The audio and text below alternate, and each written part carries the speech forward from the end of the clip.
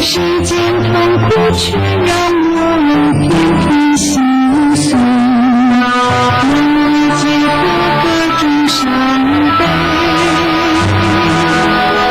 亲爱的灵魂，天成相对，爱间是不在南方的乡间水，恩是赐我莲花一枚，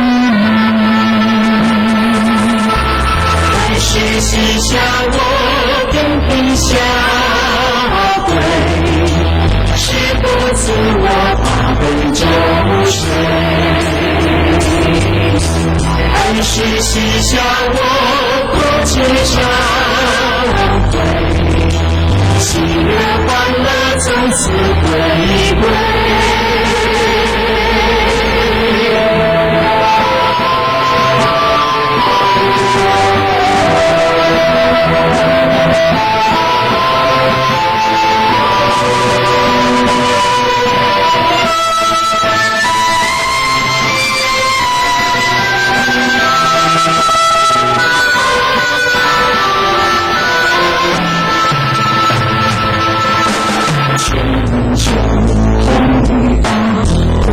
辛苦劳累，不管白天骄阳还是夜黑，人洒3000火花精髓，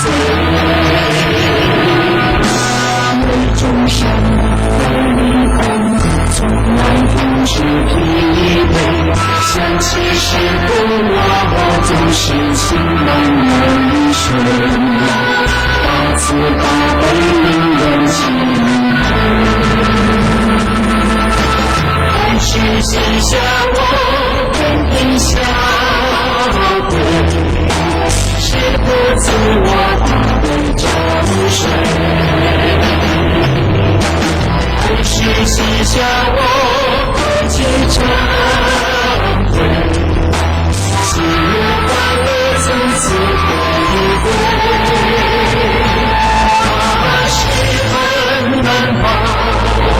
难保是恩，弟子情愿，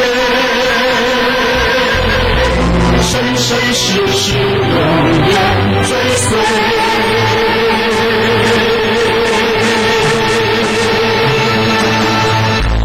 想起师父，我总是情满泪水，大慈大悲令人钦佩，师恩难报，难报师恩，弟子祈愿，生生世世永远追随。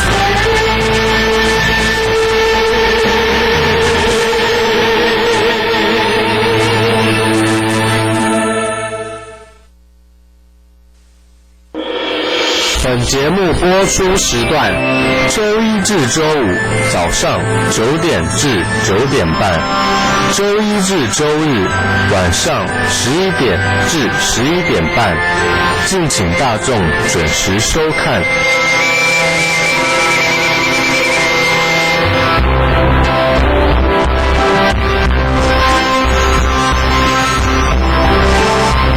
台湾户外法会莲花之旅，日期4月10日，时间早上9点，地点桃园。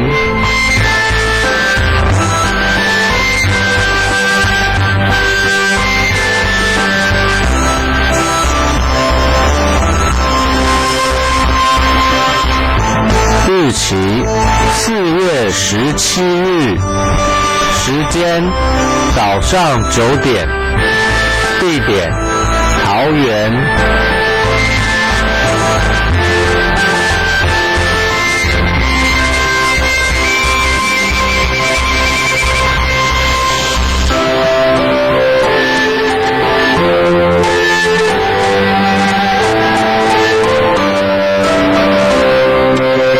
片撒3000，日期4月24日，地点南投。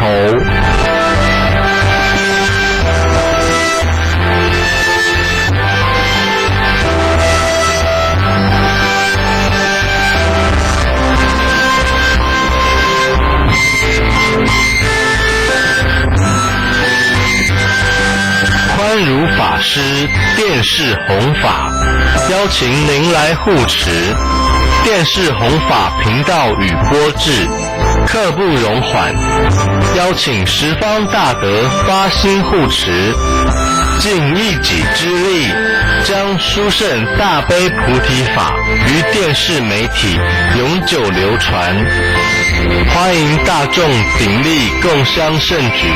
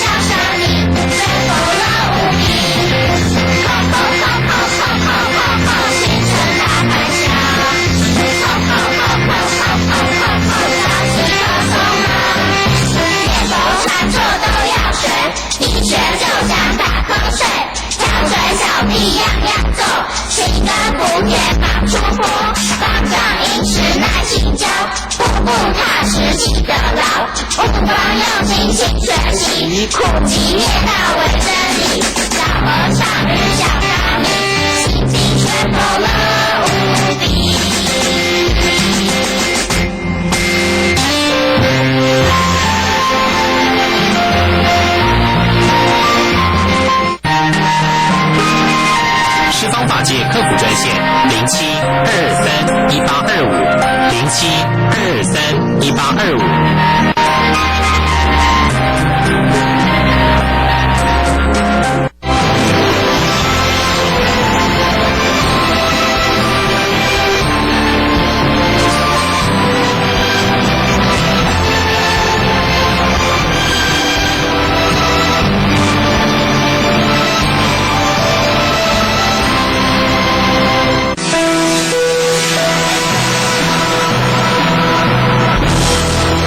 山佛地法传灵迹，正法久住绵延传递，让福田种在当下，将正法留在人间。请收看千佛山电视弘法节目。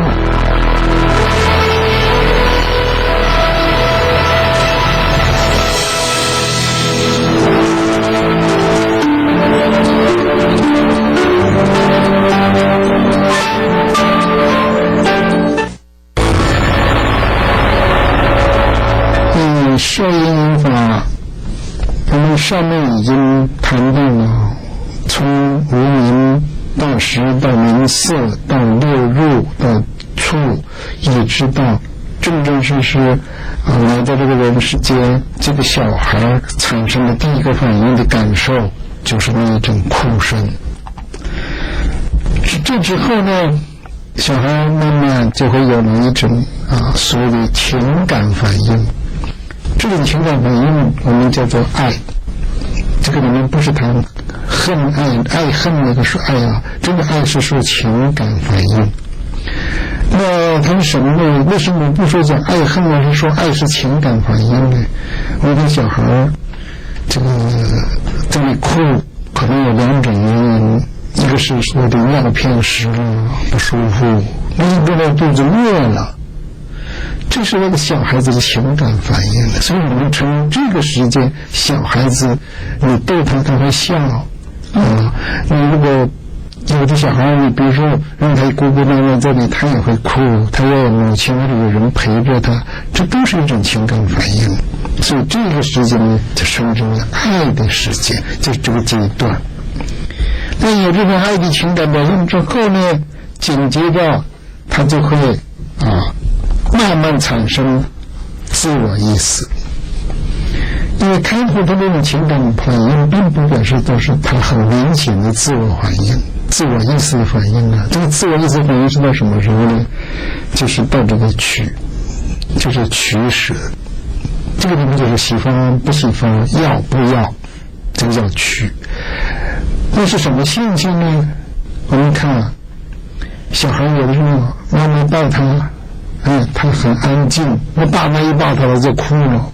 或者一个陌生的人一接触他也会哭了，他这个就是有一种分别了，自我意识的表现了，有他要不要、喜不喜欢，这个就是取的意思。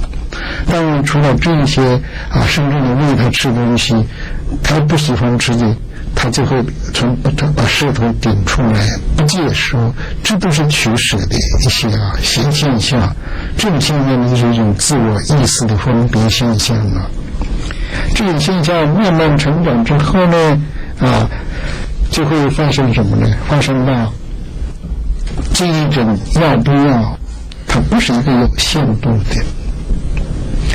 比如说一个小孩开头可能他只喜欢只要某人跟他一起抱他或者陪他，可是抱到以后呢，他发觉他需要的更多，就是取而后这个有的现象有什么呢？有更多的欲望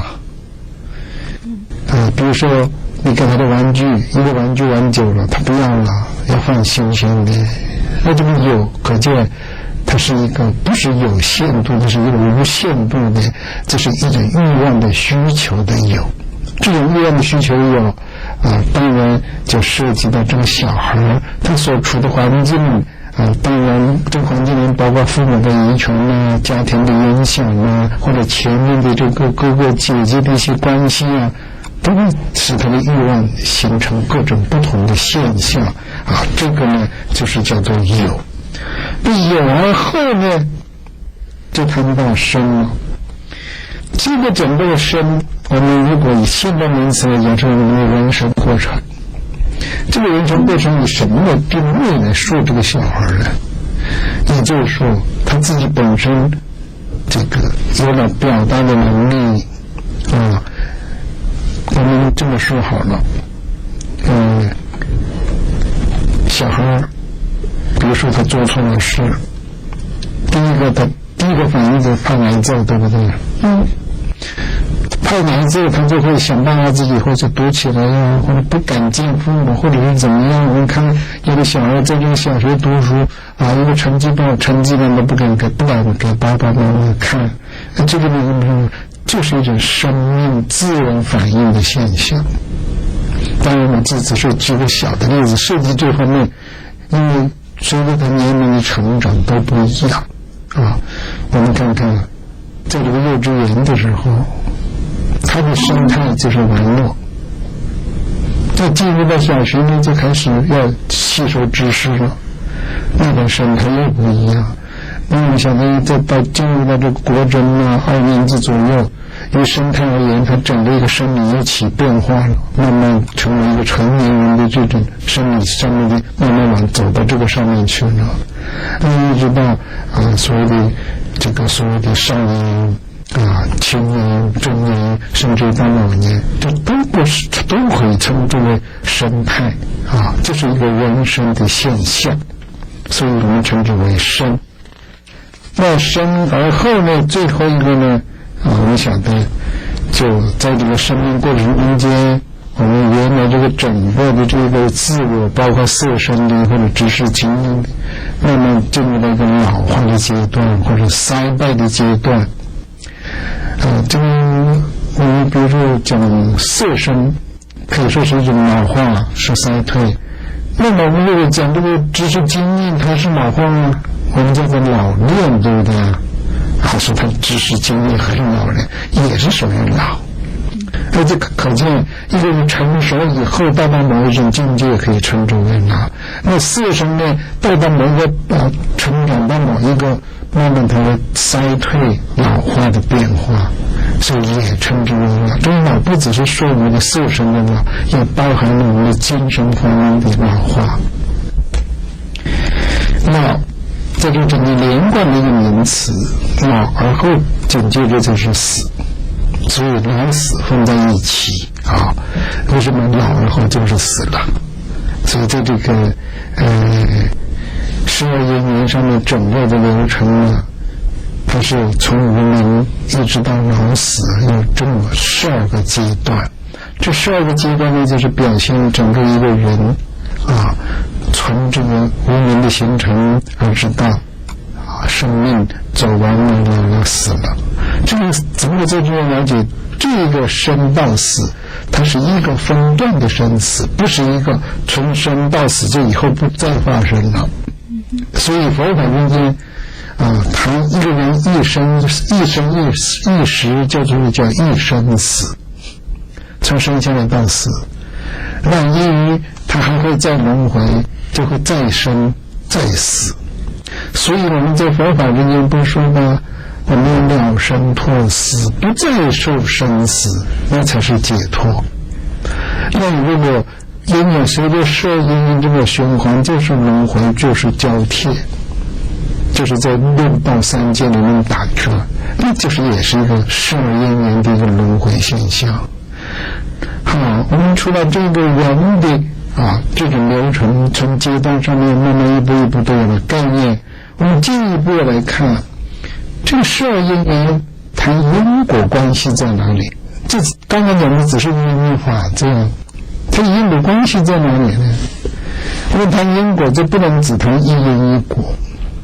有过去的因，有现在的果，也有现在的因，也有未来的果。所以这个中间有3个时段。这个3个时段就是讲过去、现在、未来。那只是有唯一不同的要了解，过去呢有因有果，为什么？过去的因完成了果。那现在的承受有过去的因，现在的果呢？你现在又会再造作因，就有未来的果。所以在这个中间，这个因果关系绝不是说一因一果就完成了这种因果关系。在《般若经》里面，他说因果是怎么说有一因一果是为因果关系的基础，就是一因一果。它有一因多果。这个一因多果怎么解释呢？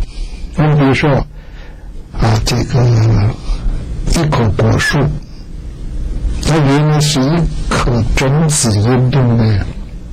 成为果树之后呢，它会结很多很多的果，这叫做一因多果。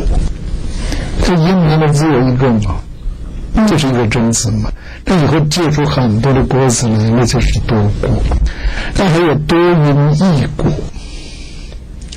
这个多因异果又怎么说呢？我们说结出来的那个果子，其实假使说是句子好了，句子里面都有一般里面很多子，对不对？这些子呢都是很多的因，可是它包含在一个果里面，对不对？一个句子是一个果，对不对？里面很多的因，这叫做多因异果。还有呢是多因多果。这个多因多果，我们就要看什么呢？比如说像那个麦子稻子玉米都是多因多果，对不对？每一颗种子都是一个因，每一个结果都是一个果。所以佛法中间从一因一果到一因多果，到多因一果，到这个多因多果。所以这个因果上面的一个关系上面的地球，不是我们现在几句话可以讲得清楚的。我们一定要知道，佛法不是以一因果而说法，对吧？它涉及到其他的，尤其关系到因，还有除了过去因、现在因，很可能还有未来因。那以果而言呢，有成熟的果，还有易熟的果，还有不成熟的果。那我们都可以发现，这个仅仅因果上面呢，在佛教的经里面专门就有一部这么的经，专门说因果它是非常复杂的。那我们以摄因缘法，刚刚谈的法则，谈过人的这个整个的过程的阶段，我们要来看看人从父母而来，那这个小孩为什么会投胎在他这个父母这里来？他有着什么样的力量使他形成为这个小孩是这个父母的小孩？同样，我们有的时候，比如说有的小孩一生下来或者被他们抛弃了，或者送给人家了又有别的父母来给他培养他，甚至小孩子自己都以为他们也是生身父母，说不定他只是一个弃儿而被人家收养。那我们看这种现象在现实社会中间非常多。那我们现在谈的不是谈这种比较复杂的问题，我们谈比较单纯的问题，就这个小孩为什么认定这一个男女为父母，什么力量？所以我们就要谈到业的问题。这种业通常我们业呢，就是一个行为完成之后的一种结果，这种结果我们就称之为业。任何一个行为完成之后都会有一种结果，都叫做业。我们像学业，读书有学业，工作有职业甚至我们谈到这个业的中间还有好的有不好的，就是所谓善业恶业，这种我们现在不谈这个，后面还有专门的课程谈。业为什么会成为一种力量？那我们就从现在人知道的情况之下去看，比如说人与人之间难免有一种相处的缘分，相处有的时候有好的缘分，对不对？相处感情很融洽很投机，不是很好的吗？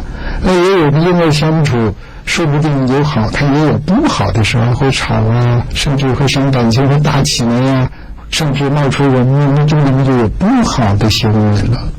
那可见从现在我们能知道的造作行为的完成的业，也有好的不好的，有善的有恶的。那过去我们曾经也是这种行为完成的，所以我们说为什么这个孩子就能要找上这个父母，而这一对男女而成为他的父母呢？也就是这个小孩他过去是跟现在的这个男女在过去他们有这一种因缘关系在，这种因缘关系就是过去彼此造作成了力量。那我们如果举个这么个例子，虽然听起来好像有点好玩，比如说有的这个男女之间成为夫妻，还希望生生世世都是夫妻，对不对？那也有的呢好像这个父母这个什么对他们尽孝的不够，他们以前没有能力，现在有能力尽孝不够，他们都过世了，甚至就许下一个愿，希望来生还能做他们的儿女来报答他们。那这都是介绍那些缘，对不对？这种缘就是一种行为，这个行为完成的结果就叫做业。所以因为业形成一种力量，才会有这种为什么有的成为夫妻，有的成为父母子女关系有的成为同事同学，那就是过去所借的缘不同，而有不同的这种情感作用。这个就是所谓由于过去我们从无明而升起的法，那我们不知道过去是什么，所以我们这里说过去的都是不明了的一种缘，这叫做无明。所以以摄因缘法来讲它就是一种无明的因缘法，因为过去的不知道。那我们现在再看，如果说过去的不知道，我们现在的又能把握多少？在这个经典上面，他把过去就是定在一个无明作为过去因。那所谓的现在呢，就结果而言呢，就有了食啊，有了名色，就是怀孕啊，怀孕之后啊，有了这些，比如说多少天啊，几个气达到什么程度，以及有了人的样子，以及有了闭塞生意的进入啊，然后接触到这个世界，然后有了反应感受啊，一直到他有了这种情感的表现，甚至有了这种分别的这种取舍的分别的这种意思，当然还有一个欲望的有，在这个中间呢，都是我们现在自己可以体会到的。怎么体会到？至少你现在你是谁的儿女，是你自己父母的儿女，这个可以肯定的可以认识他，对不对？这是你爸爸妈妈。为什么是你爸爸妈妈？因为我是他们生的。他为什么会生？就涉及到我刚刚讲业力所致。那个业力是什么？就是过去的因。所以说过去的因现在从果上面就可以去认识这种关系。好了，我们从现在的认识以后又会造成什么呢？现在我们是能够从认识到一种欲望的取舍，到一个有的这种没有限量的这一种的分别的一种我们讲拥有它，或者我们讲占有它，或者得到它，都是在有的范围之内。那这个对未来而言呢，未来可能是一个什么现象？其实这个所谓的未来就是整个生命的过程。以生而言，我们的未来究竟有多久？30年、40年、50年、60年，真的是未来的能存在一天，就是有一个生的现象存在。这个生的现象就是说你还能活多久？最简单的说法，那你活几十年，你的生这种结果就是多少年那所以以后面就是到老死。老死的最后呢，也就是过去的因，一直到你生到你最后这一条生命结束为止。这个所谓的从过去的因到现在的果，去认识过去的因，那我们也完成现在的果，就会造成了未来的因是怎么造成的呢？以现在与未来的关系，我们要搞清楚现在所做就是未来的结果，对不对？其实也是未来的因。这个话怎么讲呢？你现在做是一个因的完成，将来会得到什么？就等于你现在种瓜得瓜，种豆得豆。那可是也是未来的因，又怎么说就是我们举例来说，你现在是父母的子女，在未来呢，你也会成为子女的父母。那这个中间不就是现在的因，也就是未来的果，也是未来的因吗？可是这种未来的因是不定的。为什么不定？就像我们佛教的出家人比丘比丘尼，像天主教的神父修女，他有现在的因，没有未来的果。没有未来的果，同样就不会产生未来的因，因为它没有这种所谓人在发生的因果关系了。在这上面我们讲它因果关系，以过去、现在、未来讲，事实上我们说过去因，现在果，是以现在我们承受的去认识过去的因。那现在所做的，也就是未来的因，也会成为未来必须得到的一个结果。所以他这中间讲过去、现在、未来，讲3个时段，我们普通讲30因果。问题呢，就是在乎这么的认识，我们不可以以一个因果，所以我刚刚说到，以一个因果来说法，它是基础，而且它有一因多果、多因一果，还有多因多果的说法。那比如说以我们出家人来讲，我们是什么？可能就是个什么？你们如果人们肯定是个一因一果，基础是一因一果，可是我们是个什么？多果而没有一因了，中因绝了。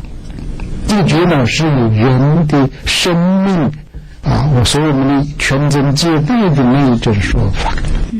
所以我刚才讲到，人从哪里来，是从父母而来嘛。所以说我们就没有成为父母的机会了。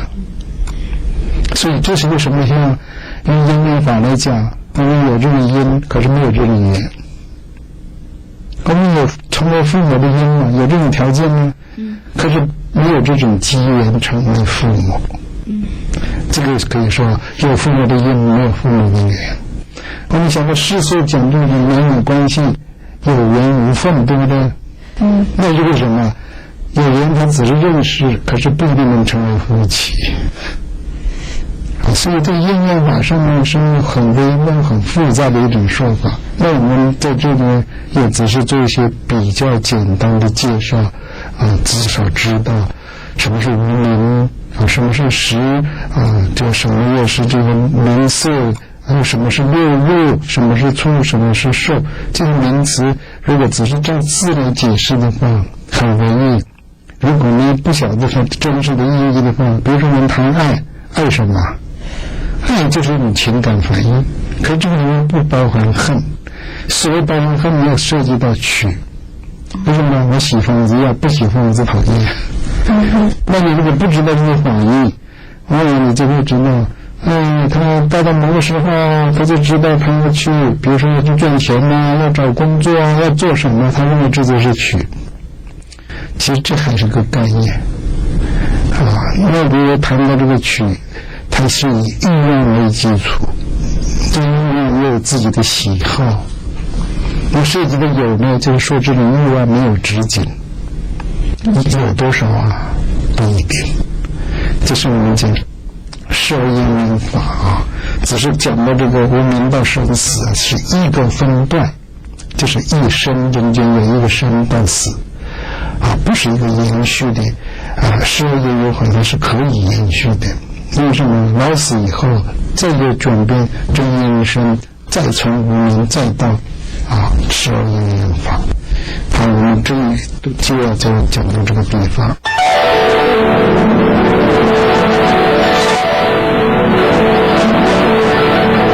您想知道的问题，讲到这个勤修戒定慧去消灭贪嗔痴的问题，为什么我说不可以？不是因这种对话，世间法才是对话。贪嗔痴需要戒，需要定，也需要慧。不管是贪也好，需要戒定慧；嗔也需要戒定慧；痴还是需要戒定慧。何况不只是有贪嗔痴的问题呢？至少我们就知道有贪嗔痴，还有慢，还有见。慢是什么？傲慢。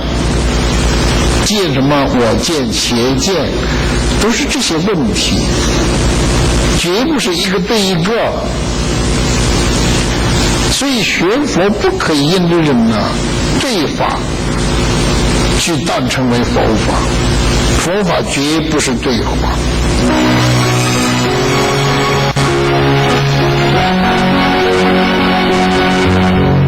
千年暗明一灯即破。般若是三世诸佛之母，上白下云老禅师为使学佛者能契入般若学法义，以达融会贯通，其所著述《般若学疏义》一书，可说是学佛者不可不读的智慧指南，也是观看《大般若经要解》必备参考蓝本。珍藏专线：高雄经销处07-346-1929。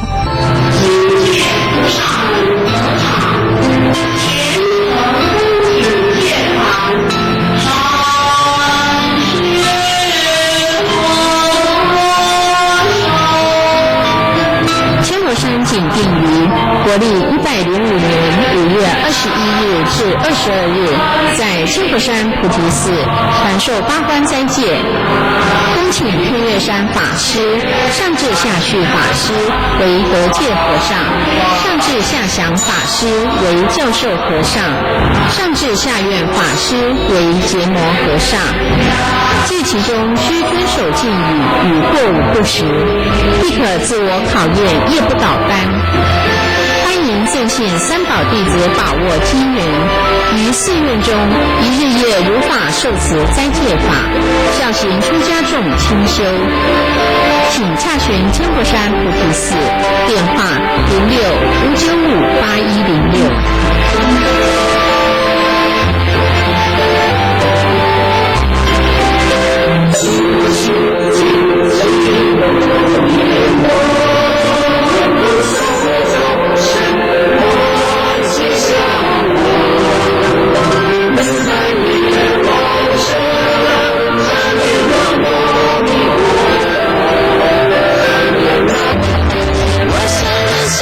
身上受真相，你一直相信你祝福。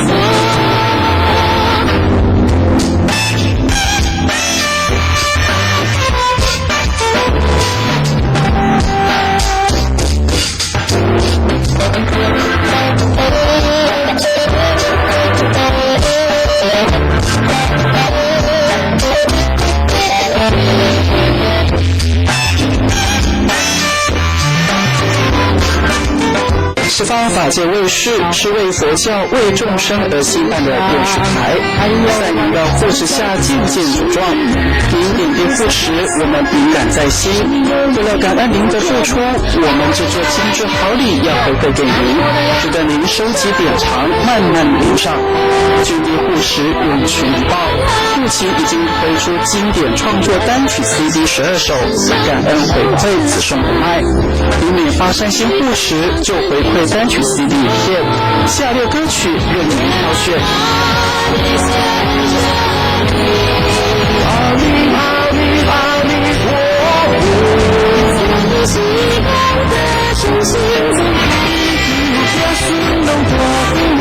经典好歌值得您收藏，护持账号42274784，42274784，户名十方法界基金会。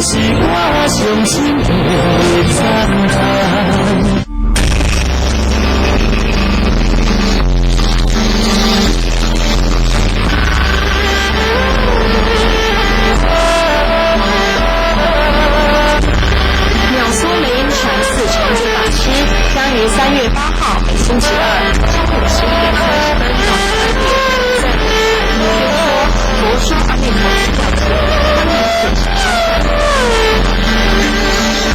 看。圣人求心不求佛，凡人求佛不求心。十方法界客服专线07-223-1825，07-223-1825。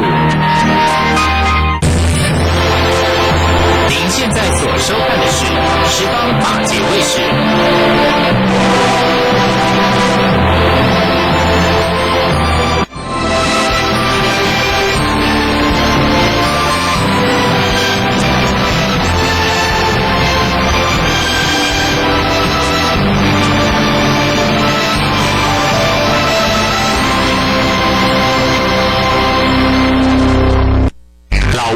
以及人之老，幼无幼，以及人之幼。十方法界关怀弱势族群与照顾弱势儿童，以佛教因果轮回培养正确人生观，阐扬伦理孝道，提升社会风气，超越山头，跨越派系，虚弥万法环绕全球，坚持公平、公正、包容的立场，以传播正信佛法为己任。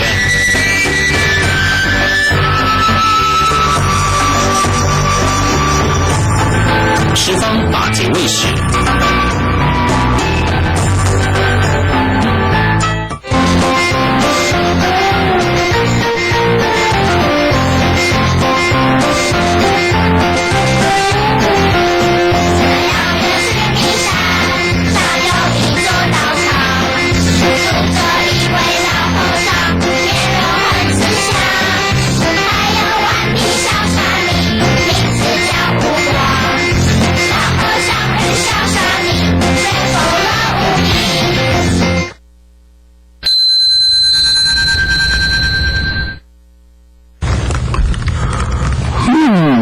今天的花开得真漂亮，真是不错。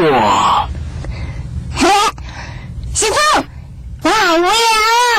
你在干嘛？五瓜，师傅在赏花呀。赏花？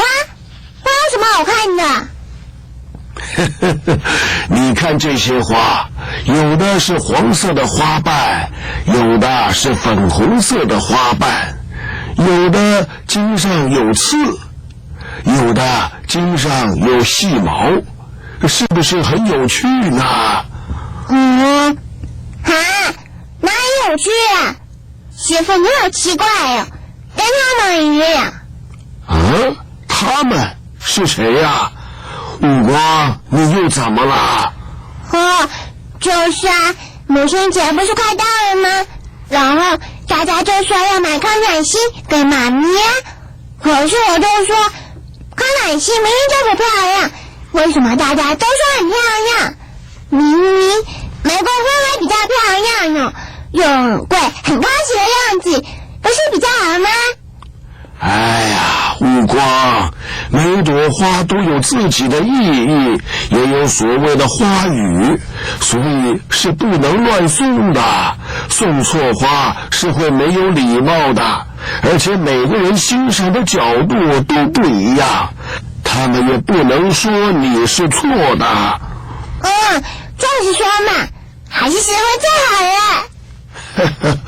你不要去在意和别人不一样，只要我们心中保有正直良善，就不用怕理亏。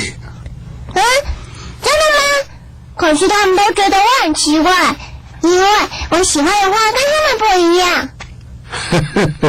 不用在意。来，师傅跟你说个故事。有一个国王的儿子，小时候非常聪明，一直到长大以后却得了一种怪病，一种颠倒是非、有点糊涂的怪病。那是什么病啊？是那种病会怎么样吗？糊涂是不是说很大的病啊？就是说别人高兴唱歌，他却在悲伤哭泣，看到白色的东西他说是黑的，闻到香味他说很臭，给他甜的东西吃他说很苦，明明做错了事情他说是对的。他真的好笨啊，怎么会把甜的弄错啊？好好笑啊。五瓜，不可以笑他哦。这个国王找了很多医生要来治儿子这个病，可是每个医生都说你的儿子根本没有病，他的头脑没有问题，但是大家看着这个儿子还是觉得他有病。好奇怪哦，一下子说生病，一下子又说没有生病，我都搞不清楚了。后来国王听说隔壁的鲁国有一位名医，精通许多医术和技术，所以国王就带着儿子打算去找那位名医。他们在一家旅馆休息的时候遇到一位智者，智者一听到国王要带儿子去看病，就对国王说：你怎么知道你的儿子是糊涂的呢？现在社会上的所有人一遇到是非利益的事，全部都昏了头，得到这种混淆是非、颠倒黑白的病的人很多啊，几乎没有一个人是清醒的。那个儿子真的是没有病哦。那位智者还说，你治好一个人的糊涂病，治不了一家庭的糊涂病，更治不完一整个国家人民的糊涂病。所有天下人的糊涂病，有谁能治得好啊？如果天下所有人的想法都像你儿子一样，那你岂不是变成了糊涂人了吗？师父，我好像也变成糊涂人了。你是真糊涂，那些生病的人全是假糊涂。师父，你越说我越不知道了。生病就生病啊，难道他是装病吗？妈明说不能装病，但是不对的。天下人皆醉，唯你独醒。悟光比他们还聪明啊！哎呀，我没有你说的那么好啦。喜与忧，黑与白，香与臭，是与非，又该以什么标准去判断呢？至于那个想给别人治疗糊涂病的人呢，是最糊涂的一个。他怎么会觉得自己能够治疗这种病呢？为了利益和势力而神魂颠倒的人，都未必清楚自己生了病。至于那些屈服于权力下的人，不也是某种程度的糊涂吗？悟光啊，师父送你一句话：难得糊涂是解决烦恼的最好方法，大智若愚是安顿身心的最佳妙方。要记住哦。糊涂大智什么意思啊，师父？有的时候不管你如何纠结烦恼都是无用，装糊涂暂时忘了它，能还自己一个清净，再来看这个烦恼就会觉得没什么了。懂得运用你的智慧，可以化解一切难题，反而能够让你处之泰然，自然而然就什么都不怕了。像我变聪明吗？所以我要努力读书。悟光真棒！乒乓乒乓，我答对了！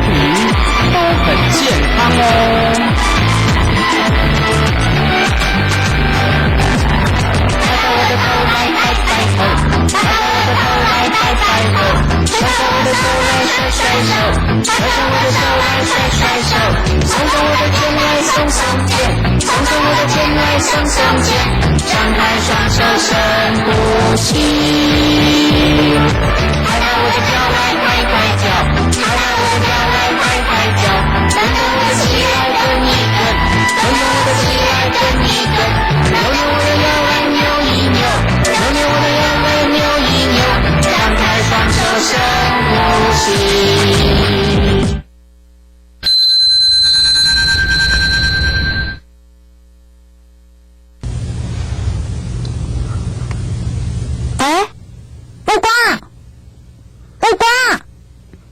看什么啊？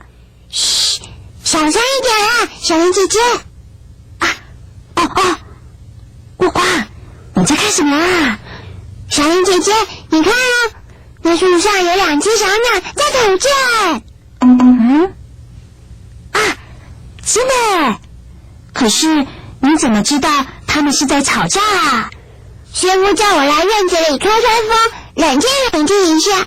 对了，小林姐姐，什么是冷静一下？冷静一下，你都不知道？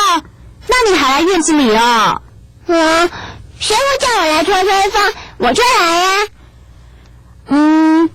那你先跟我说，刚刚是不是有发生什么事啊？我好像有听到什么声音哎。被你发现了。发生什么？小林姐姐，你这么不知道吗？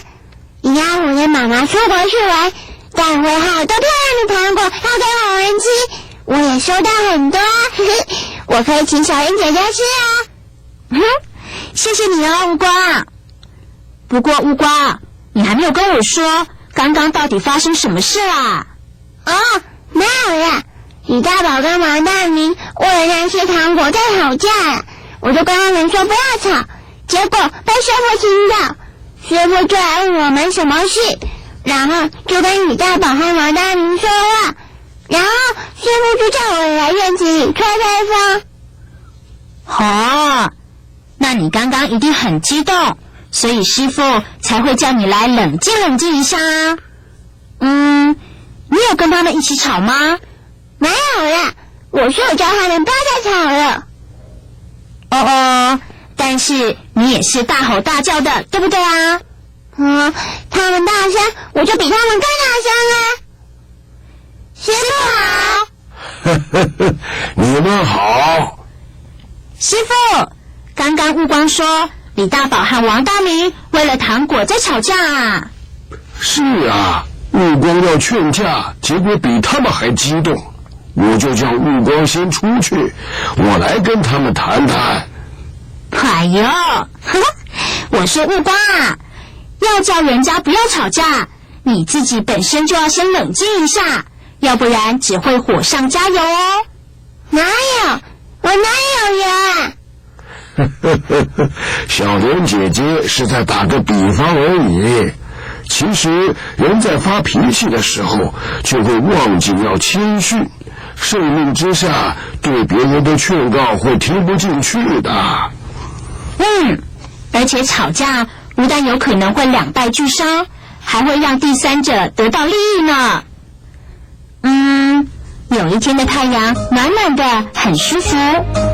一只住在海里的大蚌就浮出水面，到沙滩上打开蚌壳晒太阳。什么是大蚌啊？如果我讲蛤蜊，你应该就懂了，就是中间那种可以吃有2片贝壳的啊。我知道了，以前妈妈都会煮汤给我喝的。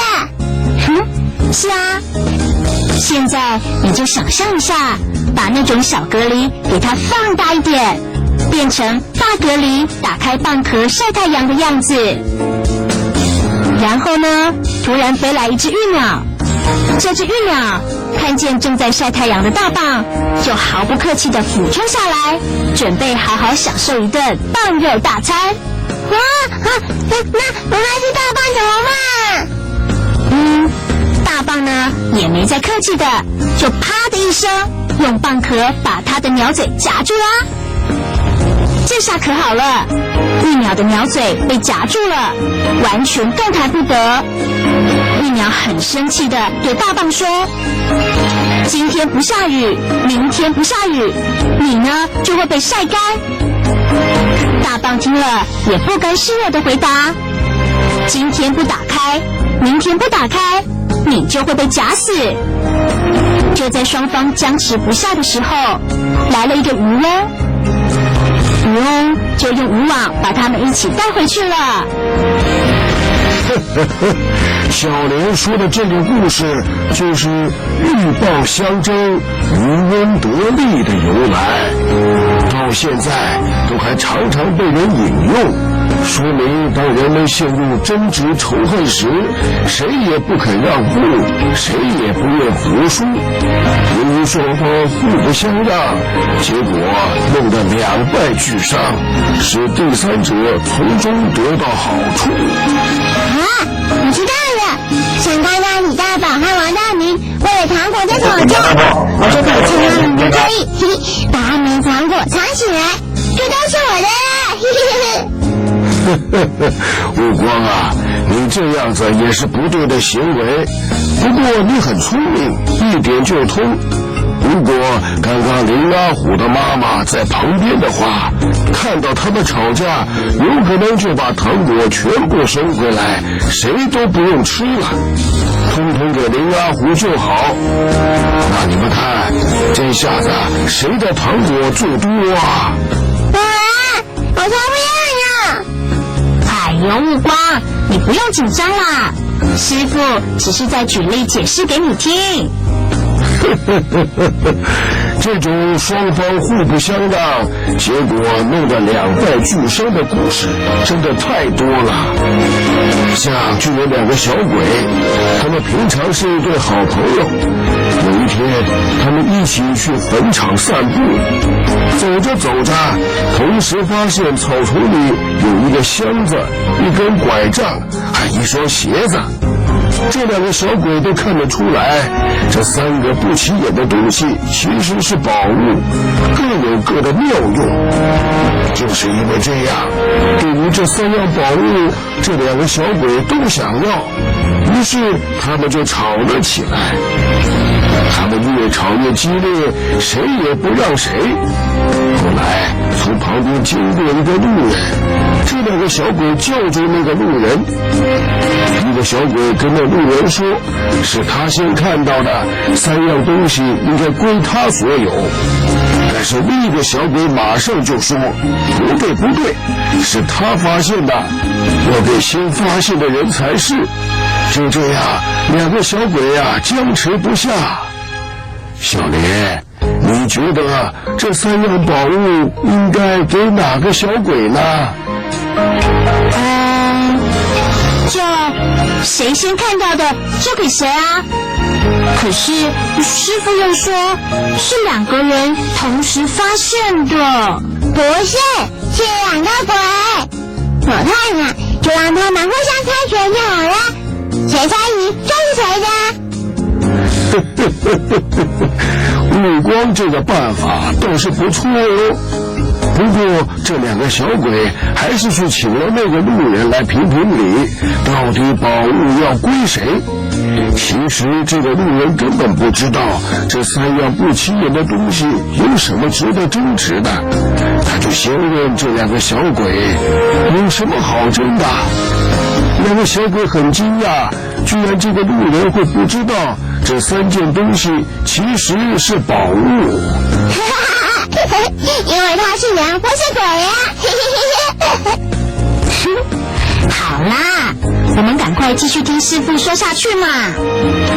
这两个小鬼就跟那个路人说明，不管你心里想要什么东西，吃的、穿的、用的，甚至是金银财宝，都可以从那箱子里拿到。如果拥有这根拐杖，不管是有形或无形的小人、敌人，都可以赶走。穿上这双鞋啊，就会践行无碍，想到哪里就去哪里。你说这三样东西是不是宝物啊？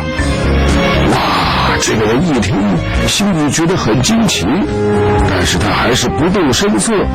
他跟那两个小鬼说，那这样好了，你们先到旁边，我来检查检查一下，看有没有什么受损的地方，再来想想要如何公平的裁决。真的要有这种宝物，那我不贪心，我只要那个箱子就好，这样子我就吃不完的糖果和巧克力蛋糕了。你哦，小心糖吃多了蛀牙。那师父，然后呢？只见这个人呐，就故意慢慢走到那三样宝物旁边，蹲下来假装要检查箱子和鞋子，结果他就迅速穿上鞋子，抱着箱子，拿起拐杖用力一蹬，就高高的往天上飞去了。飞走了？是啊，只见那个人很得意地说，既然你们都坚持不下，为此起烦恼心，那我就干脆全部拿走，这样一来你们就不必再吵，伤了彼此之间的和气。那两个小鬼怎么办呀？能怎么办呢？只能眼睁睁看着快到手的宝物拱手让人呐。做人处事都要各退一步，才能海阔天空。很多都会为了小事起争执，不但会造成无谓的纷争和伤害，更有可能让别人得到本来不该有的利益。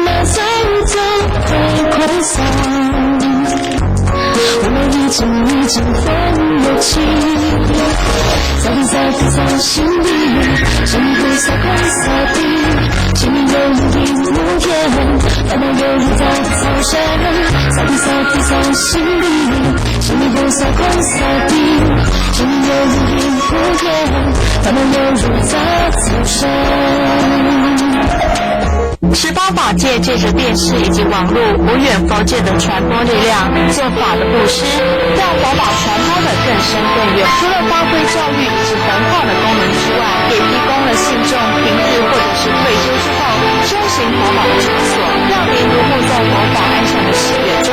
任何佛法事业都需要大众发心布施，您的布施供养能让法音源远流传，一切福报功德圆满成佛资粮。报拨账号42274784，42274784，户名十方法界基金会。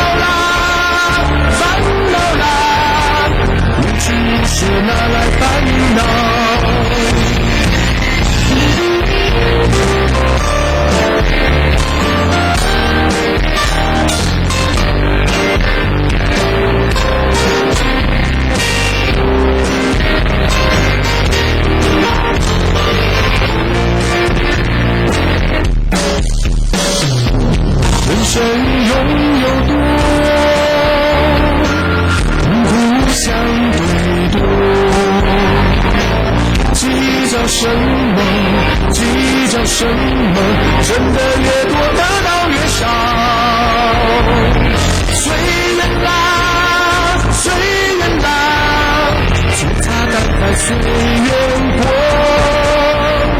自在啦，自在啦，万般自在莫用愁，知足啦，知足啦，平平淡淡就是知足，烦恼啦，烦恼啦，无知无事拿来烦恼。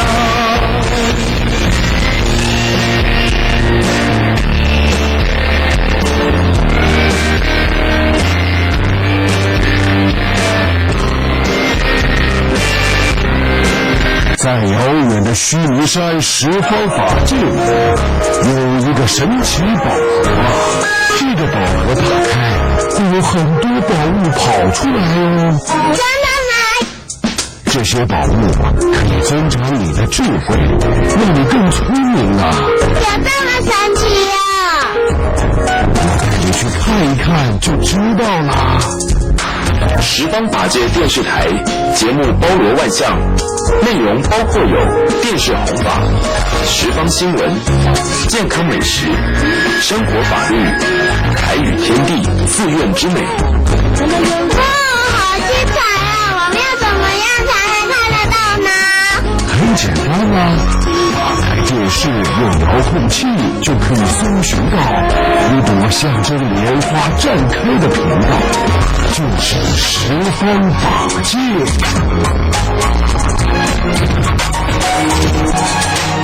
十方法界卫视节目耳目一新，朗上新意，适合您阖家观赏。老和尚与小沙弥活泼逗趣，让您学活不费力。放新闻，掌握社会脉动，传播善良风气。健康美食轻松上菜，让您吃得健康又精进。四愿之美，拥有道场人文放行，全新视野尽在十方法界卫视。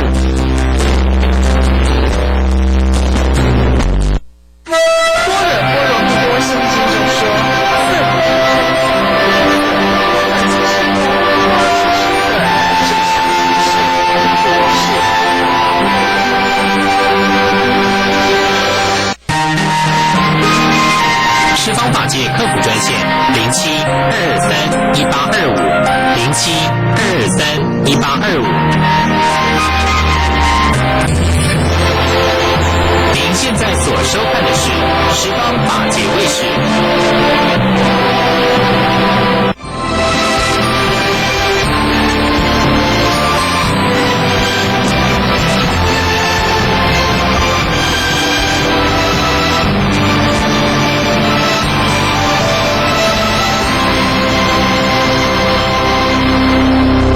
各位居士、各位大德、各位菩萨，大家阿弥陀佛。咱这十方法语啊，咱今来介绍一个什么叫做大乘的大啊？咱这大乘吼，甲这小乘哦，伊当然伫经典这修行方法啦，特别有一个差别的咧。咱这个小乘啊，吼，这是比较。因这个男团的跳小乘的心内较无欢喜啊，所以咱一般小乘叫上座部，啊无就叫原始佛教啊，啊无就叫声闻教，啊无叫阿罗汉圣就对啦。所以咱尽量卖讲伊小乘啊，不管是原始佛教也好啊，还是人讲上座部也好啊，伊甲咱这大乘的佛教啊。当然，这个教义上啊，是有这么无共款啦。那这个原始佛教啊，伊干啦这个佛啊，伊佛的观念，刚有一个释迦牟尼佛这个教主理义啊。但是咱这大乘佛教内底啊，有讲到这三世十方有无数佛啦。是讲世界咧，东方有啥物琉璃光佛啦，南方有啥宝性佛啦，所以咱大乘的佛非常多，是讲世界是讲做佛的咧啊。这南传咧人讲这个原始佛教伊的经典内底，敢若伊佛教一尊释迦牟尼佛就为理义啊。咱这个阿罗汉型的人讲这个原始佛教这阿罗汉型的伊伊是一般以破这个五略啊，为主啊。看这世间是人讲苦空无常无我，所以这个阿罗汉行的啊，咱这南传的阿罗汉行的啊，伊就一直要紧为内心嘛，伊定了着伊的见识力啊。你要破五略，你要入去这个无余涅槃，这个破这个阿罗汉的这个不生不灭的这个解脱心内的意味。但是呢，如果无共款啦。伊就是因为，但是呢，唔爱破了这个见识力，伊爱个去圆满着这个定存三好。了到尾这个无明好啊，嘛是爱完全明啊。所以但是呢，伊修中间就含这初音，就含南传的阿罗汉行就无共款啦。所以阿罗汉甲菩萨修的初发心就完全无共款啦。伊我讲的阿罗汉就是伊这个因解脱生死因为世间是苦空无常无我，因解脱生死毋能够着多轮回，着多轮回是一种苦世间是一种空的所以因解脱生死为上较重要的代志，所以讲伊就以打坐来净化伊内心这贪嗔痴慢疑你要用无我着的智慧，使家己进入这个无我着的空性内底你这所来进入这个阿罗汉的解脱的无余涅槃内底意味，因此用语永远要搁你着多轮回是家己尔但是初因伊是修炼着多万行了人讲三世修福慧，百劫众相大家就相好伫这所在人讲度无量众生成就伊这个佛的果报福慧圆满万德庄严来做一个果地佛来度一切众生离苦得乐所以一切众生成佛这中间伊来成佛就对所以大乘的初心就无共款啦。所以大乘的菩萨修到破五略中间伊嘛袂由于这个阿罗汉这个心态内底由于这个所在解脱生死，所以大乘的菩萨有法破五略共款解脱生死，但是大乘伊有愿力的咧，所以伊会在人讲留后论生至于无生法忍内底了，要继续倒驾诸行来度众生这是无共款的这大乘呢虽然伊出来点伊是较积极的一个所在来自利利他这两方面拢兼顾来成就菩萨道大乘的伊私性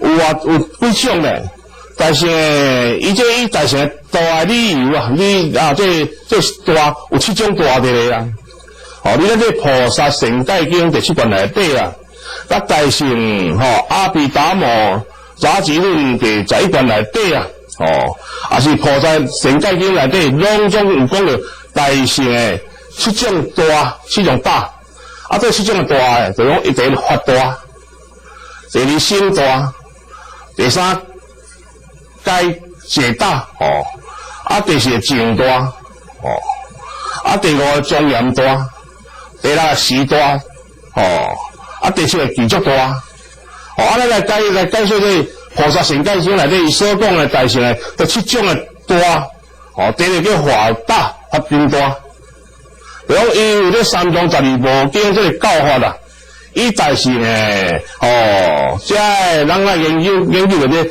经宗律宗加这论宗大圣经车大圣经包含着什么？就华严经也是这属于法华经也是这唯识这弘定法界这经册拢是叫做大圣经大乘的经册这是法非常大，自利又利他这中间要通达12大乘的312部经这样讲差不多是讲大乘的法所以大乘的法非常大咱这南传的呢咱这上座部人阿罗汉行的伊在部拢研究啥4种阿含经理以4阿含为主所以咱大乘的研究经典非常宽，因为要自利利他所以大乘的思想是讲是法界大乘的思想讲无尽法界所有的虚空界内底有形众生、无形的众生，会讲啊清清楚楚啊。你这所在是法界，要哪修，要哪证哦，你在性的法大内底，会完全有做交代甲清清楚楚。所以叫做第法大，法的大啊。但是呢，第二叫心非常大。你讲心心大，因为发菩提心嘛。菩提心啊，一般叫做人讲发这个阿耨多罗三藐三菩提心嘛。就伊若要做这啥？要开悟破我着你，了伊要证悟着这无上正等正觉道心嘛。所以讲伊心非常大，发大心，发大菩提心嘛。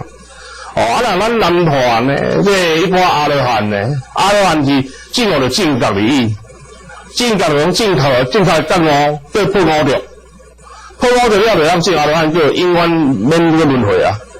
但是大家知名。但是咱这代是呢，伊这菩提心啊，爱修啊。修到伊会当重用着伊的性态啊，了会当甲一切诸分者福慧来修出来。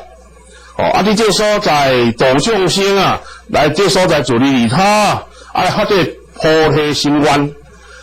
菩提心愿是啥物件呢？心物件较大咧，因为伊的心啊，发一个大愿啊，众生无边誓愿度啊。烦恼无尽誓愿断啊，法门无量誓愿合，佛道无上誓愿行啊。所以心大愿大啦，所以你也看，这大乘这诸菩萨拢用伊的愿力对咧。不管是地藏菩萨地间不空成不成佛也好，还是药师佛12大愿也好，还是普贤菩萨10大愿也好，还是阿弥陀佛48愿也好，所以这菩萨拢用心大愿大。这就是一般含这人讲阿罗汉无共款呢。阿罗汉呢，伊就发愿要境界到生死，我愿力就修家己境界到生死而已啊。若咧破悟着，伊就去涅槃啦。伊除了讲伊个回小向大，要继续来行菩萨道啦。这中间伊留好论生啊。若无阿罗汉，一般拢介绍就涅槃啦。一日永入啊，无过再度众生啊啦，所以伊我是阿罗汉。菩萨毋是心大，伫这所在个度众生啊。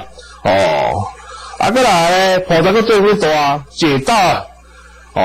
菩萨的解说应该是真大，教法的解啊，解说真大。一般咱这阿罗汉的啊，这修是人讲的，修这心中得了这见思好啊。这句话不能够不正见呐。会当来参与正知正见，了心中这根本烦恼啊，会当来断掉，用打坐来清净伊内心这烦恼的念头，不识得用这习气、这经济贪嗔痴慢疑这根本烦恼，用打坐来清净掉。你这所在破悟了，这是阿罗汉的境界。所以说阿罗汉只要是得了这思好，就让开悟永远免轮回啊！菩萨呢？菩萨唔爱断了这见思好，菩萨爱讲圆满这尘沙好，了搁来圆满这无明好啊！所以菩萨咧修的中间啊，伊爱搁伫这世间度众生啊！什么叫尘沙好？解释来你听咧，尘沙好你要了解就是讲对外面这恩心演起来，这物件啊，像丁沙这了济。讲坦白讲，你代志较济过鸟问啊。这所有代志拢是恩心演的咧，拢是丁沙这代志较济过鸟问，这代志所以你产生迷惑，无法度修行解脱生死，这种叫尘沙好。贪嗔痴慢疑，包括你六根对六尘这执着，所以恩心者这享受啊，看电视、看电影、唱歌、跳舞、跋筊、啉烧酒，这拢叫做尘沙好。这尘沙好中间，一切菩萨中间，伊有修到大智慧啊，所以我转这尘沙好，以你这尘沙好中间道理来开悟。讲较明，菩萨你众生的烦恼中，伊众生的烦恼是众生会当来陪顶合格，众生会当伊烦恼中间，菩萨教你烦恼中间，你契合着伊的佛性，契合着伊的道心嘛，互伊当去修行。这就是菩萨爱修的。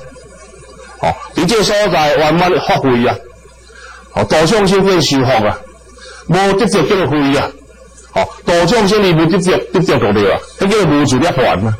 伫这所在圆满，能够三世修福的大节众相到尾发挥圆满了，甲这尘沙一切存在，这名号甲无名完全拢明啊，了甲最后这完全拢明中间就代表你的无色无明拢明啊，叫做一完转转过这无名号，完全达到佛的那个完全的究竟明白，究竟圆满这里菩萨的修的，这里人讲道理的大，修行的大，解脱的大，这是无共法的大。第四种的大咧，正大、清净心大菩萨远离烦恼者的无垢的心自性清净心未受着欲境欲尘来污染所以伊伫度众生的中间，未去染着度众生者得着，所以叫做清净大。伊的心非常清净，未去染着对尘沙好。你吹沙无明内底遮世间你度众生，但是伊的心不管是拢保持清净心，未像咱你众生界咧对啊。行叫咱看众生是去咱咧有咧入去行啦。实在是去用伫受这业报。若阿罗汉伊就毋敢较无种智慧入众生界内底，因为阿罗汉伊打坐拢伊打坐坐禅啊。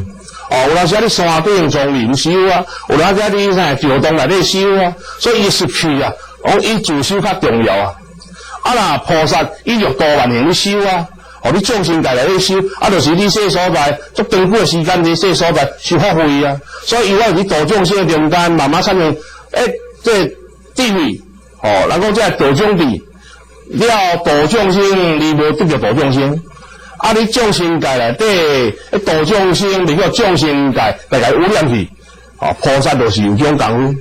若阿罗汉就讲打坐，所以伊总无法有这众生界内底，因为感觉众生真差。众生也是定力退息。所以阿罗汉的一般拢是伊世世破我着个清净心，了伊就入涅槃大乘的清净心呢，像这金刚经讲的啦，诸菩萨摩萨应如是心清净心，不应自色生心不应自声声香味触法生心这意思是讲，这个菩萨行你这六根对六尘的中间度众生的中间，你未当去得着这六根对六尘的中间，这度众生这得着，所以你这是爱去这无自心内底度众生，你无众生得着好度这个清净心，爱保持了，这也是大清净心。自你而他，你心中无我着，我无法着，这也是真正的清净大心这两个清净大就对了。这个大清净心然后阿罗汉有这个无余涅槃这个佛的清净心上较大中间，伊要有这长吉光图佛祖有这长吉光图内底那是真正的佛祖大的化身真虚空遍法界发挥圆满万行具足种得圆满这个长吉光图内底有，这也是真正的上较大的清净心清净佛性的佛性心好的化性身这也是真正的菩萨的大，叫做菩萨的大清净心第三种叫庄严大啦所以叫庄严大咧菩萨伊是这个福德自觉觉他觉行圆满你实际无着破灭的中间发挥上修修好还有修慧两种这发挥来庄严你这六度万行内底发挥庄严你这所在修布施施待忍辱精进禅定你这所在自利他庄严着这个福，庄严着伊的慧所以菩萨到尾伊圆满着伊发挥庄严所以伊庄严非常大若阿罗汉是庄严着伊的慧大伊自性的咱讲这自性的佛性显露出来所以这自性的佛性显露出来中间伊就涅槃去所以伊无去圆满这个福无完的时候，无伊能够三次修福会百劫众相好，伊无去完食，哦，所以伊无去度众生啊，哦，为什么讲呢？因为佛祖啊，伊在修福的中间，伊这三次修福会百劫众相好修福的中间，伊在修福的中间这10大弟子、8大国王，包括天上这天龙八部、大梵天龙、地下天主。包括这小用阿罗汉，也是这初地、二地、三地这菩萨，哦，甚至这所以讲，3个、2个、初个这阿罗汉，甚至所有的这信徒，往总是佛祖伫三阿真经业内底所修的福慧所结来善缘，要伊有修福圆满，哦。这中间来降生，哦，然后8相成道，降生的中间，伊这强业、这信徒、这弟子，同齐来降生落来，成就伊这修福这个佛国。伫这佛国内底，为做伊10大弟子，为做伊国王来护持，为做伊天龙八部来甲护伊法。这拢是你一个菩萨行的人，发愿这三阿真经业所修的因缘果报累积起来。佛的这个果报体，这个庄严，这个道灵，所以叫庄严大。阿罗汉伊就无结这缘啦，伊透过这了中间，伊就无去度众生来成就伊这佛国啊。所以这佛国嘛是菩萨发挥相修圆满起来，这个庄严，所以叫庄严大。阿罗汉无法度啊，阿罗汉就入了凡去啊，所以就无修这物件啊。我来记足大，记足啥物件咧？记足伊相好啊。相好庄严啊，包括一个其实大顶一个人讲时大啦，菩萨行的人修行的时非常大。头话讲诶，菩萨爱修，人讲3次修福会百劫众相好。这菩萨行的人，伊就多万行修中间，伊也经过3个大阿真义业，即修啥？修菩萨52位啊！菩萨52位来讲为10修啊。是这了有顶到妙觉修福，这中间爱用啥？爱3阿真义业。对，一个后壁加50，一个0，后壁地球成就快空算一届啊，叫一真义业。修3届叫3阿真义业。你3阿真义业中间，你时间是有够长的嘛？到我圆满伊福慧啊，到我庄严就伊佛国啊，到我庄严就伊高地佛啦，然后。严即阵佛出来啊！阿罗汉是庄严伊破掉5欲，了证着伊本性的这个自性佛利益啊！就一跑去啊！菩萨毋是，因为伊用这样固定的时间呐，3阿真经的时间去修菩萨52位，圆满着伊福慧啊！这阿罗汉呢，你若讲既然无法修大乘，你修阿罗汉就好咧。你经典啦，阿罗汉上紧咧。快者3生，慢者60小节，就这样进阿罗汉果啊。较紧呢，3、4人啊，就让进入阿罗汉果啊。较慢的阿罗汉，较笨的阿罗汉，你修阿罗汉果，60小节一定会进阿罗汉果。要修福呢，大乘的呢，一定要3阿真义业，3次修福会百劫众相好，到了成佛果，到圆满伊佛国。圆满法讲，这10大罗汉。个这所有的无量无边的这弟子，这就是讲伊3阿真义所结来佛国的善缘的咧。过来第7个叫具足大，具足相好非常大。因为这菩萨拢总有32相80随相好。这83相，那这32相80随相好咧，这拢总伊在，伊这3会百劫众相好修起来。记舍论你讲啊，3阿真义业了后啊，爱去修伫8劫内底修这相好啊，菩萨伫这8劫内底去修这微妙福德啊，伊修就这32相的业啊，为什么呢？因为这32相这业拢真歹修，我要布施目睭互人，我要布施性命互人，我要剁脚剁手互人。这若毋是已经8地菩萨以上啊，咱凡夫无咋修遮。所以上尾啊，8劫内底啊，菩萨的定力神通具足，智慧具足，所以伊就我去用目睭布施予人，未退道心；手倒予人，未退道心；互家剁骹剁手，未起真良心。这中间伊8劫中间开始修这个相，开始修这个福，度生者救苦，度众生哦。啊，你啊这所在，你这修这所在，人讲修这百福，啊100福的中间，甲重要是相，哦，甲重要32项是相理哦，修100福啊。甲重要是相，啊！你这100劫内底，要修这32项来完成，所以叫做具足大，具足是相好大。32项、80项虽相好，好是相非常大。哦啊，现在咱伫大年礼拜，坐咧宴会面顶，这阵合作就是人讲的相大、具足大。哦，这就是安尼修起来，啊啦阿罗汉就了跑几步啊，无这上济。所以咱这菩萨修行的中间啊，100劫内底修这32项啊。哦，啊，咱若去大殿拜会中间，迄阵佛祖啊，坐咧莲花面顶啊，迄32项诶，80项好，这是100劫内底庄严起来啊。啊，那以咱这个中国啊，这大乘佛教啊，有这8大宗拢是大乘诶啊。比如讲三轮宗啊、地轮宗啊、净土宗啊、禅宗啊、天台宗啊、华严宗啊、法相宗啊、真言宗啊，人讲密宗啊。这拢总是大乘诶，所以咱拢总是大乘菩萨，所以咱这出家人拢大乘菩萨，所以逐个拢总有愿力啊。好好啊，成就你这个菩萨行，你后甲这大乘诶大，这拢甲伊发挥，甲伊证悟出来，下摆你就是一尊人讲诶福慧圆满啊，万德庄严诶佛祖啊。那一般咱这南传诶小乘来的，一般人即马讲你西南啦、缅甸啦、泰国遮诶拢是属于南传诶。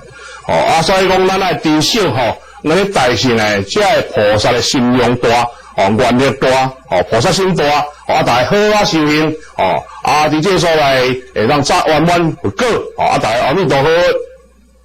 十方法界借着电视以及网络无远佛界的传播力量，做法的布施，让佛法传播的更深更远。除了发挥教育以及弘化的功能之外，也提供了信众平日或者是退休之后修行佛法的场所，让您如沐在佛法安详的喜悦中。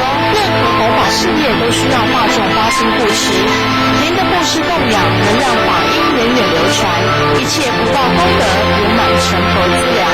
报拨账号42274784，42274784，户名十方法界基金会。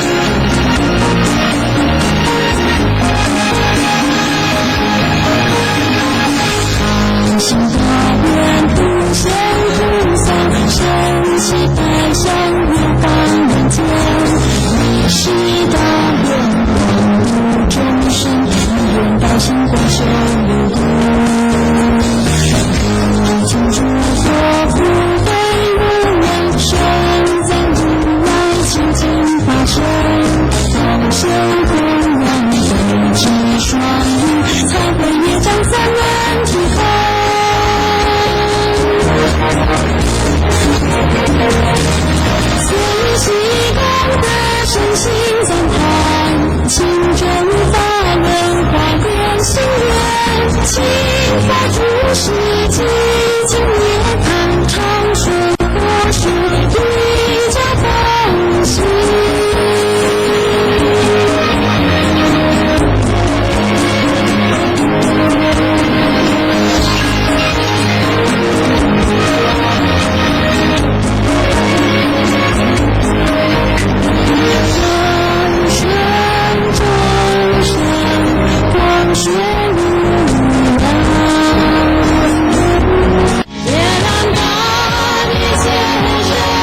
由十方法界卫视制作的《十方之歌》受到十方大众热烈的回响。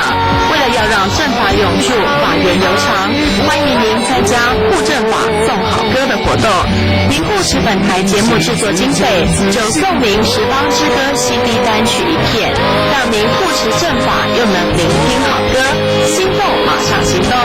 挂包账号42274784，户名十方法界基金会。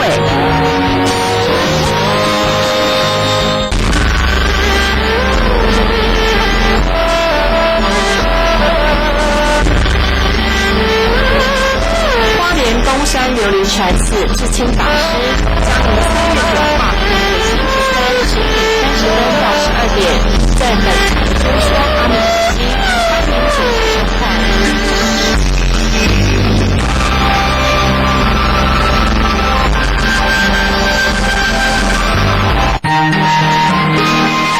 十方法界客服专线07-223-1825，07-223-1825。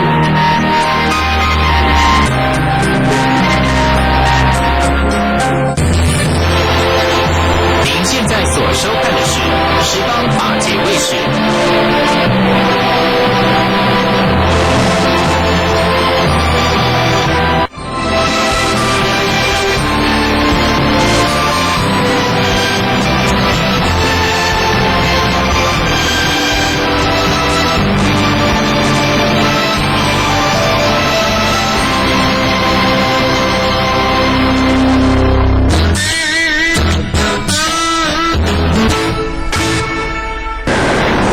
料理健康跟着你，观众朋友大家好，欢迎收看今天的健康美食。在今天为您邀请到这位来宾呢，其实我觉得他很厉害哦。他比如说我们在邀请说做中式的料理，或者是说邀请来做西式的料理，或者是做意式的料理，其实他都会。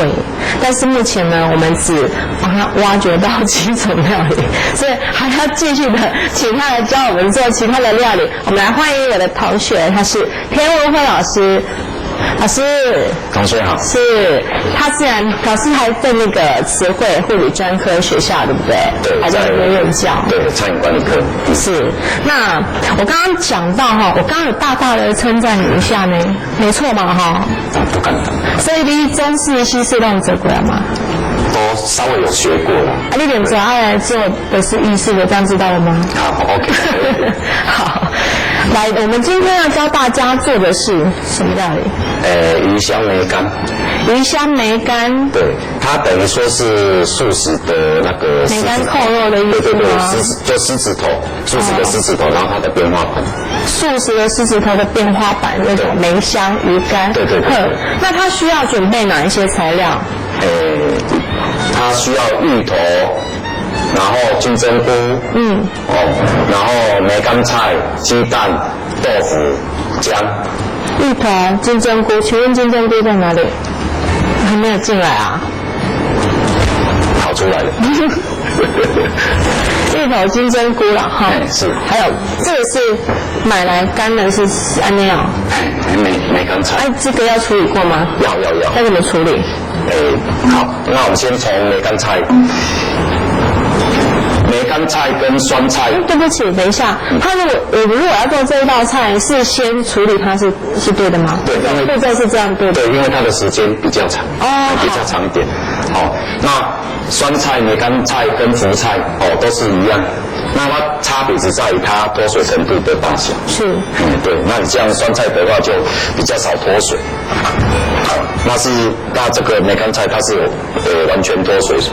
那它基本上来讲的话，它应该是1公吨的挂菜，然后配上100公斤的盐。然后做成这样子。对对对。后来完全搭呢。哎，对。那王老师我们要洗的话，先把它有没有打开都可以。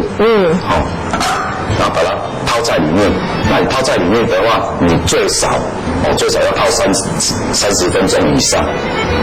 然后泡完了以后，回来对刷更凉，所以你得要等它完全泡开了以后，再一页去洗，把它洗干净这样子。所以还是要切开来泡，来洗开清气的。对。泡好于那个盐分少一点，跟里面的沙子清干净。等一下我们还要用流水下去那个清洗。那它要泡多久啊？就最少30分钟。30分钟，然后洗到干净。对。那我们的玉米，要把这样芋头，然后捣成米。那你捣成米的话，基本上芋头你蒸好了以后，拿出来你要趁热捣成米以后，你要把它平铺开来，让那个水蒸气迅速的散发掉，不要让那水蒸气浮在内底，不然呢起来你的芋泥就会生淡。那等一下我们再，变成说你芋泥如果太湿的话，我们等一下你就需要加更多量的粉，然后下去让它做凝结。那你如果说它够干的话，那我们就是或许我们靠它本身的淀粉质就足够让它变成凝结。是，每个另外产品的意思。对。偶尔有没有说买哪里的比较适合？或者怎么挑比较好？偶尔你爱看你规粒起来，你看它切面的地方。切面的叫老板切给我看。没有，你规粒起来，它上面一定有一个切口，下面一边是没切口，这边是有切口。那有切口的地方，你用切了一摸，当你摸如感觉如混的一时阵，表示它的淀粉质越多，那淀粉质越多就会越好吃。你另外一边没切口的，一边吃起来就会这个较酸，人讲会较脆的感觉，那就不容易凝结。对，另外这边淀粉质比较多的话，就比较松软。但是我要，比如说我做不同的料理，我需要的那个松东西不讲了，对吧？或者这我爱买黑较比较黏的那些菜。你像如果说我们纯粹只是要做，比如说芋头块的话，那你当然是要切另外一边，就是没有切口的那一边，那你如果说你要做像玉米的话，你就要比较松软那一边，会比较好吃。好，稍微压出汁。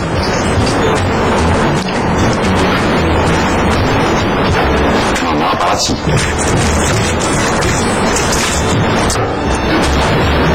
那这是跟永和玉米。那个等个吹滚的话，对，然后把它压。那你如果说，基本上你那是纯粹按那类菜的话，你用蚵仔泥的香味会太重，你会吃不到那个黄豆的香味。那所以那你得还要稍微炒一下。好，那我们放一点麻油。用麻油去炒，料那个豆香看出来哦。起来较袂贵的，因为等一下我们那个芋头要用的量很多，较袂讲上贵的东西用蚵仔泥。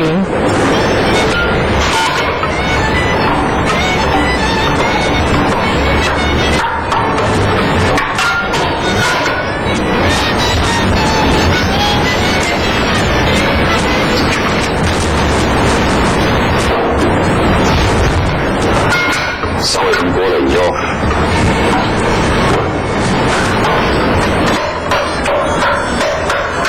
稍微炒一下。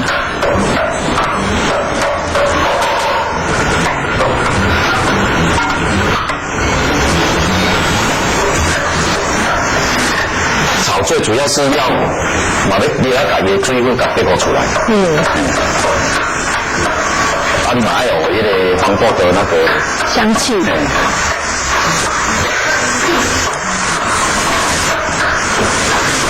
所以现在豆腐的状况就是跟那个玉米一样了哈，就是泥状了。它没有那个水分。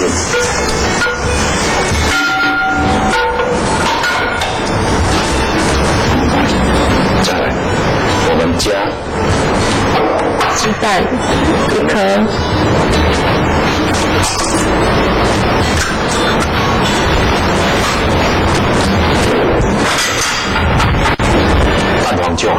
蛋黄就好。对。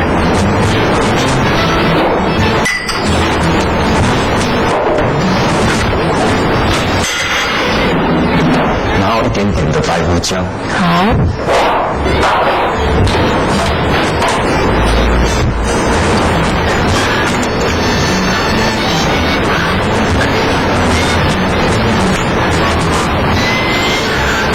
所以这个我们就是要记得泡30分钟。我们今天带来的是处理过的，对不对？老师是先处理过的。对。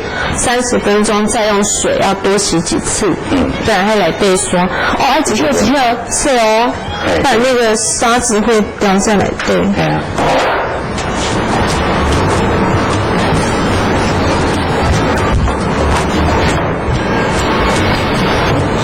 稍微把它拌开了以后，我们等一下再来加面粉。那我们现在加，这是面粉是？对，中高低都可以。都可以。对，我们差不多加个2大匙。我刚刚拿这个是中筋面粉嘛，哈。对。我问老师讲中筋面粉会使的，老师讲会使，卖少根筋了。像问少根筋呢，对不对？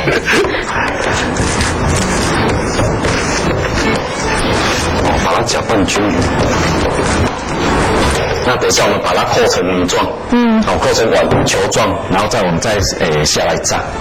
下一站炸。哦，下来炸。我要挤。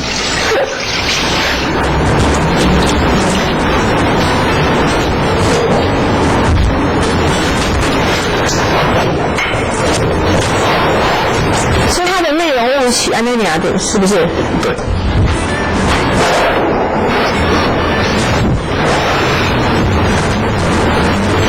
这个是太白粉吗？对。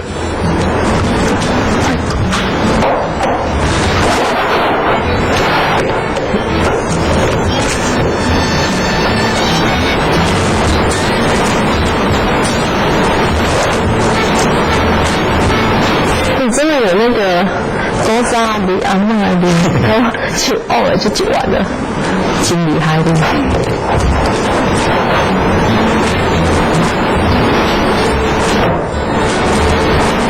这个是要做成丸嘛？为什么不用那个配凉？会粘手啊？不是那个，你讲人迄个乌冰是黏。不是啊，你是用爱用啊，爱用的手吧，安尼做一个就一个吧。你是那个圆呢？啊，你这无讲，这会靠粘性啊。所以不是安尼挤哦，不能这样挤哦。没有，你出来没办法成型。哦，真的吗？对。试一试我看看。够贵的。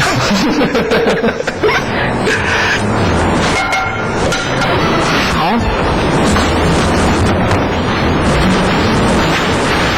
啊，你说狮子头啊？对啊。难怪你要这么大颗。我想到了啦。就是那个素食的狮子头，所以它的大小就是很大。等一下我们要炸的时候再来沾粉。你要是现在太早沾的话，因为这里有一点假混的，到最后然后会长东西混。好，那我们来准备它其他的配料。好。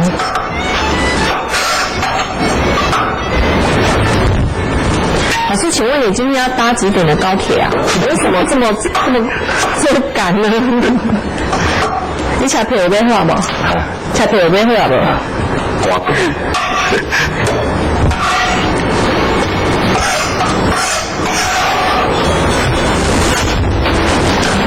来，我们一点点的姜末。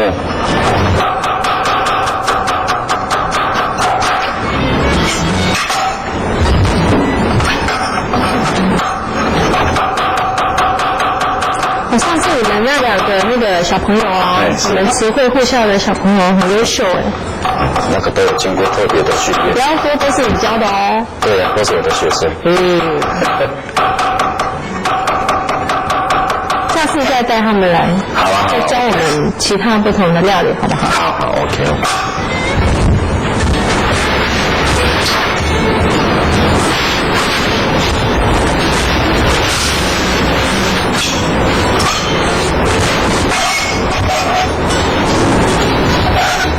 所以它其他的菜就是金针菇跟这个金针菇跟这大白菜，大白菜，对。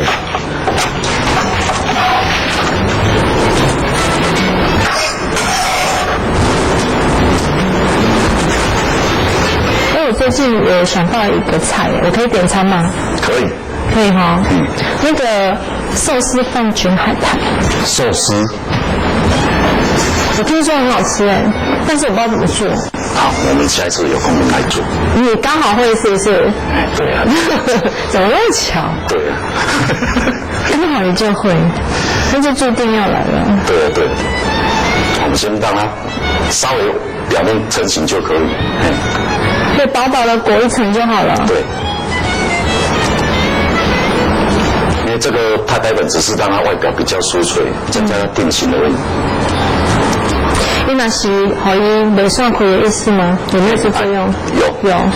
然后它会会较袂扁开。较袂扁开。哦，咱来叠的差不多，你随叠现有迄个感觉时阵，就当落去啊。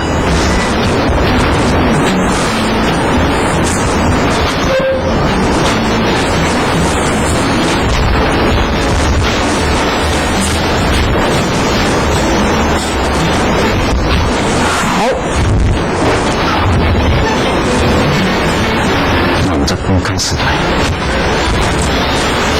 然后在炸的时候来做另外一个，是不是？我们来做一个吗？哈，我买回去的。你买给我搞？我是讲这个刮车呢，我帮你搞。我是叫你要拍掉，它会喷。真的哦，那你自己搞好啊，我到家搞。我在这里欣赏你做菜喝。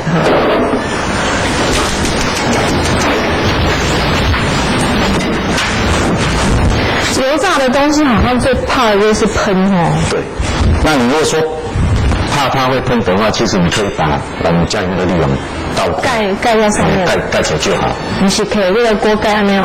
你跟有一锅盖哦，它有水蒸气，没有啊，在旁边挡啊，当盾牌这样。因为不管是倒在底下上还是在底下上，因为看不了。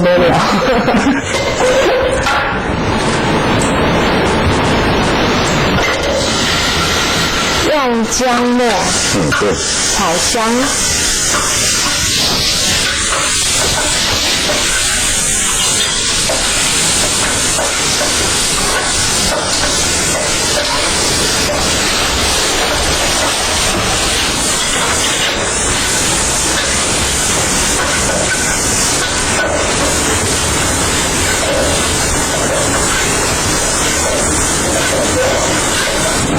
先把它的香味炒出来，这样。为什么它是用麻油来料理啊？不是用一般的那个沙拉油啊？有什么特别的？香味会不一样。香味对。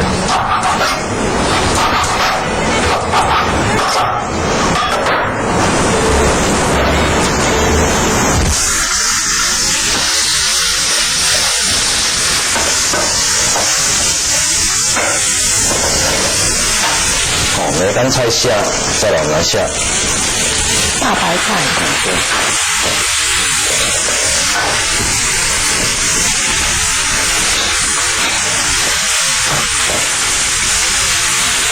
先稍微炒一下，炒到它香味有出来。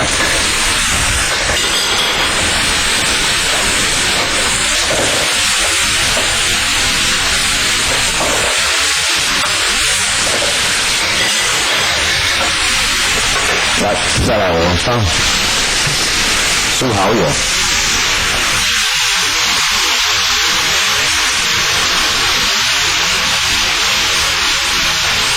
还有一瓶新的啊，够吗？不够啊？不够。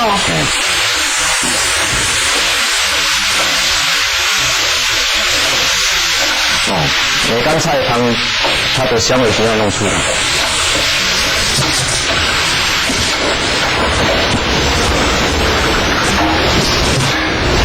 然后加水。这里还有。啊。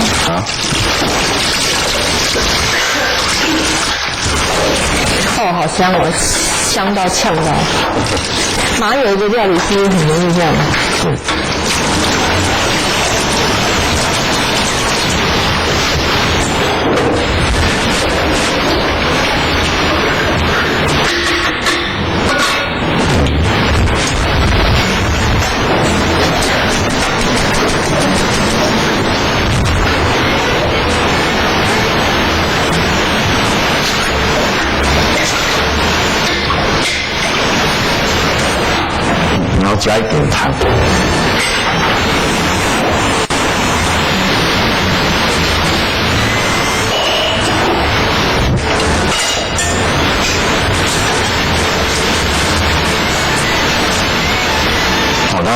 先练习。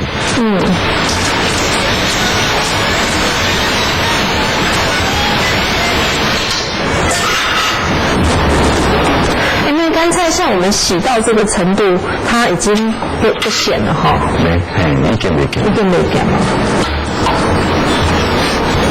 啊，无伊嘛，伊刚才你做你咸，它会不会？无你让它洗掉啊。它可是它还是有咸味啊。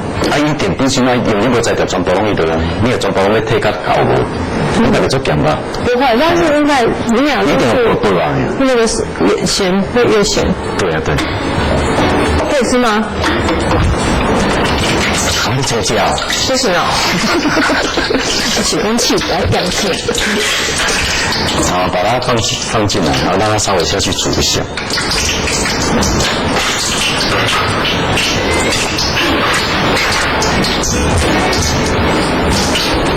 所以那个丸子要跟它一起煮，让那个丸子也吸汤汁的意思。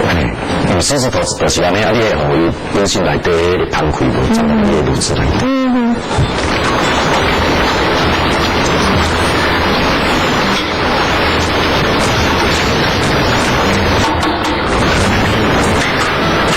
然后现在我们来做一个勾芡的动作。这是最后了吗？勾芡你等它一滚，然后把食材先切一边，它滚的时候，你慢慢它滚，然后记住这边一定要搅拌。这样只有一个区域吗？你要等你拖开啊。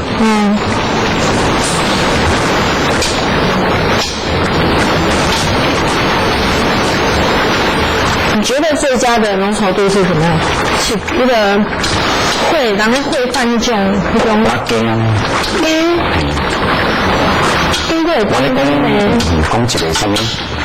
有些哎，你这本来就是爱吃。你吞血当中没有？对对对。你准备做酱汁啊？我配了那个狮子头嘛是。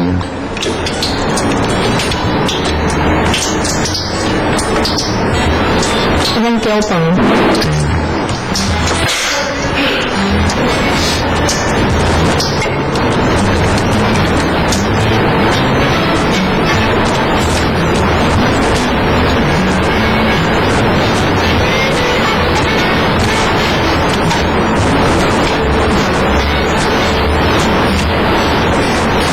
直接考虑回家了，回家完再拍成品。我做过。今天也做小回家。我会做。你看过你那做为主，比做我较贵。我多取来成熟。所以金针菇金芒卡肯。对，这能煮足久的。你发现你不是因为忘记？忘记。你这些个金针菇底下。所以咱本来当老师的。难怪你当老师。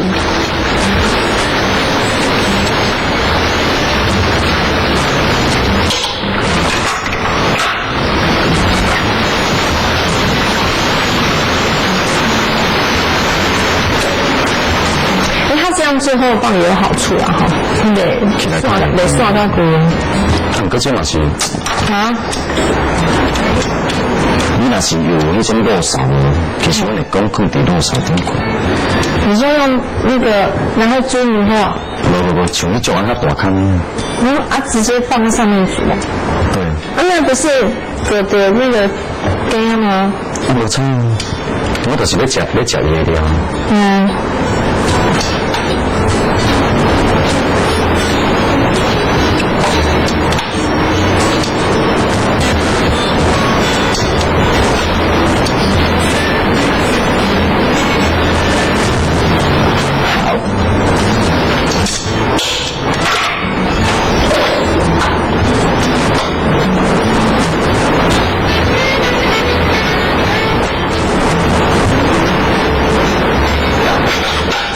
听起来是大菜，素食的狮子头。大菜。鱼香、梅干，对不对？但是扣肉就是干干的。狮子头变做版。对啊。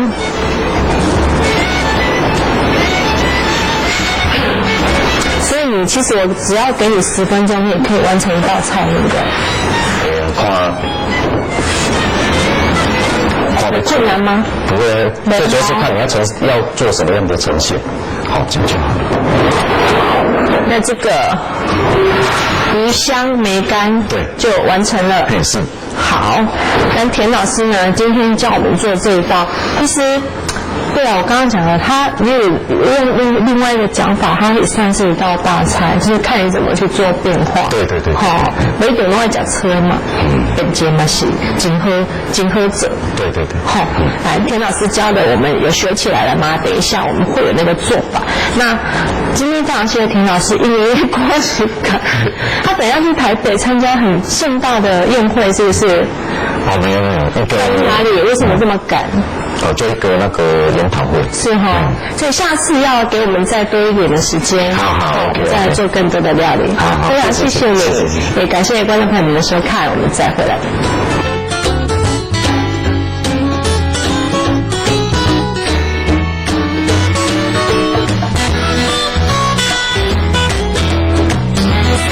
鱼香梅干菜的做法：一、梅干菜泡水30分钟，打开洗净切大块。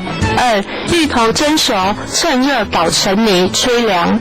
3、硬豆腐挤去水分，捣成泥。4、小火炒香豆腐泥。5、将豆腐泥和芋泥加入少许的面粉拌匀，捏成球状。6、将芋球沾太白粉炸过。7、起锅之后炒香姜片、梅干菜，再加入素蚝油、酱油、糖和水，最后再加入大白菜丝、炸过的芋头球，用小火熬煮大约10分钟就可以了。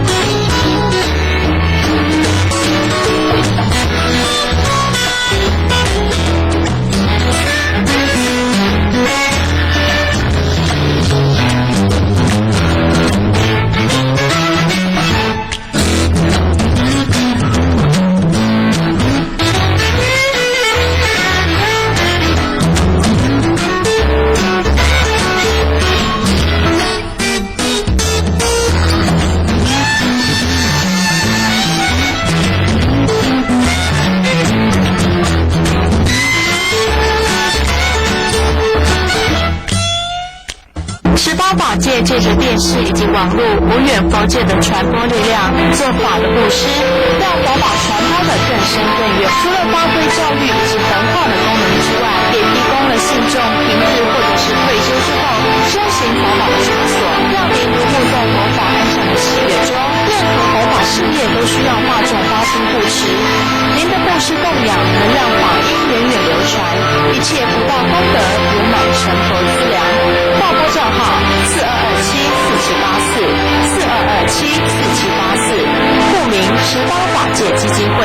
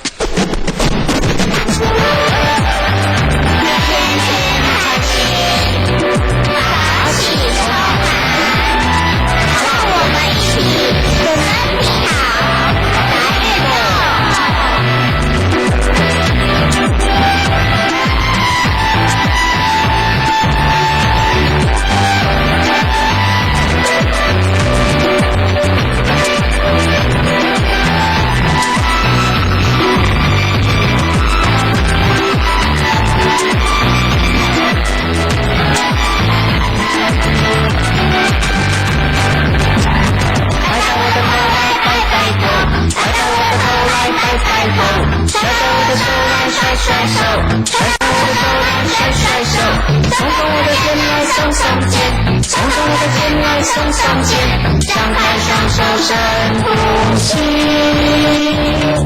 拍拍我的脚来拍拍脚，拍拍我的脚来拍拍脚，等等我的起来蹬一蹬，等等我的起来蹬一蹬，扭扭我的腰来扭一扭，扭扭我的腰来扭一扭，张开双手深呼吸，大家一起来运动。爸爸，为什么每一个人都要运动呢？因为我们人活着就是要动啊。为什么人活着一定要动呢？因为运动才会健康，身体才会好啊。小朋友、大朋友，千万不要忘记喽！每天工作累的时候就要起来动一动，让圣人求心不求佛，凡人求佛不求心。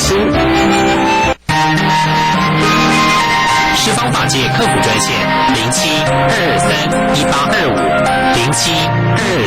0723182507231825。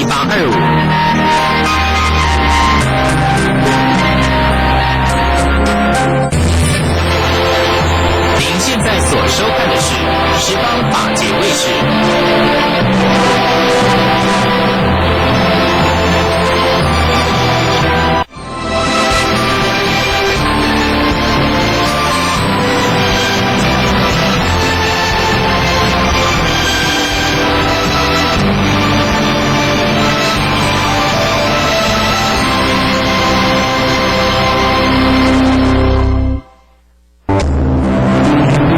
正觉教团为平时导师，1997年创立，以修学实证如来的三圣菩提作为教团宗旨。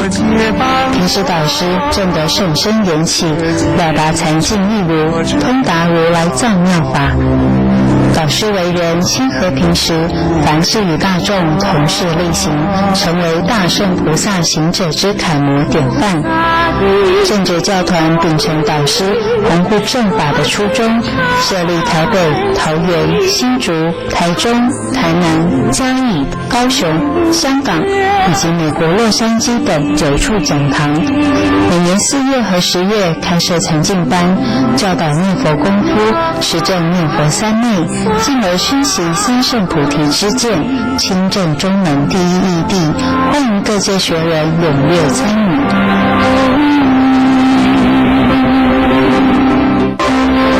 世间大神大力大慈悲，可谓大圣真气弟子，宣讲诸法实相真密，一切诸法无生无灭，无相无为，能够如实知如实见者，就是真实入佛陀本怀。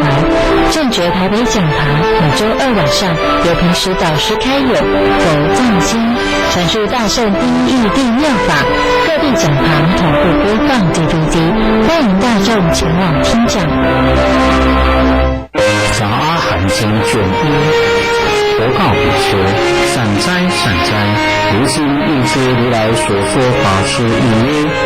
佛告比丘：若于色说是生念、离欲、灭尽、极尽法者，是名法师；若于受、想、行、识说是生念、离欲、灭尽、极尽法者，是名法师；是名如来所说法师。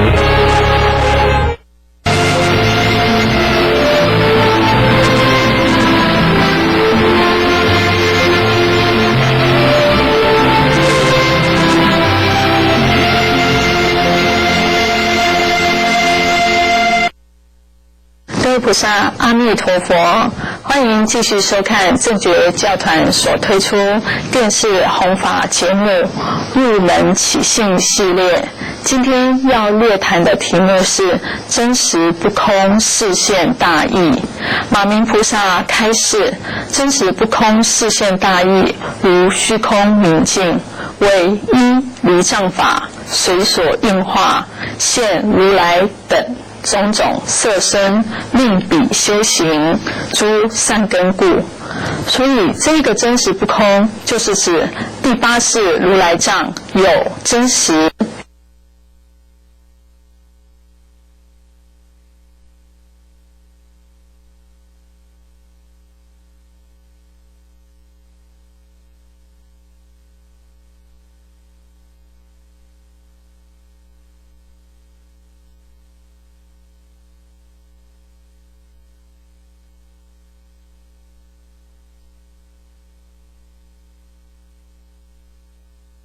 说知，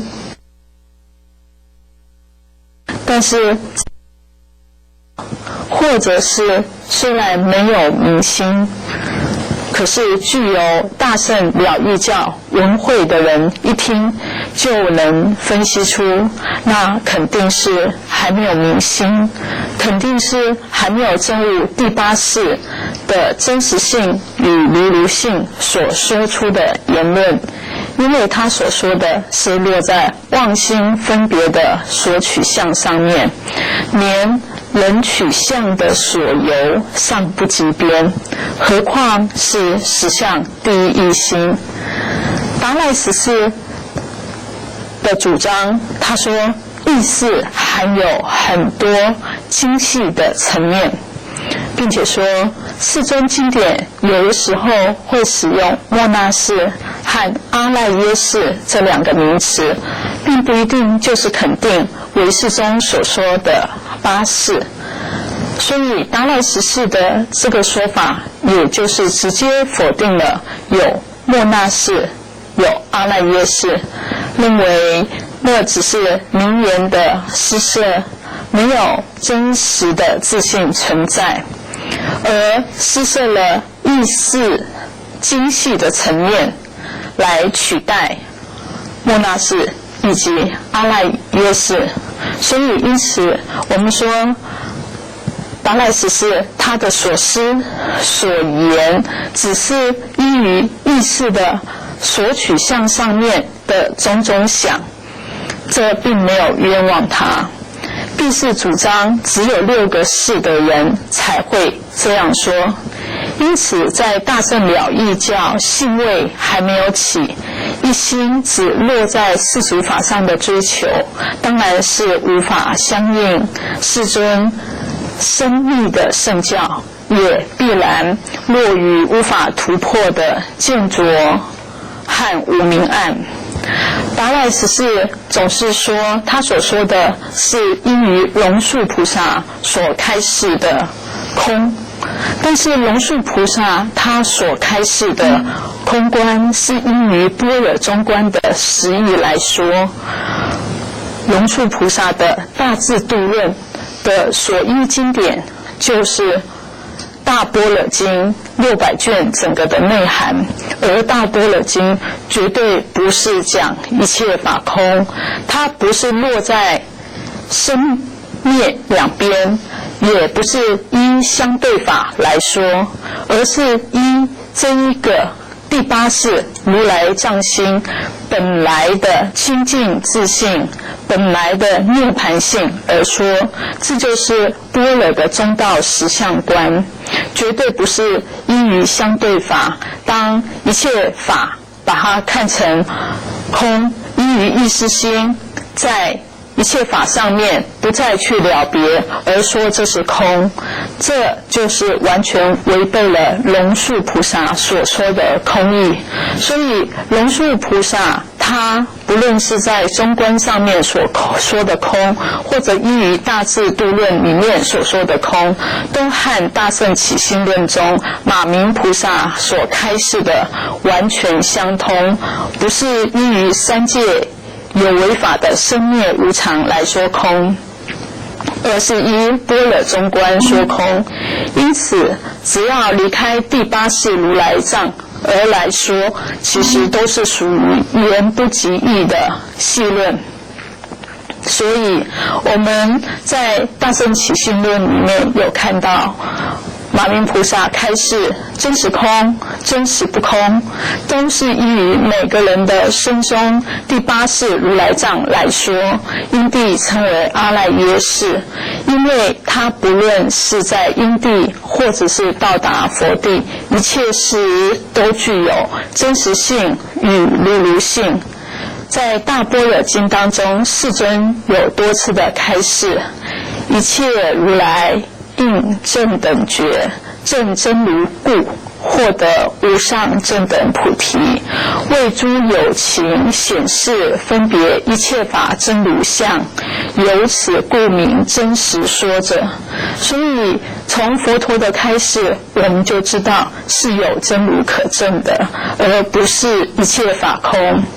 古今一切的大圣菩萨行者，因为没有慢心，能够敬奉佛陀的开示，所以能够明心见道。当他明心见道以后，他就可以亲证观察到这个第八世如来藏心确实有真实的体性，可以观察，可以转依，可以修行。佛他不是虚言戏论，也知道这个第八世如来藏它不是虚妄法，更不是假名施设的法，而这个如性上面就可以观察到这个第八世如来藏，它在三界当中六尘万法当中一切位当中都常如它的清净性、无染性，没有变异性。它对于六尘当中的一切法从来不会思量，不会做主，不贪不厌，不志不求，自信却是恒常清净而能够显现一切法。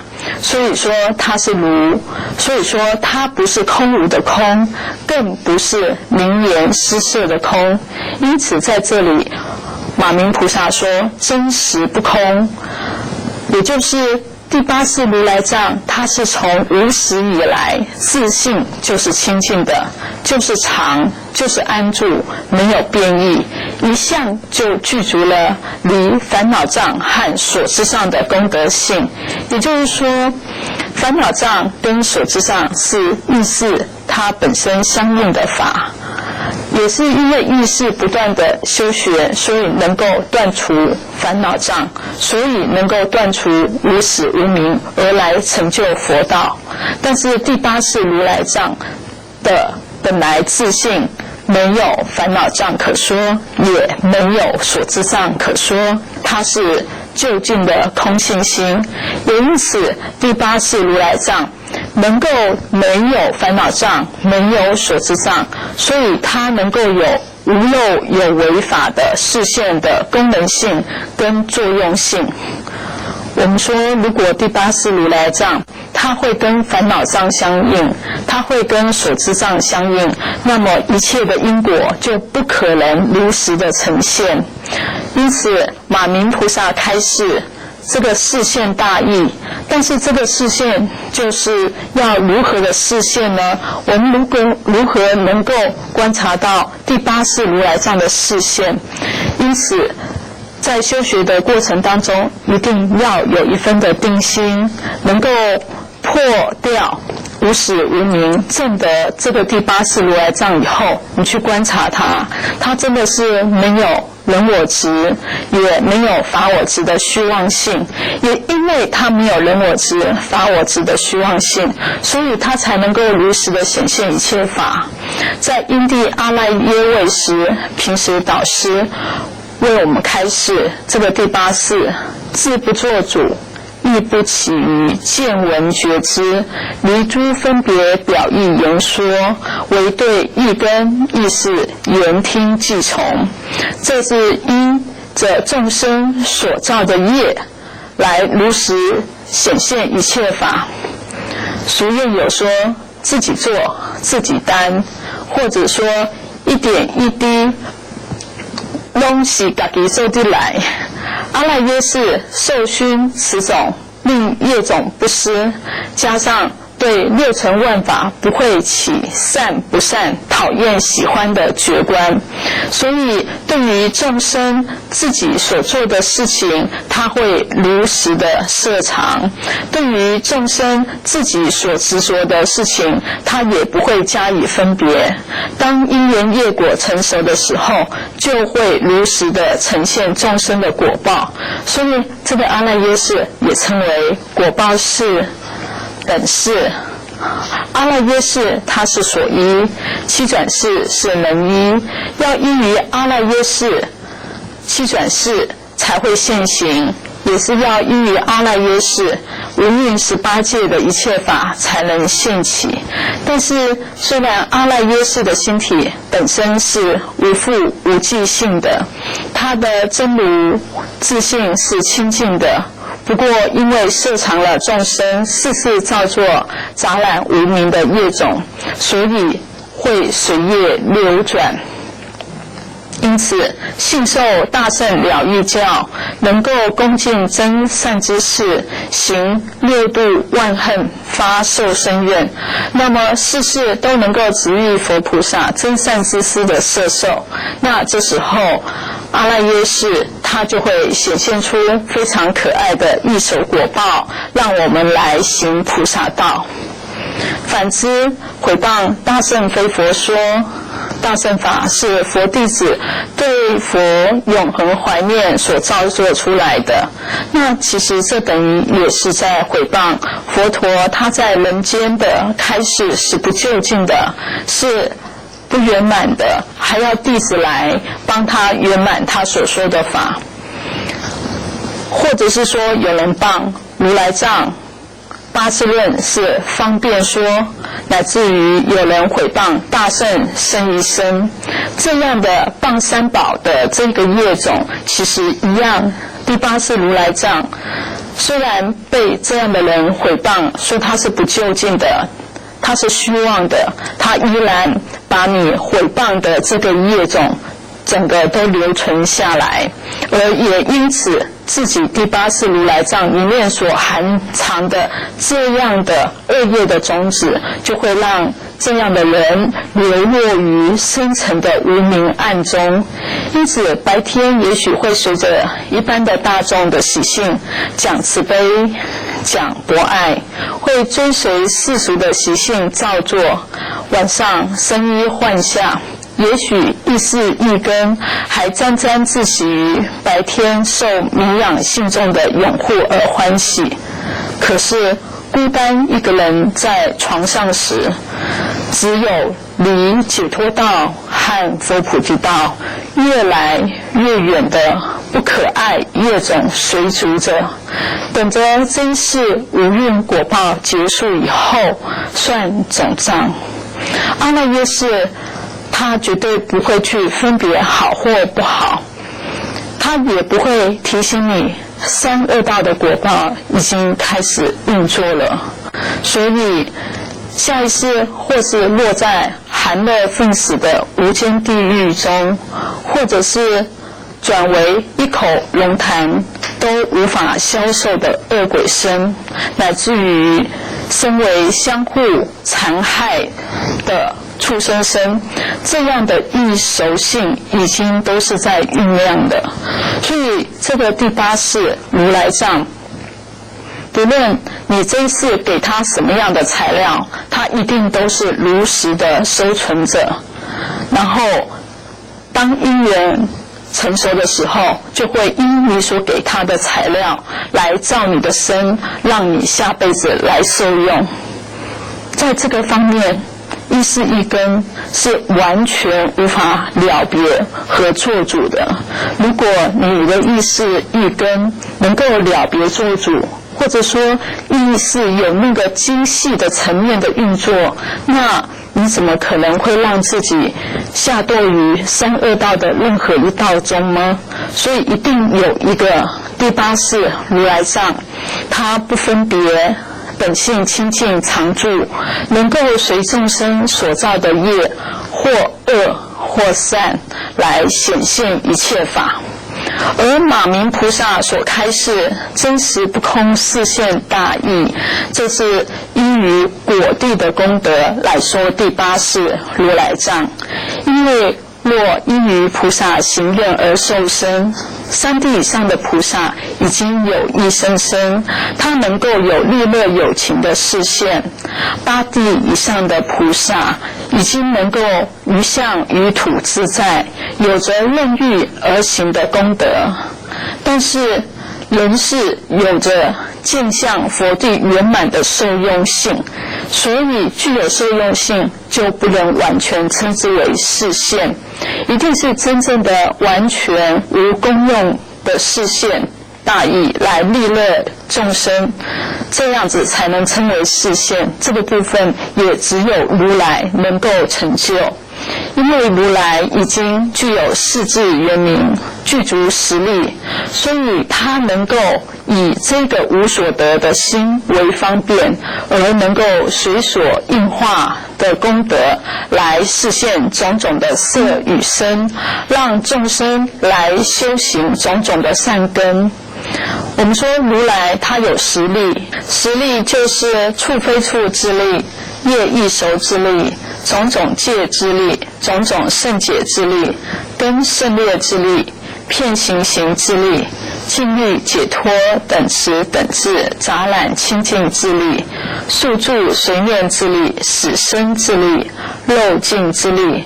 所以三界六道的因果道理，众生他过去、现在、未来所做的业和因果之间的关系，以及能够了知三界六道一切众生18界的差别相。也因此佛陀可以知道如何对现前这个众生，让他由断恶修善的这个法则，而能够契入佛道当中修学，而能够信受。当他能够契入信受的时候，再能够观察这一个众生他的上中下根，而能够应机应缘的来教导。所以佛陀他能够清楚的了知众生的习性，而带他进入断结正真的去向。所以如果我们要知道这一个人他是不是已经成就佛道了，由这个实力的功德性，我们就可以来做检验。现今世间有许多大名号的修行人，自助于或者接受信众的恭维，称为法王、无上师、宇宙大觉者、究竟成就者、阿罗汉大成就者、上人、大师、一切智等，真的是有非常非常多的名号。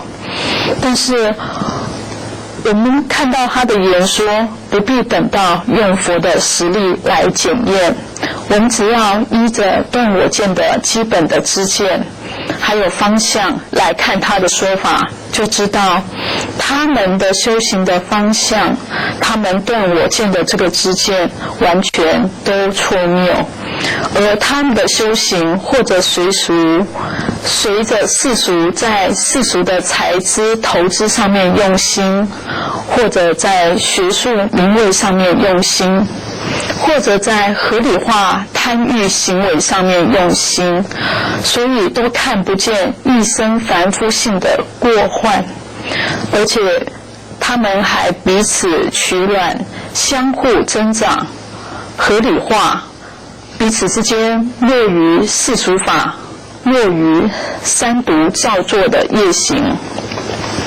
因此我们说，当他这一生受众供养，穿着如来衣，而能够不觉得沉重，难免感慨古德教言，施主一粒米大如须弥山，今生不了道，披毛戴脚环的这个警示已经被他这些人弃之一旁，所以他们不去看修正的果德为彼此之间的祈勉，反而以搞大名号、大建设、世间名位、投资经营，成为现今许多台面上的宗教师所追逐。现前力的诱惑完全遮覆了大妄语业的景心，彼此相互吹捧，利益输送。因此这就是马明菩萨所说的不觉。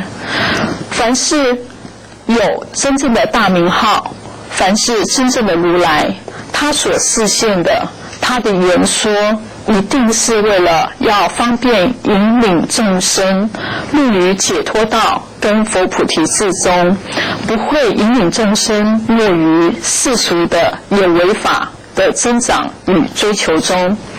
他所随众生的心的引导，是为了让众生能够知道烦恼的过患，能够知道三界的过患。他所教导的是要让众生都能够进入法界的实相当中修学，而能够像他一样来成就佛道。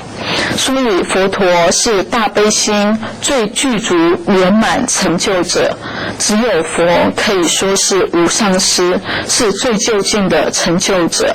如果还没有真正的成佛，没有具足实力的功德，其实都不能称之为佛，不能称为究竟，不能称为法王，不能称为上师，那样都是属于大妄语业。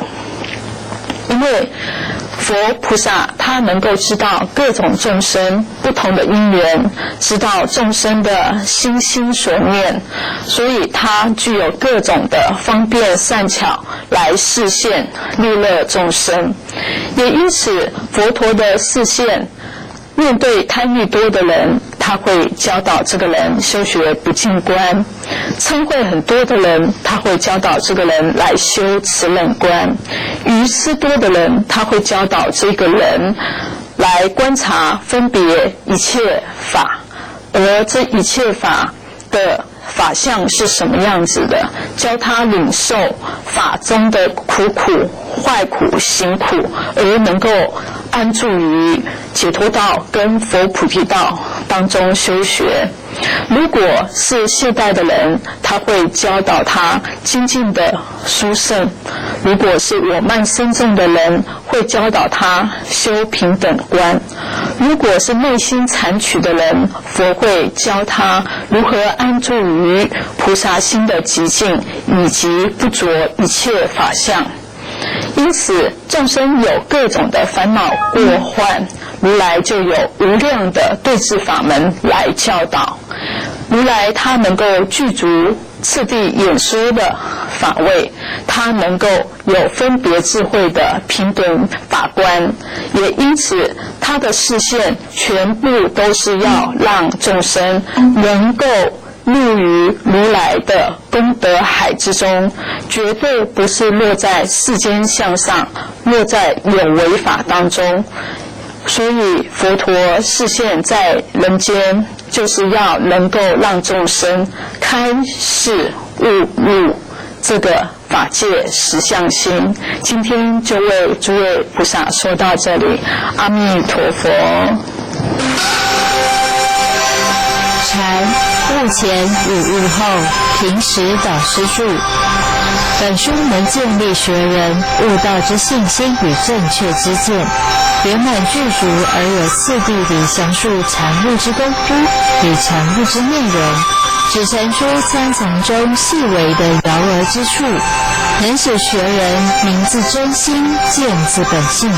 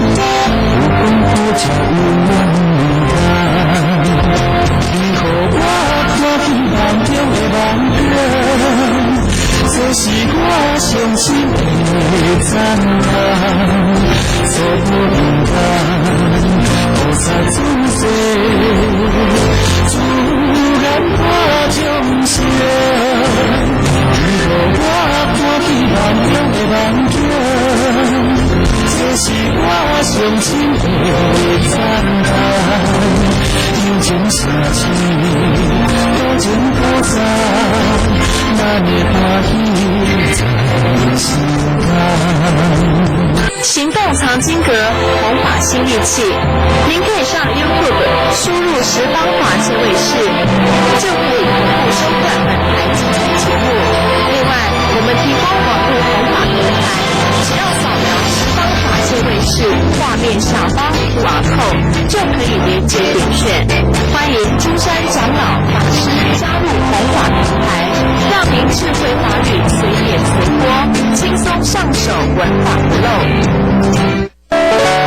逆境来时顺境因，人情疏处道情亲。梦中何必真人我，放下身心见前规。十方法界客服专线07-223-1825，07-223-1825。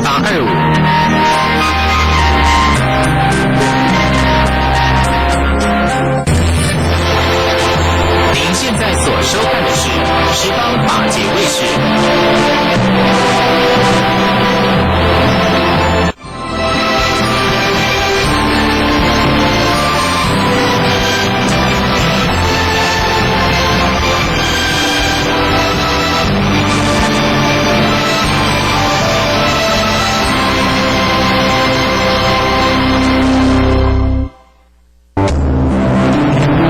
正觉教团为平时导师，1997年创立，以修学实证如来的三圣菩提作为教团宗旨。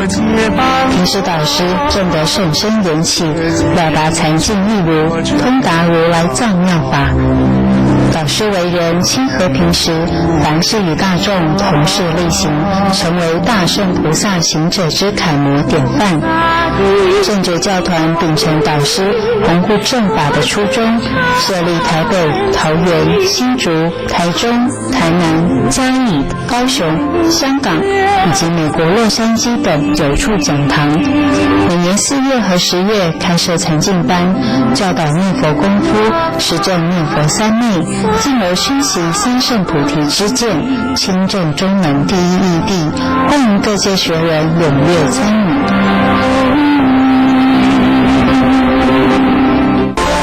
佛教正觉同修会禅境新班自4月底起，于全省各处讲堂陆续开课，透过无相拜佛功夫的锻炼及三圣法道正知见的熏习，能令学人渐次具备参禅的功夫与知见，得以于因缘成熟时，一念会相应，明自本心，见自本性。报名请洽各地讲堂或02-2595-7295。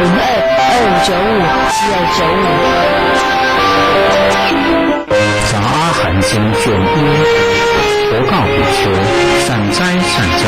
如今应知如来所说法是意曰：佛告比丘，若一色说是身念灵意灭尽极尽法者，是名法师；若一受想行识说是身念灵意灭尽极尽法者，是名法师，是名如来所说法师。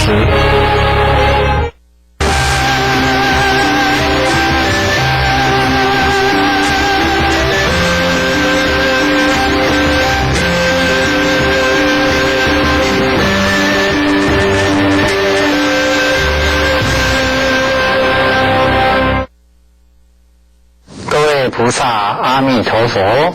首先祝福大家心想事成，福慧增长。佛典故事，今天我们要来介绍惭愧立志，生天下心，等事一切未曾终退。这则佛典故事是出自于《咸鱼经》卷3中七平经诗品第18。由于这则的经文呢比较长，也因为时间有限，所以我们就直接介绍经文的大概意思。这则的经文的大意是，如同我阿难亲自听闻，在某一个时节因缘，佛陀在舍卫国祇世己孤独园，那个时候比丘们分别在不同的国度中随意安居。经过了90日后，节下安居已经结束，这些比丘们各自都回到佛陀的安居处来面见世尊，并且来接受佛陀的圣教。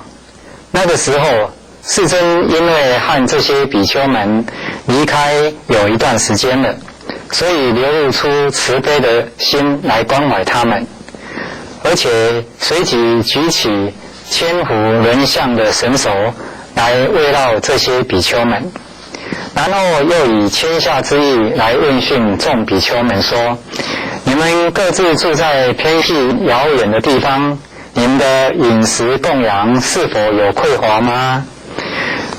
如来的功德在世间上是没有人能够相比的。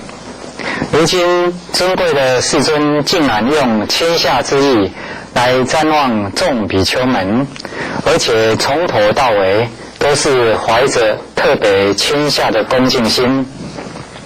阿难看见这样的情形，对其中的缘由感到非常奇怪，所以就向佛陀禀白说：世尊，你出现于世间乃是最为殊胜奇特的，你的功德跟智慧更是世间稀有的，而你今天窃以谦下之意来慰劳问讯众比丘们，这是何等的清净纯善的行为啊！不知道世尊你兴起显发这样谦卑的言行，是在远时呢，还是在近时呢？世尊回答说：欲知否夫，聆听善思，当为汝说，奉教善听。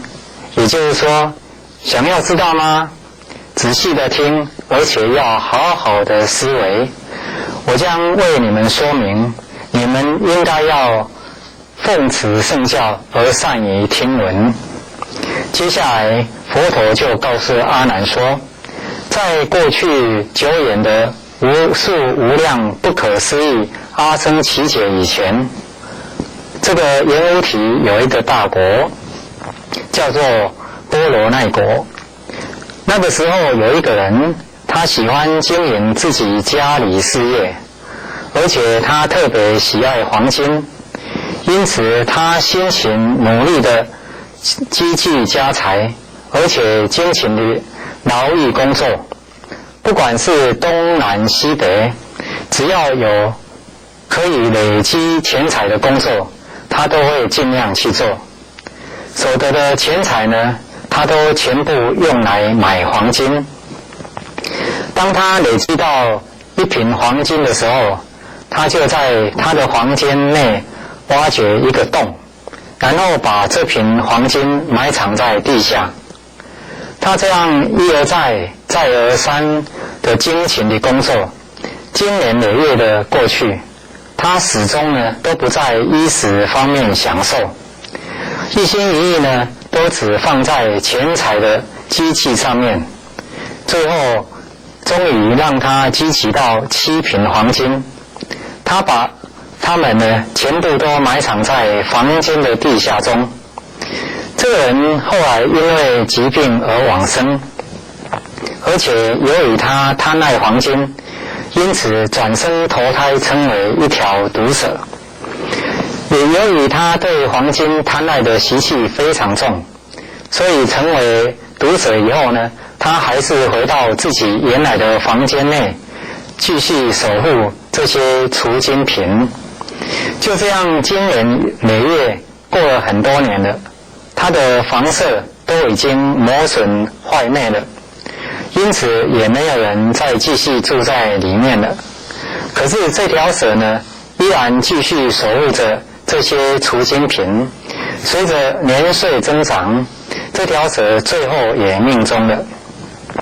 可是由于他贪爱黄金的习气非常重，而且这个贪爱心从来不曾止息过，所以舍弃这个蛇身以后呢，他又再次受生为蛇，继续自己以自己的蛇身来缠绕这些储金瓶。就这样继续辗转经过了数万年，终于在最后一世又受生为蛇时呢，他厌倦了厌见之心呢就开始升起了，也开始自己思维，为什么生生世世都受生为蛇呢？也了解到这些缘由呢，就是因为贪着这些黄金的缘故，所以我生生世世都受生为蛇。这样的恶身行是不会休止的，因此我现在应当要把这些金子呢布施在好的福田中，使得我能够生生世世蒙受这个布施的福报。当他这样思维清楚并起了决定心以后呢，就前往道路旁边，窜身在草丛之中，藏匿自己的蛇身，而且观看着四周，心里也想着，假使有人来到呢，应该跟他说明，并请求他帮忙。那时候毒蛇恰巧看见有一个人顺着道路走来，这条蛇就呼唤他。这个人听闻到呼唤声呢，左顾右盼的寻找，但却看不到人。由于只有听到叫唤的声音，却找不到人，因此这个人又继续在他的道路上往前走。这条蛇只好现行叫唤说：喂，这个人，你可以再靠近我。这个人回答蛇说：你是条毒蛇，全身都是毒，叫唤我要做什么用呢？我如果接近你的话，可能会被你所伤害。这条蛇呢，就回答这个人说：我如果是怀着恶心的话呢，就算你不来接近，我也能够害你。这个人因为恐怖被蛇所害，就走向毒蛇所在的地方。这蛇呢，就告诉这个人说：我现在这个地方有一瓶黄金，想要请你帮我用它来供养积福，你能够帮我做吗？如果你不做的话，我将毒害你。这个人就回答这个蛇说：我可以帮忙做。这时候这条蛇就带着这个人一同来到藏金的所在，拿出黄金给这个人，而且又告诉这个人说：你拿这些黄金去供养众生，而且在施食供养的当日呢，好好的抬一个阿苏提容器来这里，把我抬到供生的地方。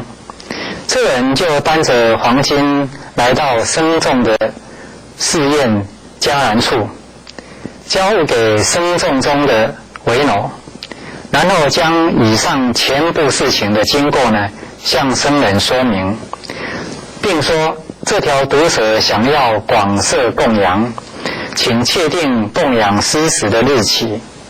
僧人接受这些黄金，也开始筹办美食斋饭。供养施食的日期来到时，这个人就拿着一个小阿苏提来到蛇的触手。这蛇看见这个人，心中非常欢喜喜悦，也以敬畏的心呢，向这个人问讯问好，随后就盘到自己的蛇身进入阿苏提容器中。于是这个人就用白布叠覆盖在蛇上，担着这蛇往佛塔寺院处走去。在道路中遇到另一个人来问搬蛇人：你是从哪里来的？身体部里状况还好吗？这位单蛇人竟然默然不答对方的问讯。对方一而再再而三的问讯，这位单蛇人就是不出一言回答。这时候这条毒蛇因此也起了嗔恚心，心中寒毒炽盛，想要毒杀这位单蛇人。不过这条毒蛇还是强忍住了。过了一会儿，自己又想，为何这个单蛇人呢不知时宜？别人好心好意向你问候，并且是郑重再三的问候，他既然没有回答一语，这真是很大的过失之极呀！这条蛇起了这个念以后，它的毒心又再次兴起，也起了猛烈炽盛的嗔恚心。这时他又想要毒害这位丹蛇人，在即将要吐出毒液的时候，这条蛇又自己思维：这个丹蛇人呢，是在为我作福啊，我还没有报答他的恩德呢。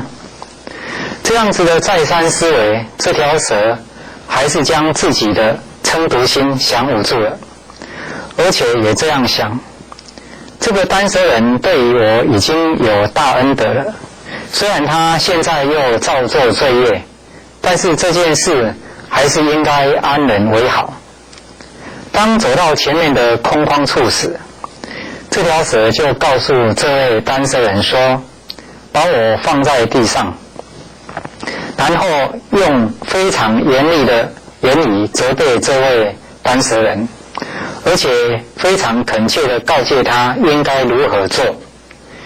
这位丹蛇人因此内心便起了忏悔心，也深深觉得惭愧自责，并且升起谦下之心，也愿意庄重诚挚地垂视一切众生。这条蛇呢，又重复嘱咐说：不要再犯这样的过失了。随后呢，这位丹蛇人又继续单蛇来到众生的试验迦南处，把蛇放在僧众面前。当众生斋食的时间已经到了，僧众们沿路排队站立，恭敬地接受供养。这条蛇就命令这位丹蛇人对众生次第地上香品而做供养，并且自己以信心恭敬地正视着那些受香者。就这样一直注视到最后，目不转睛。接着众生人呢引导绕行佛塔的周匝，然后这位丹蛇人拿着水一一为僧众呢洗手。这条蛇内心怀着无限的敬意，看着洗手的人，而且没有怨见之心。众生人呢斋食完毕后呢，再度为这条蛇广泛的宣说佛法。这条蛇听闻佛法后呢，又加倍的欢喜，更增加布施之心，因此带领僧人维挪来到自己本来藏经的所在，将剩余的黄金6瓶全部都用来布施僧众。这样造作福德完毕后，这条蛇便取命终了。也由于这样供僧众的福德而往生忉利天。佛告诉阿难说，要知道那时候的丹蛇人呢，并非别人，就是我释迦牟尼佛的过去生。当时的毒蛇呢，就是现在的舍利佛。我在往昔丹蛇的时候呢，被蛇教诫指责，因此生起惭愧心，而立定誓愿，因此生起谦下之心，而平等的看视一切众生，一直到今天，这个誓愿呢，从来没有中途退失过。这时各比丘以及阿难等听闻佛陀所说，都欢喜奉行。经文的大意呢，我们介绍完了。接下来我们简单的介绍出现在这则故事的几个名相。首先我们来介绍迦南。迦南这个名词呢，来自梵语，也可由音译为僧迦南摩后僧迦南。迦南就是僧人念经聚集的地方，或者是僧众共住的处所，也就是我们俗称的寺院或者是寺庙。接下来我们来介绍维挪。维挪又称作都维挪，在古代丛林，维挪呢是僧院中的纲领执事，掌理僧众的进退威仪等等的事情。所以故事中这位丹蛇人在寺院中讨论有关供养僧众的事情，是跟维摩接洽的。最后这个故事也给我们几个启示。第一呢，我们一定要广结善缘。例如世尊的前身，也就是这位单舌人，因为毒蛇的告诫及指责的因缘，而生起惭愧心，并立定誓愿，也因此生起谦下之心，而平等地看待一切众生。一直到世尊成佛，这个誓愿呢，从来没有中途退失过。所以广结善缘是非常重要的。另外，这条毒蛇也因为这一次告诫及指责的因缘，与这位单舌人结了善缘，所以在佛世时才有机缘来跟世尊再一次结缘，并成为世尊座下的智慧第一的弟子。所以说，我们一定要广结善缘。第二个启示是，自诚心供养佛法僧三宝的福德很大。这条毒蛇除了舍离贪欲心及以正知正见教导单舌人升起谦下心以外呢，这条毒蛇并以种种的方便善巧和以自诚心来供养三宝，以这样的功德竟然可以由畜生道直接往生到忉利天，可见自诚心供养佛法僧三宝的福德很大。第三个启示是要我们学习佛陀在因地的时候，藉由某个因缘升起惭愧心，并立定誓愿，升起谦下之心，而平等地看待一切众生，而且一直到世尊成佛，这个誓愿呢，从来没有中途退失过。这个启示我们分为几个部分来探讨。首先，我们来说惭愧。很多人一直以为惭愧是不好的，其实惭与愧是两个善法，它们是被归类在百法明门中的11个善法中。惭跟愧呢，也是我们人类为什么跟畜生不同的主要因素之一。所以能升起惭愧心呢，是好事。其次呢，这则故事的另一个重点是升起谦下之心。俗话说，谦受益，满招损。一个人在任何时候呢，都要懂得谦虚，因为时时保持谦虚呢，才能用第一姿态去向他人学习，这样才能让自己有更多的成长机会。学佛人呢，必须要随时保持谦虚的心，才能让慢心不会升起，也才能平等地对待一切众生。故事中这位单舌人在道路中遇到另一个人，因为不懂得以谦下之心对待人，所以对方一而再再而三地问讯，这位单舌人都不曾出一言回答。不单单问话的人会不高兴，连这条需要他帮忙的毒蛇也因此起了嗔心，想要毒害他。所以不懂得以谦下之心对待人是很危险的。另外，这个故事也提到，这位单舌人升起惭愧心，立下誓愿后呢，一直到世尊成佛，这个誓愿从来没有中途退失过。可见这位单舌人精进心是相当坚定的，也足见世尊在因地善根是非常非常深厚的，这也是值得我们学习的地方。第四个启示是，有些欲贪习气很重的人，除非有正知正见，或者是能够指引善知识让他改正，否则也真的必须要让他一而再再而三不断的受到不好的果报，才有机会改正他。所以故事中这一条毒蛇的前世呢，因为贪爱黄金，因此转生投胎成为一条毒蛇。又由于他对黄金贪爱的习气非常重，所以成为毒蛇后呢，他还是回到自己的原来的房间里面，继续守护这些储金瓶，一直到这条毒蛇命中了，还是因为他那这些黄金的习气非常重，因此蛇报后呢，他又再次受身为蛇，继续来守护这些储金瓶。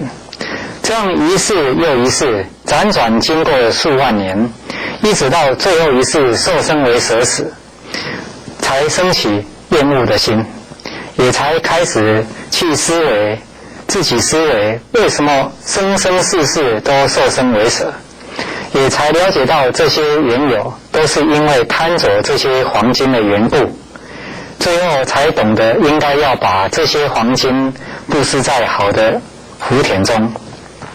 所以在三界中许多愚痴的众生，如果没有善知识的正知正见教导，他们的恶行呢，就会导致不好的果报，而且会一而再再而三不断地受到类似的果报，一直到业报尽了，或者是因为某个因缘而让他开始对这些恶习产生了厌恶心，这时候呢，才有可能将这些恶习改正。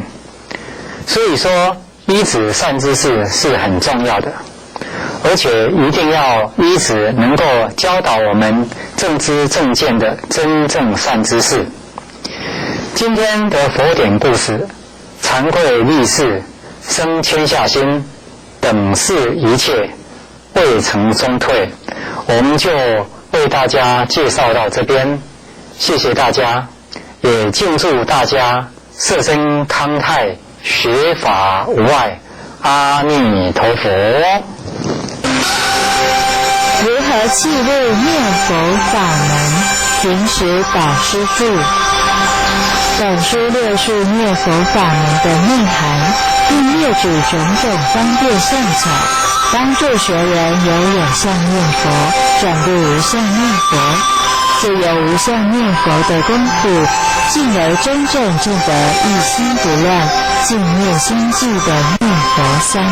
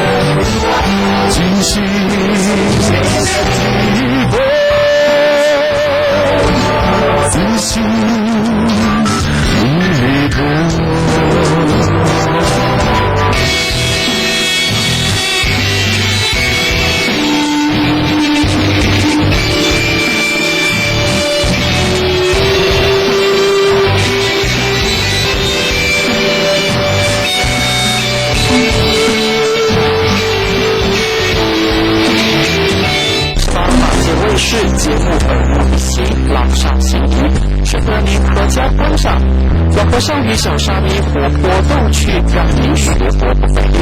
放新闻，掌握社会脉动，传播善良风气。健康美食，品种上菜，让你吃得健康又经济。4月之美，拥有到场人文风情，全新事业即在十方法界卫视。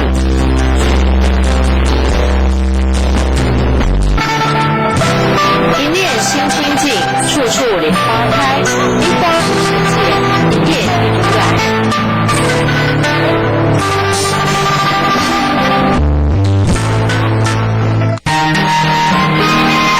十方法界客服专线07-223-1825，07-223-1825。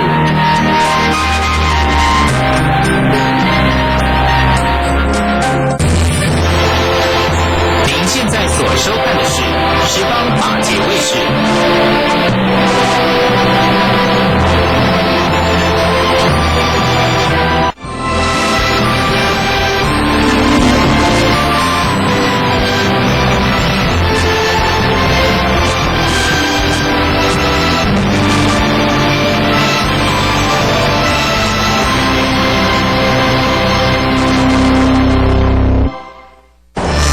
大德居士，咱遮的莲友，大家阿弥陀佛。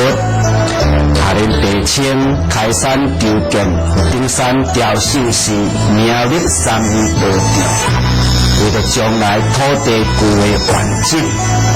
最近分期个别雕圣寺庙前5家建地15000平。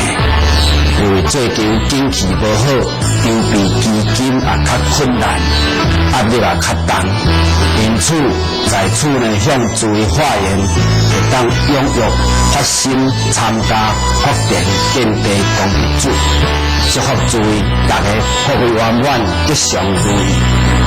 邮局为8号码31524399，号名佛顶山雕圣寺。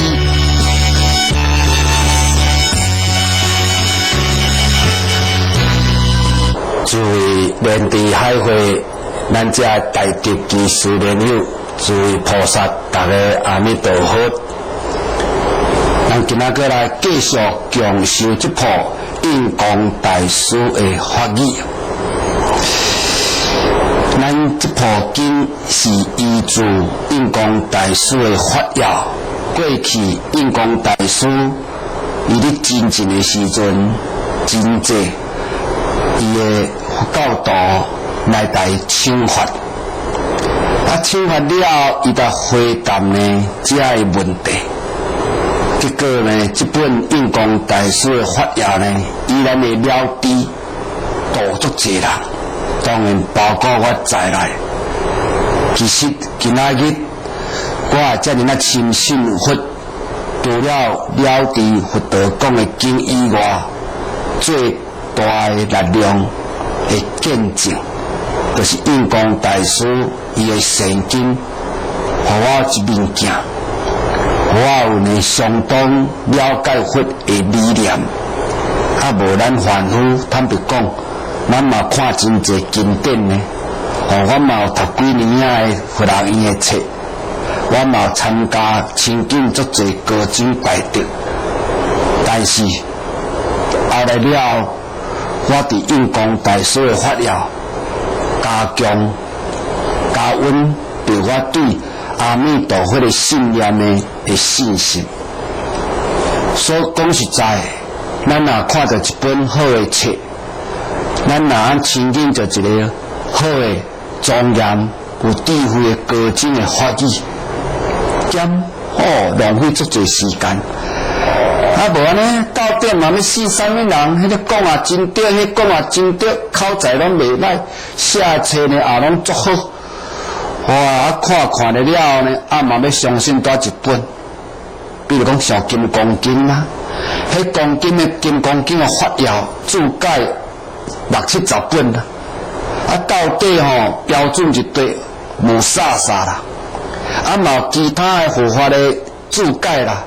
注解每一个高僧大德拢有个理念啦，咱凡夫咧，阁未开悟，阁未断疑惑，看了呢，敢调袂调，心地咁调会调，这是我的体验啦吼。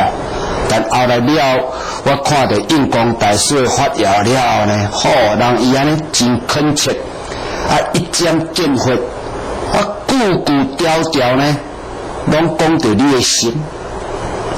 印光大师伫回答因遐的技术信徒的时阵，伊拢真恳切呢，句句解说甲足清楚。袂讲因为讲我讲这句话，毋爱去得罪着信徒的呢，互人信徒福报足大。你若要讲到安怎时阵，这个信徒敢会避免无爱好气？这个信徒明明都无圣经，你要甲讲到安怎伊敢我当听会落？这个信徒本身都毋是都了解无济，你要安怎甲讲？人印光大师都有一套，伊都有智慧一套。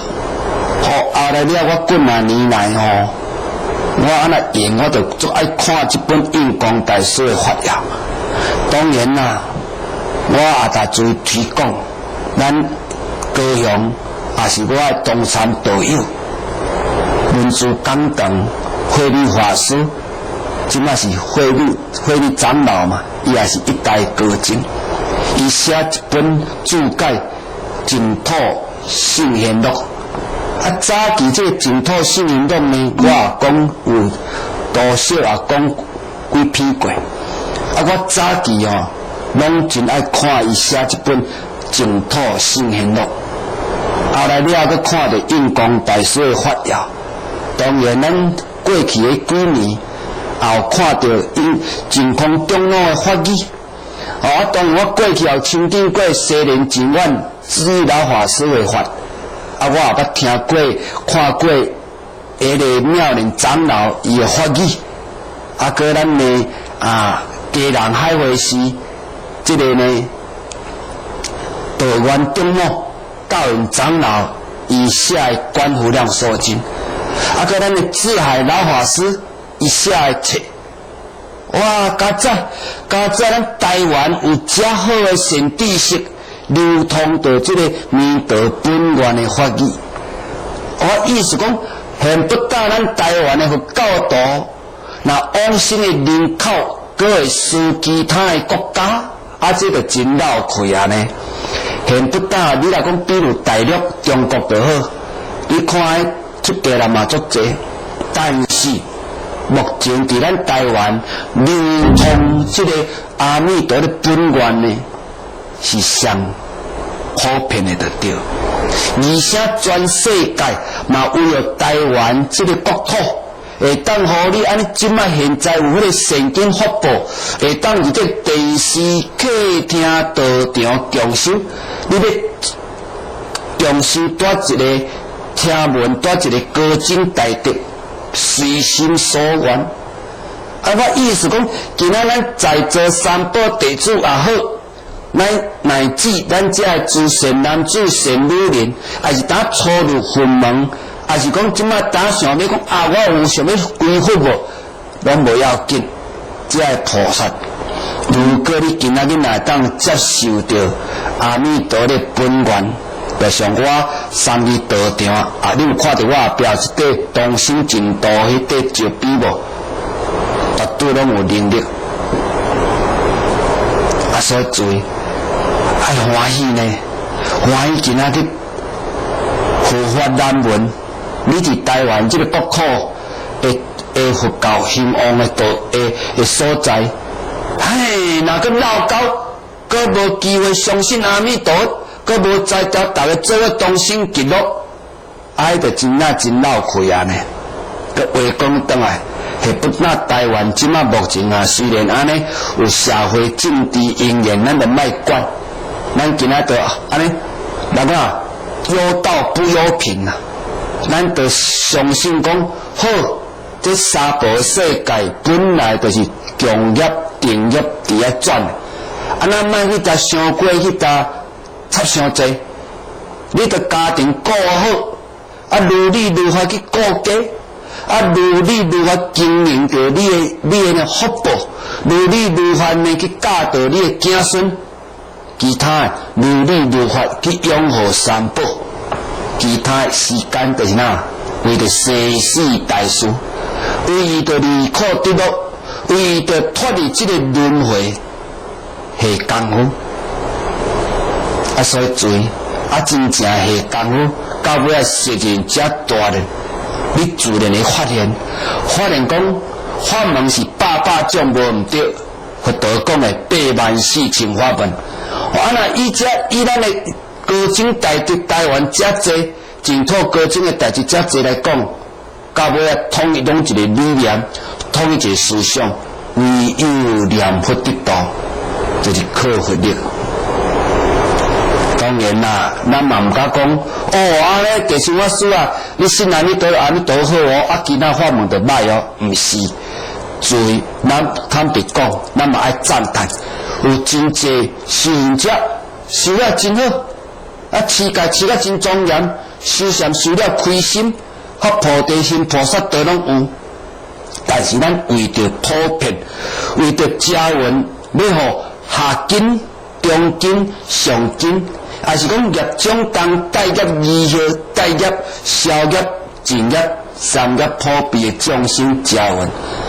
徛伫咱我的同体大悲无言大慈的理念，应该就是可肯恁相信阿弥陀佛，深信念佛。这我哪有这个理念？当然，我嘛有起头无迄个智慧，无迄个善根，是因为多方面出家30几年来，完全就是因为这个净土的高深大德的智慧，互我毋免阁枉费足侪时间，互我安尼冤枉了足侪缘。伊较早我初出家吼，我嘛坦白甲你承认，我初出家本来我嘛是足爱安尼吼8年的苦行禅定啦，你拢知我较早的过程，我真爱做，我真发心，但是我足重那会我着以后若有福报。我后世人若要去出家，我着搁较有机会。我若有福报，后世人若要去做人吼，我嘛搁有机会。反正我修行嘛就爱重福报啊。但是自然若无福报，因缘嘛无介好呢。福报是基础足重要，但是福嘛就要有持续德，福德嘛，福嘛就要有智慧开发，做福慧嘛。但是凡夫哪有可能两项拢有？足少的啦。你若靠佛理来讲吼，就较无风险性，因为决定。咱昨有讲啊，伊讲来生做人比往生较难。印光大师讲这句啊，尼今仔日讲的，就是因为印光大师讲这段文吼，互我足大的感受。以我早期20几年前为庄卡海边啊，方法3个5个结缘起来，到今仔日这20几年来，满3000段全新的斋戒的经验感受就对啦。印光大师讲这段经我感受足济，就是哪位念佛意志凡夫二病，凡夫2种病，是啥货？后时间的关系，咱紧来讲。第一就讲啊，伊讲一切凡夫具有2种病，哪2种病？第一只空妄，第二愚痴。较早咱毋知影讲这意思呢，即摆听了你就知影。第一，印光大师啥叫空妄呢？就是讲意思讲，为我本是佛，何事念佛？心净则土净，何事求心净土？意思讲，有一种人吼，伊个足自信，我即摆就是佛，对不对？像讲有一句话讲，酒肉穿肠过，佛在心中坐。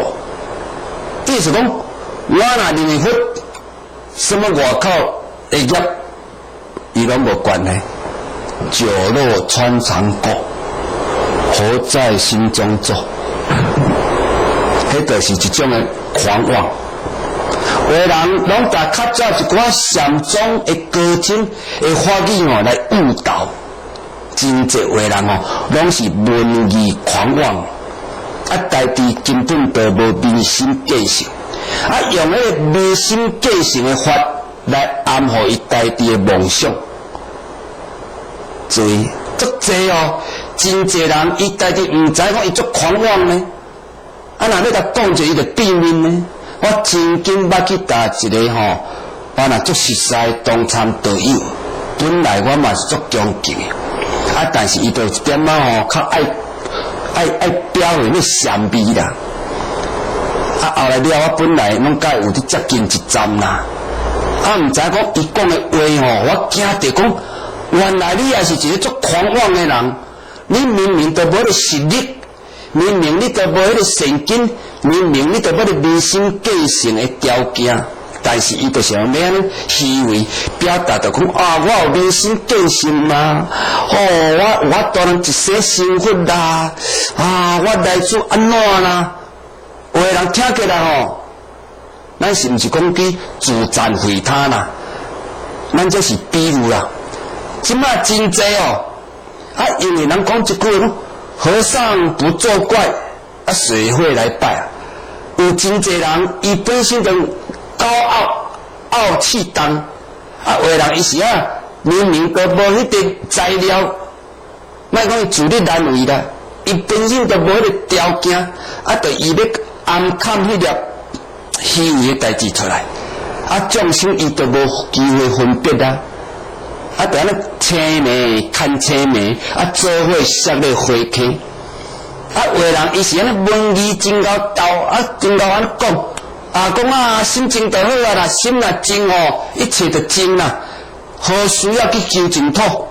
我本来就佛啦，人该有佛性，人该有佛性，迄是一个理，无毋对。但是伊已经误解，人拢来讲成佛啦，成佛，既然我已经早晚的成佛。我等就好我何必要去念佛？会当时一念之间迄个悟道拢毋知影。有足侪咱的佛教徒足个崇拜即种讲话听得到就讲有力，讲的话一针见血死咯！伊根本都毋知影即句的道理。即种狂妄的人伊咧讲话足个拗舌。你拢毋知影去，所以印光大师足挂碍即种人，所以就讲伊讲处世一理而非事，其辟者半无因果，快乱佛法，疑误众生，此人必对阿鼻地狱，永无出期，以善因而招恶果，深可怜悯也。印光大师是一个大菩萨高僧呢。伊讲这种人读这个理，迄个法执，法执本来是一个法的物件因缘的过程呀，但是因为伊无开悟，但是伊虽然讲读迄个理，读迄个法执，恶执，这拢就歹破安尼，所以颠倒因果快乱佛法，众生毋知影无智慧，众生本来就迷惘的迷惘搁有一个青梅看青梅，摔咧花溪，所以印光大师就大胆就甲你讲那安尼你搁加背因果，毋知众生的慧命，搁要安尼无相信因果。搁安尼要造谣，要搁诽谤三宝，要搁诽谤佛法，这时阵此人必对阿鼻地狱，永无出期。我看这济册看印光大师的册伊足少这种话出来，伊讲话出来就是因艰苦，伊不忍心。讲明明一条好路，信阿弥陀就必然得救，念佛必然往生。安尼这个机会无互人，这种的慧命无互尽中，哇！这实在那个狂妄、妄语言、妄语法，安尼。后来第二第二种，你找烦恼求二病，多一种病，第二就是愚痴。愚痴是安怎讲呢？伊就讲啊，愚痴者为我是凡夫，何敢妄想了生脱死，超凡入圣？不知自己一念心性，依佛无疑差，无疑无别。但以烦恼效业障别，个人即心本具之佛性功德，不能显现。即摆呢，印光大师就个比如愚痴者啦，他就讲狂妄、我一动、发一动的人就对了。第二种愚痴者，愚痴者讲我是凡夫啦，我哪敢想？我哪敢想讲我家己哪我通了生脱死呢？我哪我通超发入圣？就是讲有人讲，佮讲较白啦。我念佛咯，我念佛就往生啊。哪念佛来往生，不如我即摆念佛来往生。我即摆来业做了，我去人抢，我去人杀盗淫妄，我去人安怎去骗人。我紧啊！我业做咧人讲我若食，我若安怎，你来甲我做念，我就往生啊！无相信因果。有的人就讲若既然念佛一定往生，我就免烦恼啊！我就不如我即摆就经历母咧啊，做一寡业啦，怀才去走啊，我嘅做事恶罪拢做咧。你就既然讲我念佛就一定有保障啊！我当家的时阵较念佛就好。就是哪？就无痴啦。有的人就讲，较有可能。我做这重，我业这重，这时阵我若来念佛，佛敢要救啊？你莫甲我骗啦，佛哪有可能救我啦？有的人就是哪样呢？无人相信，无痴。所以这真正有影呢，以我的经验体验足侪人拢安尼想法。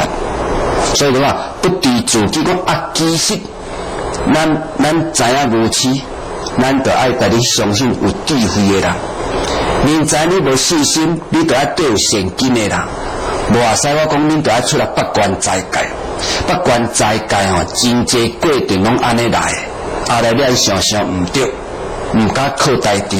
好，这个时阵咱来强修八关斋戒，用讲咧。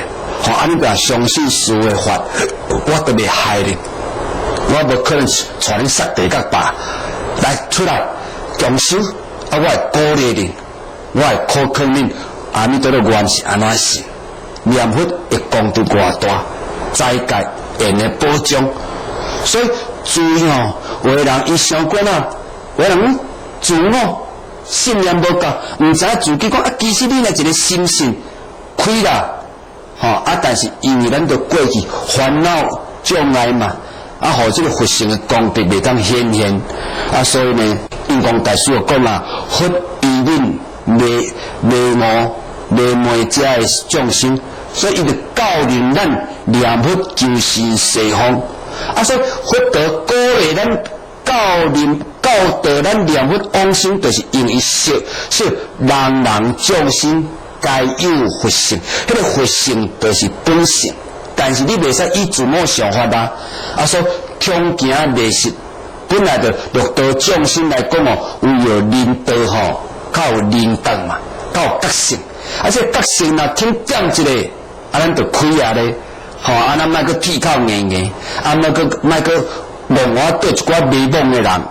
你相信佛就好，所以佛就讲祖师就讲教令互你生信发愿，念佛求生西方，安尼就真正标准的，真正着本具佛性，安尼所以主要咱茫个讲咧世事大事这个苦海苦热无你嘛小想一下，阮后代子孙毋知要安怎过。你既然要人传宗接代啦，较早都传宗接代，安尼会感性尔。即摆你是哪带因同心极乐，你带因同心极乐，你家己都要意愿往生嘛。安尼毋可会一代传一代，安尼后代子孙我顶代讲求生西方了呢，我嘛都爱行一条路。安尼就真正标准的地引后代子孙。安尼啊，经讲一个讲哦，用财产来顶子孙，啊，靠个神主牌啊来顶子孙，啊，用迄地理风水哦，公仔梦来顶子孙，迄无一定完全正确。但是今仔日咱若往生西方了，子孙孙就一条理念伫行，所以印光大师真支持咱这个理念的思想就对了。所以念佛义治凡夫易病啦。好，今仔时间的关系讲到这，阿弥陀佛。佛顶山调性是3义道庭主持，上帝下亲法师，世愿众生大众可爱，灾难消除，光明恩修，现世安乐。发心求见，护国护民，有书大佛。佛心观162条，祈愿十方善心大德，永续发心乐观。邮局为法号码31524399，号名佛顶山调性师，联络电话0623355535，台南不到报恩港长。联络主旨：台南市永康区中华路425号6楼。地清法师弘法点评。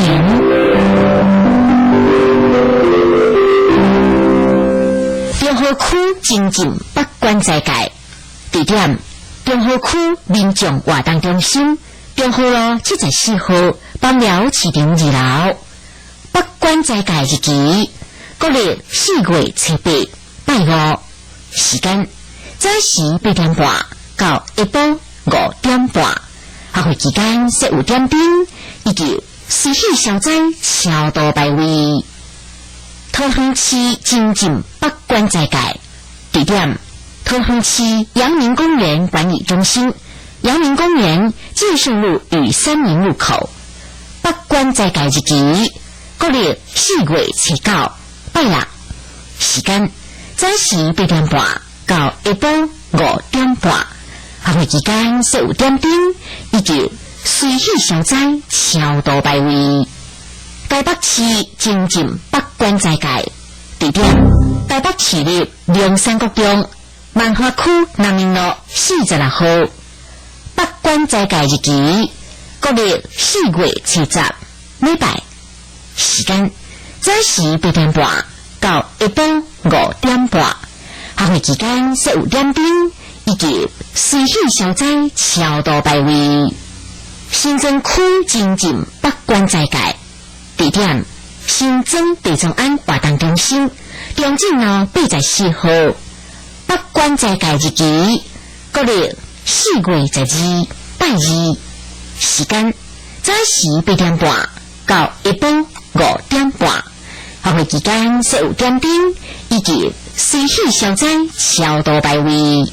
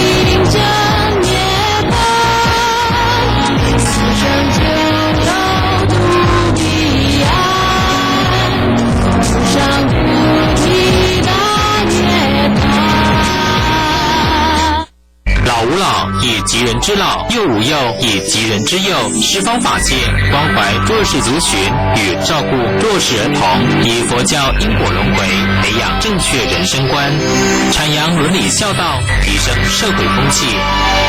超越山头，跨越派系，虚弥万法环绕全球，坚持公平、公正、包容的立场，以传播正信佛法为己愿。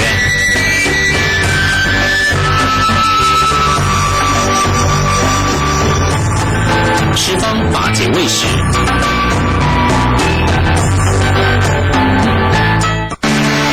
决心即是道场，烦恼即是菩提。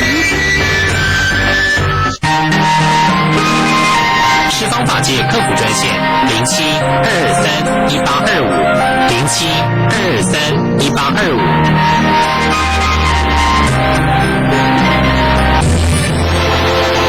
您现在所收看的是十方法界卫视。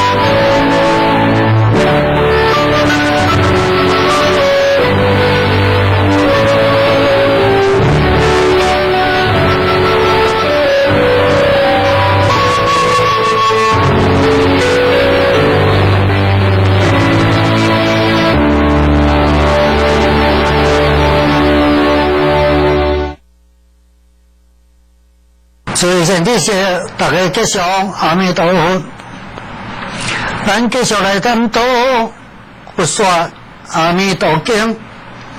咱顶一节讲到，这个经字吼，就是讲经，就是你讲阿弥陀佛因地甲果地的经过，就是讲佛本身的心地慈悲喜舍流露出来的现象，这个现象叫做经吼，经就是讲永远未变，迄个意思啦吼。咱顶一节是你讲到这，嘛指着咱的身躯的德性来你讲，咱的德性永远都是唔捌变的，因为咱都是分别取舍，你这18界内底分别取舍安尼讲起来就唔係18界，所以咱的自然都无法度去看到咱的德性如不同的德性这个顶一节咱是讲到这，咱这节要来讲。这个有从玄义第二个变体变体就是讲每一部经拢有伊个经的体相无一定同款，但是所有的大圣经讲的体性拢咧讲咱真如本性。一般来讲做实相每一部经都是用实相为体，实相为体但是即摆还佫知影进一步还佫知影是啥，就是讲虽然每一部经拢实相为体，因为时间甲空间。就是讲，你讲经的是甲众生的根基的现象无共，要讲这真如体相的方式，就是无共款。所以虽然是实相，但是讲的方式无共，所以大圣经会遐济。这个所在，咱要先知影。这要讲这个真如体相，是要讲阿弥陀经。就是讲阿弥陀经这内底你讲所指的真如体性，要认识真如体性的这个经论啊，经论大部分拢是用3种来讲啦，吼，有3种的讲法，一种就是《楞严经》讲的叫做空如来藏、不空如来藏、空不空如来藏，用这3种的仪式来讲这咱的真如体性。过来就是讲这个圆觉经、圆觉经就是用娑摩他，这是无经过翻译啦，用梵文啦娑摩他、三摩波提、个禅啊，3种的方式来讲咱的真如体性的现象。来到这个咱中国这个古拖来咱中国了后，经过翻译了后，晋朝晋朝有一个叫做智州大师伊是解说这个经名，伊是用空假中变底是用空假中来讲。这要讲这空假中呢，伊咧3种你讲的意思拢是甲空假中同款意思啦用空假中，咱用咱要来讲来讲，较容易懂较听较有。空这个叫做空就是说，因为它是空才会有变化。比如讲啦有的人讲金刚经你讲空，金刚经敢有你讲空？比如讲金刚经讲你八道妖是有是空啊？八道妖这个法，八道妖是一个法，你讲伊空还是有？你讲伊空那是妖，你讲伊有，妖是对走出来。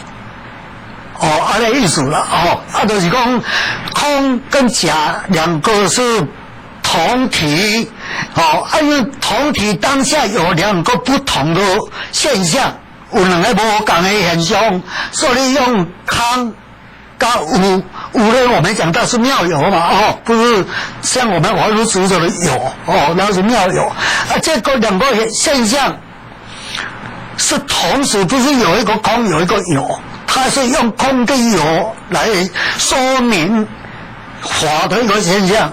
比如咱用咱的身躯来讲摕镜头来讲就好啦镜头你看那会长，地点那会长，会大箍起来，做囡仔较大汉那会长会大箍这你看空也是有，伊若是无空伊就袂长大啦。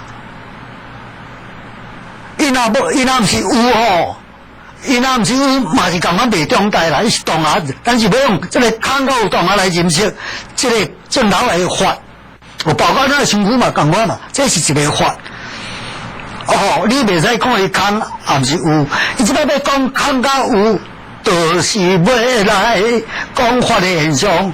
这个讲这个现象的意思是要创啥？就是要破咱的执着。咱的有啦，也是空执着，咱拢执着有啦，无就执着空，就是要破这个，所以用空甲有，同款用空甲有，咱的执着这进一步你去认识，咱的法的现象本来是一体，毋是空，也毋是有，法的现象本来就是安尼，本来无对话讲的，伊就无现象啊。镜头的你长，到的现象。等你大到有一个现象，人啊看，到有一个话人啊讲，到有无多讲，才只有假设一个文字，一个空甲有来你讲这个法。这就是讲所有的法的现象的真实相，包括咱的心的现象，拢是安尼。你讲烦恼是有还是无？你讲无啊，毋对；讲有嘛，毋对。你讲你的苦，用苦来讲嘛，烦恼内底就一个贪，一个嗔嘛，贪啊嗔2项拢是烦恼的嘛，你用这来讲安尼。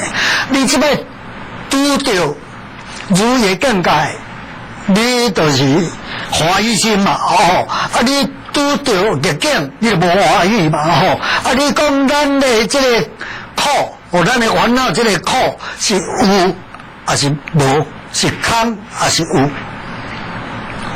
所以这个就是爱去认识这个，就是讲咱的烦恼本身嘛，不是空嘛，不是有，所以会当变化，才会当变化。啊，你用空甲有去认识咱烦恼的现象，安尼意思咧。古代你讲是要甲人讲这，互咱会当安尼去了解安尼吼。啊，这要讲这个体用来讲吼。先来了解讲，咱这部经吼，祖师大德是你讲什么时间讲的安尼？伊讲这部经吼，是你这个叫做方等时讲的啦吼。啊，你若要较了解，要进一步了解这部经，大多是你讲实相现象。若要较了解这部经吼，就是爱对这个祖师大德判教。就是讲，你甲伊判断佛祖一代施教，讲经的阶段有几种，伊头一种就是你讲叫做，叫做华严啊，华严时37日3721天啦，就是讲华严，华严就是讲大菩萨的境界，那叫做有做言教最大菩萨根基最好的境界讲这个21纲371啊，讲21纲，这个头一个是，第二个是伊的意思是讲，像日头出来，先照大高山啊。你比较先照到悬山顶悬的所在，先照到日头出来时，伊讲佛出现的是先照迄个根基好的大菩萨，过来了后，就佛照这个大地的是大地的是，比头讲草啊啦啥，拢较细丛啊，都毋是像悬山遐个大丛树啊，无共啊，草啊变地落，比如讲草啊拢细丛的，迄种叫做阿含啊，讲阿含讲12年，所念说阿含啊，第三阶段就是第三阶段就是说阿含内底，这个是就是讲冇讲到。方等的时嘛，是讲到这个阿含经啦，第三个阶段是方等时啦，伊嘛是讲到阿含，嘛讲到这个菩萨的境界迄来这都阿含是拢种有4种的现象，就是讲藏东北远，藏东北远。拢总有讲到迄种方等时秘密不等，迄种有讲到例如嘛，这种拢有讲到，阿含的时拢有讲到。第4阶段22年讲八戒，这个第5阶段。第2讲这个化跟涅槃啦，这个5种的时段是。地价大师所判，准条的地价大师就是讲这个天台宗的书注始开始的时始祖啦，就是伊判。这部经所有的注解拢是注解伫方等时，方等时就是讲有4种，大多讲就是讲，迄种有讲4种的法，就是讲阿含嘛讲。这个大圣经呢嘛拢有讲，就是讲八戒嘛有讲啦，这个叫做应该是用藏东北远还较好讲啦，藏教也有讲，通教也有讲，别教也有讲，原教也有讲。意思这个方等里面就是这个8年都有讲这部经啦，这部经里面呢，要讲这方等讲的经啊，就是什么众基普备，就是讲什么款的根基，拢会当得到，用什么讲什么法，随众生。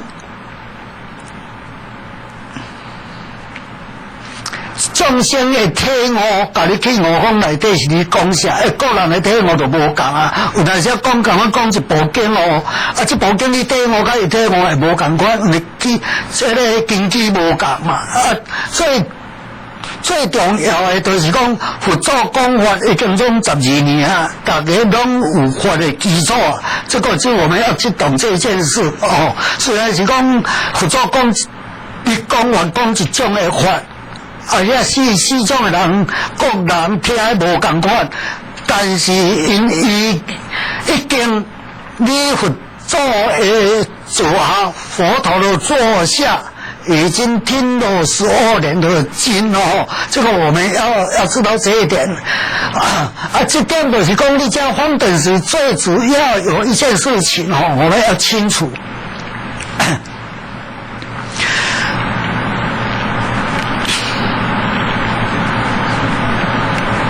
就是讲，佛陀有一句话吼。先以欲过谦，令日佛智吼，有一句话，先以欲高谦，后入佛地。即卖就是讲，佛祖讲12年的经来，有一寡根基较好的众生，因即阵都已经有。到迄个根气有够啊，会当合适大乘佛法。安尼有啥？用阿弥陀佛甲极乐世界的现象来引诱这个12年你坐下听经的这阿罗汉，因为阿罗汉。目的敢若想要涅槃，无想要度众生。因即摆要知影讲度众生后摆的果报是甚么款，所以用西方极乐世界的现象来互这个众生看。简单讲就好啦。你看那个。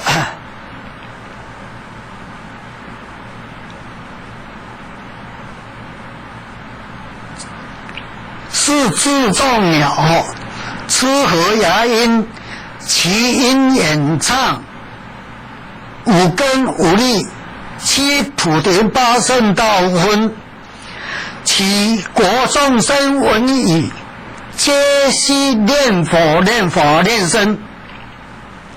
这是讲西方极乐世界阿弥陀佛所化遐个鸟啊，若讲到37道品。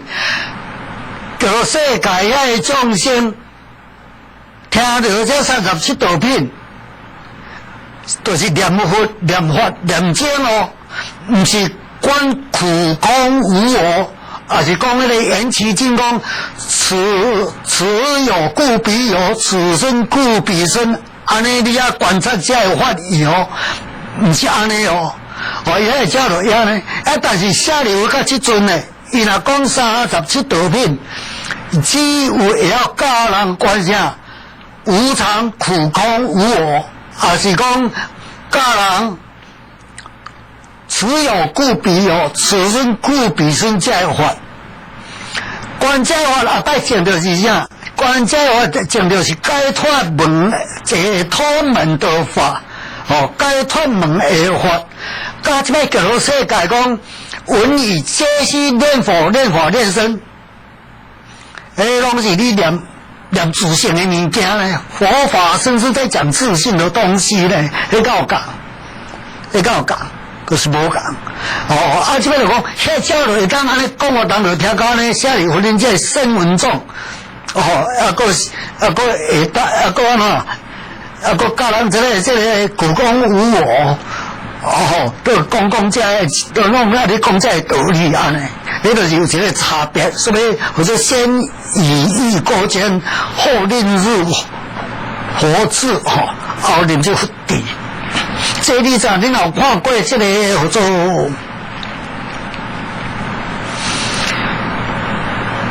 维摩诘居士所说经遐内底你若看到，你就知影讲。维摩诘居士啊，所讲的法，因为声闻弟子无一个有法度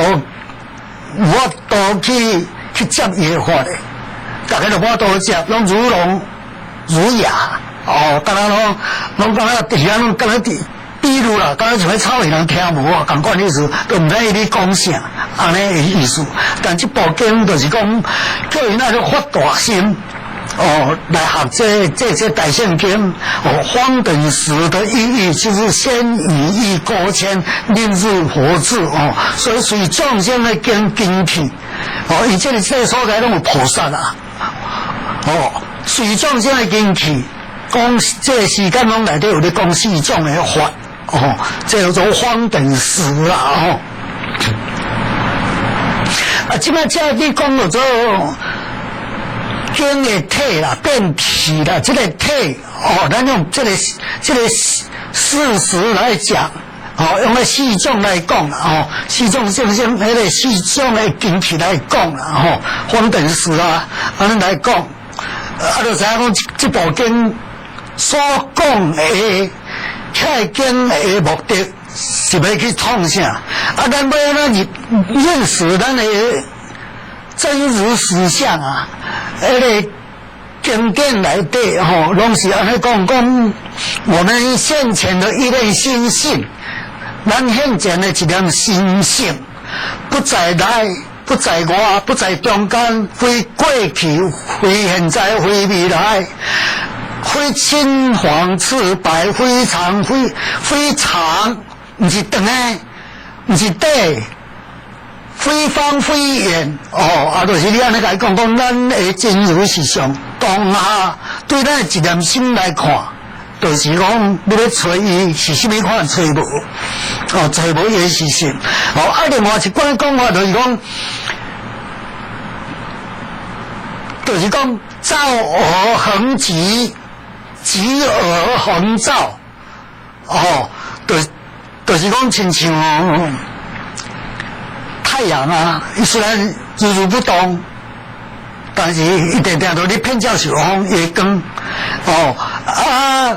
伊虽然偏照受风，但是伊就是如如不动哦啊！这意思就是安尼讲，照就是偏照受风，而极就如如不动，极如如不动，而恒照受风，就一切时间拢咧照受风哦啊！这就是你讲这个。实相，真如实相，这个方等所谓经，不管安怎讲，所指的就是要来指这个真如实相。阿弥陀经内底你讲的，共款就是要来指这个真如实相。所以是自众了，此何也因其因演唱五根五力七补顶八圣道分。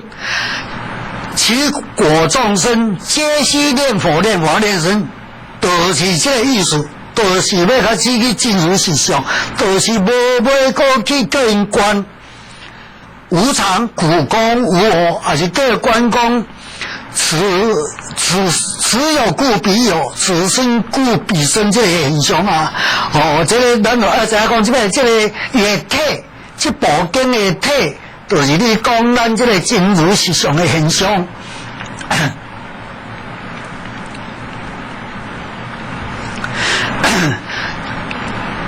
这个所在，总讲是毋是讲咱咧讲经文啦吼？这最主要是你讲咱咧生活中，咱是要你修行、你念佛啦。讲这部阿弥陀经的意思，就是你讲念佛啦，先讲念佛啦，阵后壁讲着吼，咱念佛安怎念？咱念佛吼，就是爱清清楚楚、明明了了，就是我每一句话、每一句佛号，拢清清楚楚、明明了了。哦。爱有这个现象，对这个念佛的真实上，咱慢且讲咱的心性嘛。咱要有咱心性，咱这阵上开千年的念佛的现象，能念跟所念的佛号的真实相，我们清楚了没？哦，你要清楚，你才是念佛；还没有清楚，你不叫做念佛了，那是叫做挂名。挂名念佛，不是真正念佛。念佛，我对啊嘛清楚，咪嘛清楚，道嘛清楚，佛嘛清楚，拢清清楚楚。而且我的心有梦想无？有黑白想无？嘴念阿弥陀佛，心有黑白想。你拢无清楚啊，连这拢无清楚啊！连家己的心起一个念头，你就知你黑白想啊！你只有察觉到了，这个时候，这就是讲当下，咱才要入到高地去咱才修行要入到进入所迄个实相去，进入体性去，要到高地去。这个因地你修行，你有清楚我这摆。伊这因地甲高地你相应袂，有没有相应啊？如是因如是果嘛。你因地都无，你高地是要哪会到？这就是一个现象。包括当然咱的发无上菩提心嘛。爱伫迄众生这个发心嘛是需要。毋是干那讲信愿行安尼三字尔嘛。所谓修行啊，毋是拢信愿行，不然会成就世间啊。莫讲修行啦，世间的事业若无信愿行嘛袂成就啦，所以毋是干那信愿行尔，信愿行袂使无，但是重点就是头一个清楚明了啊。这是咱修行来讲，这上个重要。咱直接讲到这，祝大家另外吉祥，所求如意，阿弥陀佛。智清法师将于十方法界为师宣讲《阿弥陀经》。《阿弥陀经》是念佛法门的基础，期盼众生能够深入经藏，精进护念，同沾法益。敬请踊跃发心护持，邮政划拨06674416，06674416，户名花东山幽灵禅寺，电话03-873-1340。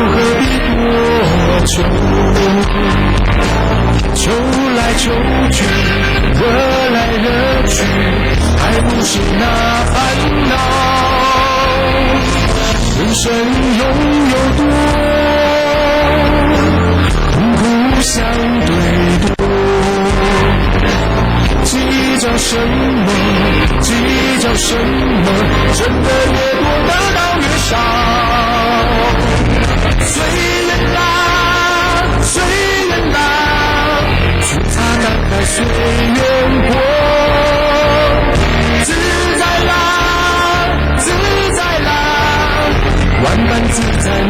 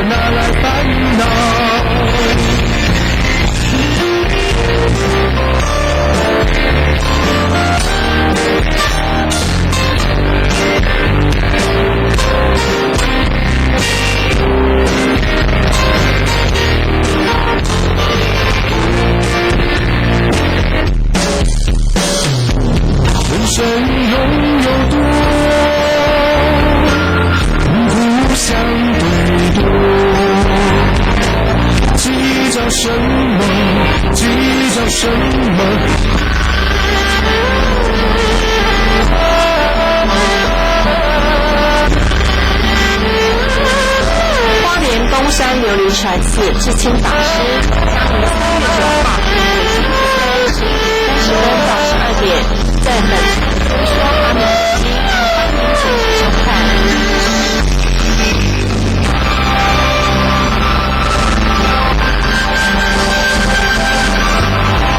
般若波罗蜜多心经中说，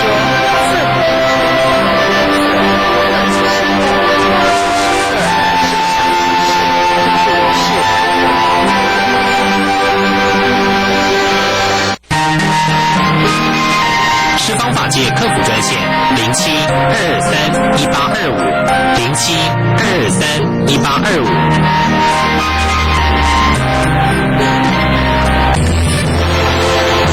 您现在所收看的是十方法界卫视。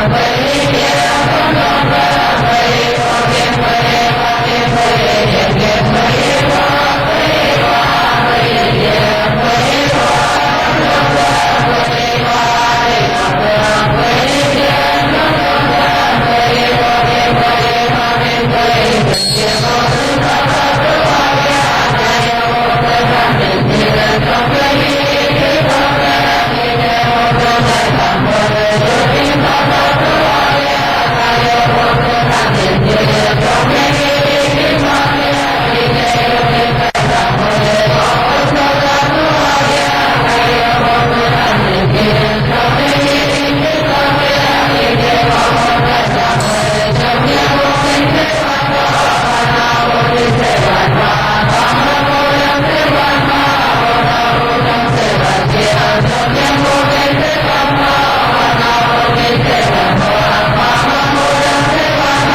không bỏ lỡ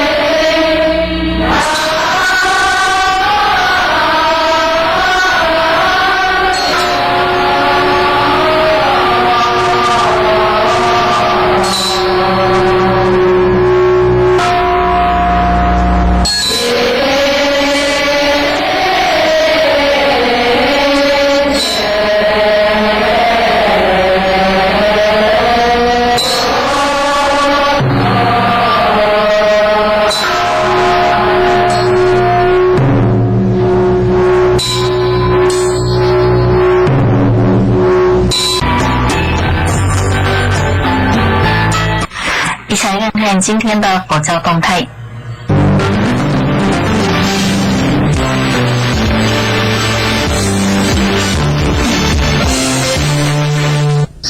地清法师主法传授八关斋戒。4月9日，桃园区阳明公园管理中心；4月10日，台北市立龙山国中。电话06-233-5530，佛教报恩讲堂。大慈山弥勒菩萨道场举办持诵《法华经》及拜忏，日期4月10日于全台各讲堂。电话02-8951-0971-07-323-4299。105年度大慈山万源寺传授三皈五戒，日期4月23至24日，地点苗栗县皂小乡平心村501号，电话037-542-534。2016清明报恩起见良堂法忏访会由本院和尚主导，日期定于4月5号到4月10号，新北市莺歌区西湖街分驻巷10号02-2677-7764。感谢您收看今天的十方新闻，祝您身体健康，事事顺心如意，再见。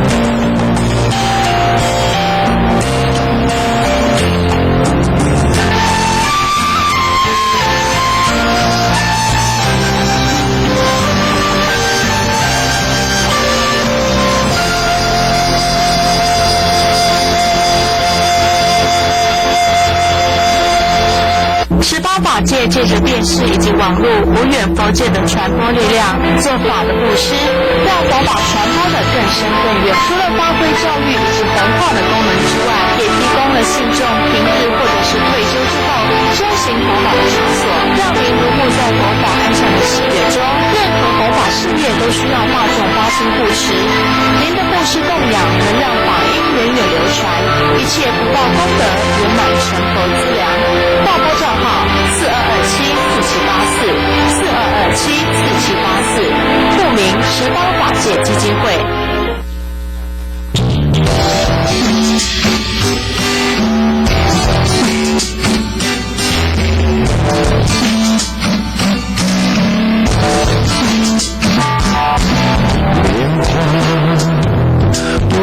飘向极乐界，飞行一朵，今我解脱，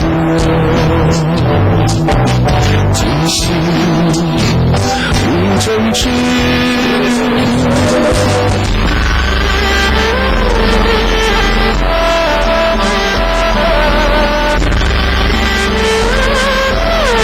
东山琉璃禅寺智清法师，3月9号11点30到12点，在本台说阿弥陀经，欢迎准时收看。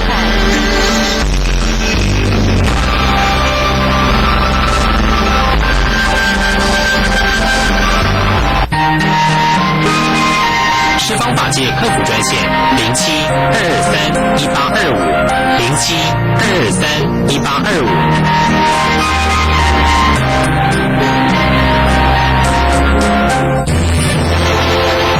您现在所收看的是十方法界卫视。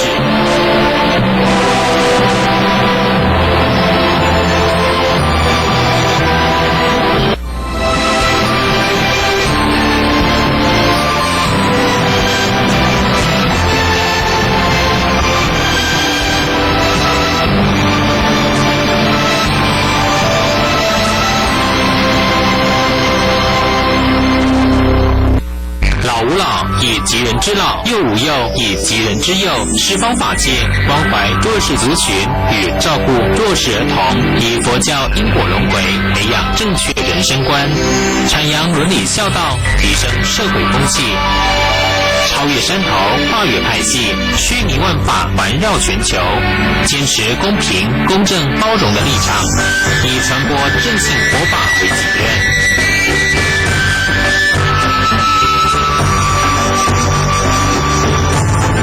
十方法界卫士。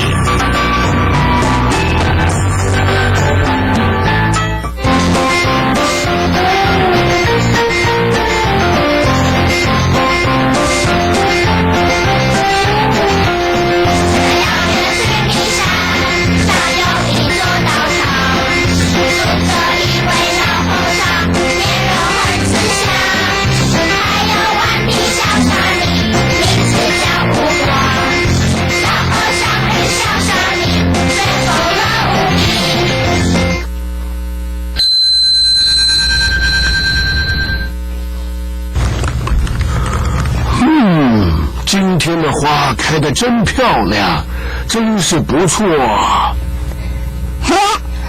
师父，我好无聊哦，你在干嘛？五瓜，师父在赏花呀。赏花？那有什么好看的？你看这些花，有的是黄色的花瓣，有的是粉红色的花瓣，有的茎上有刺，有的茎上有细毛，是不是很有趣呢？哪里有趣啊？师父你好奇怪哦，跟他们一样。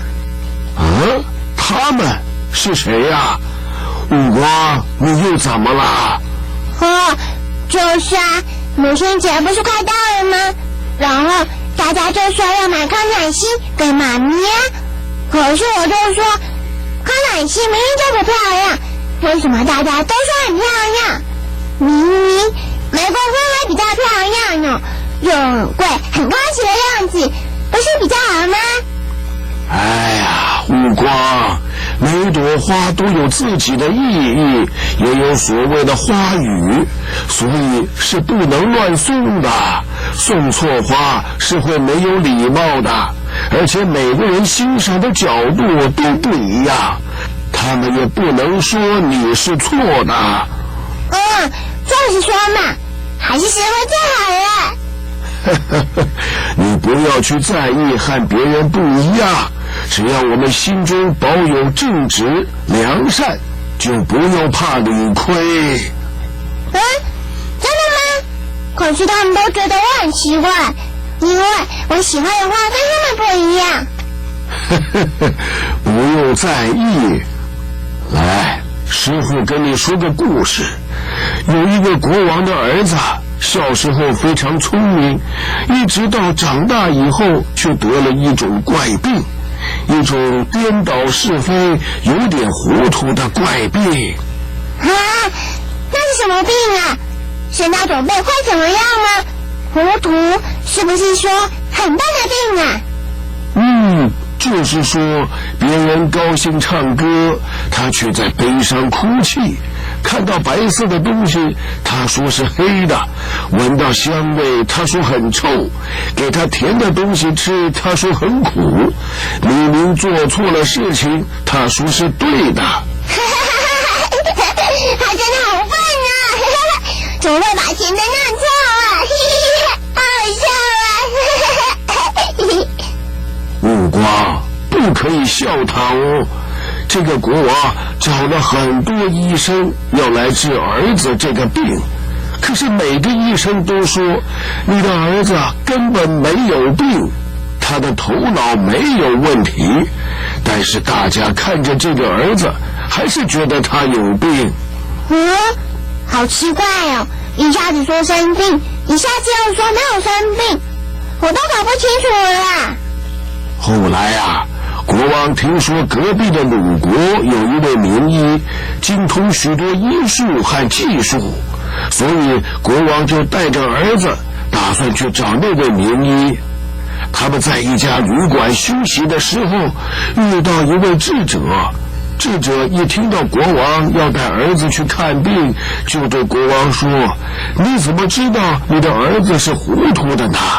现在社会上的所有人，一遇到是非利益的事，全部都昏了头，得到这种混淆是非、颠倒黑白的病的人很多啊，几乎没有一个人是清醒的。”啊，那个儿子真的是没有病哟。那位智者还说，你治好一个人的糊涂病，治不了一家庭的糊涂病，更治不完一整个国家人民的糊涂病。所有天下人的糊涂病，有谁能治得好啊？如果天下所有人的想法都像你儿子一样，那你岂不是变成了糊涂人了吗？师父，我好像也变成糊涂人了。你是真糊涂，那些生病的人啊，全是假糊涂。师父，你越说我越不知道了。生病就生病啊，难道他是装病吗？妈咪说不能装病，但是不对的。天下人皆醉，唯你独醒。悟光比他们还聪明啊！哎呀，我没有你说的那么好啦。喜与忧，黑与白，香与臭，是与非，又该以什么标准去判断呢？至于那个想给别人治疗糊涂病的人呢，是最糊涂的一个。他怎么会觉得自己能够治疗这种病呢？为了利益和势力而神魂颠倒的人，都未必清楚自己生了病。至于那些屈服于权力下的人，不也是某种程度的糊涂吗？悟光啊，师父送你一句话：难得糊涂是解决烦恼的最好方法，大智若愚是安顿身心的最佳妙方。要记住哦。糊涂大智什么意思啊，师父？有的时候不管你如何纠结烦恼都是无用，装糊涂暂时忘了它，能还自己一个清净，再来看这个烦恼就会觉得没什么了。懂得运用你的智慧，可以化解一切难题，反而能够让你处之泰然，自然而然就什么都不怕了。像我变聪明了，所以我要努力读书。悟光真棒！乒乓乒乓，我答对了！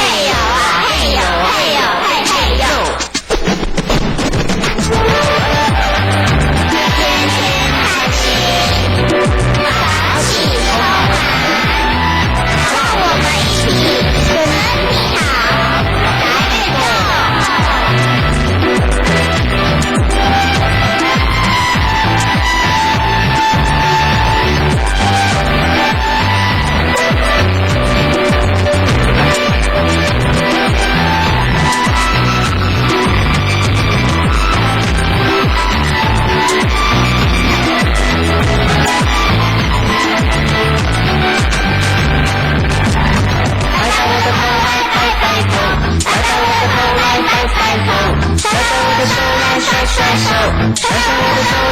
甩手，松松我的肩来松松肩。松松我的肩来松松肩，张开双手深呼吸。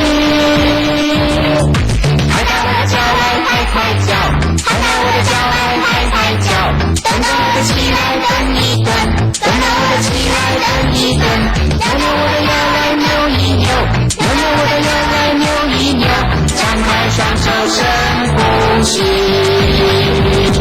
大家一起来运动。为什么每一个人都要运动呢？因为我们人活着就是要动啊。为什么人活着一定要动呢？因为运动才会健康，身体才会好啊。小朋友、大朋友，千万不要忘记喽！每天工作累的时候就要起来动一动，让你我他的身体都很健康哦。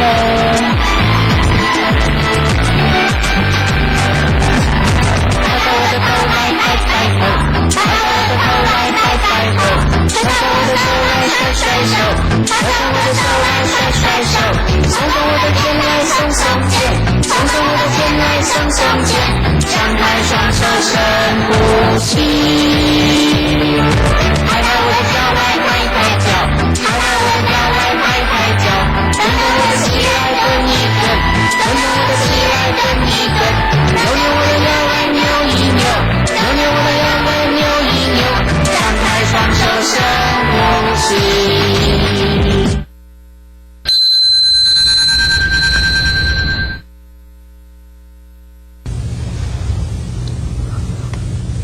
哎，乌瓜，乌瓜，你在看什么啊？嘘，小声一点啊，小林姐姐。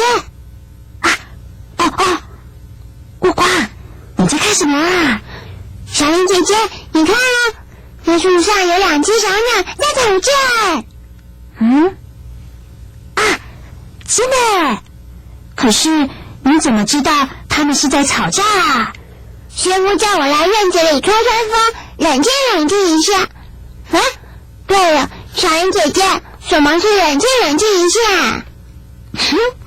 冷静冷静一下，你都不知道，那你还来院子里哦？师傅叫我来吹吹风，我就来呀。那你先跟我说，刚刚是不是有发生什么事啊？我好像有听到什么声音哎。被你发现了。啊？发现什么？小英姐姐，你这样不知道吗？你家我的妈妈出国去玩，带回好多漂亮的糖果，要给我们吃。我也收到很多，我可以请小英姐姐吃啊。谢谢你哦，乌瓜。不过乌瓜，你还没有跟我说刚刚到底发生什么事啊？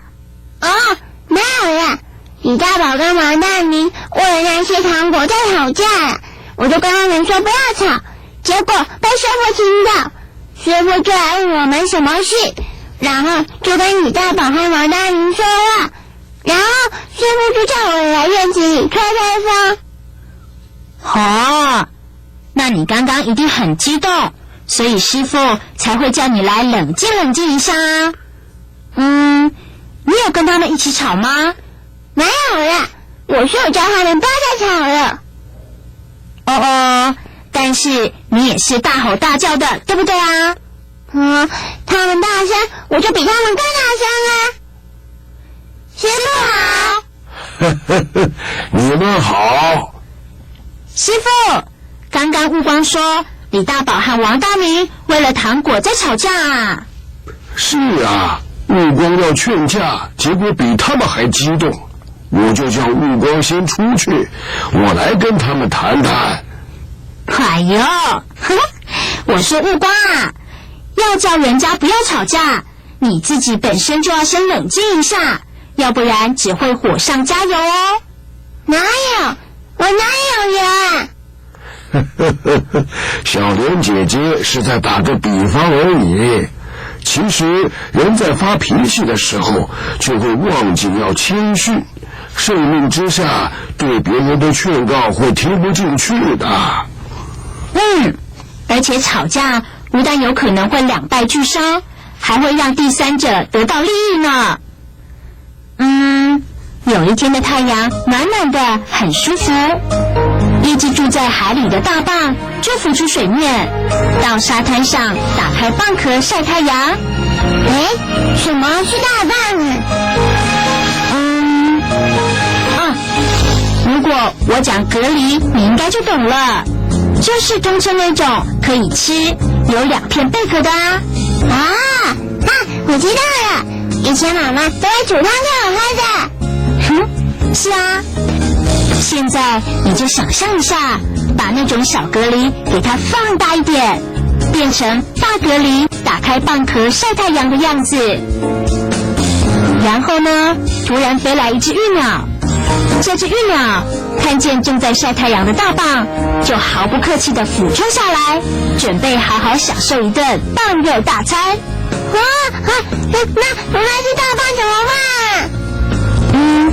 大蚌呢也没再客气的，就啪的一声，用蚌壳把它的鸟嘴夹住啊！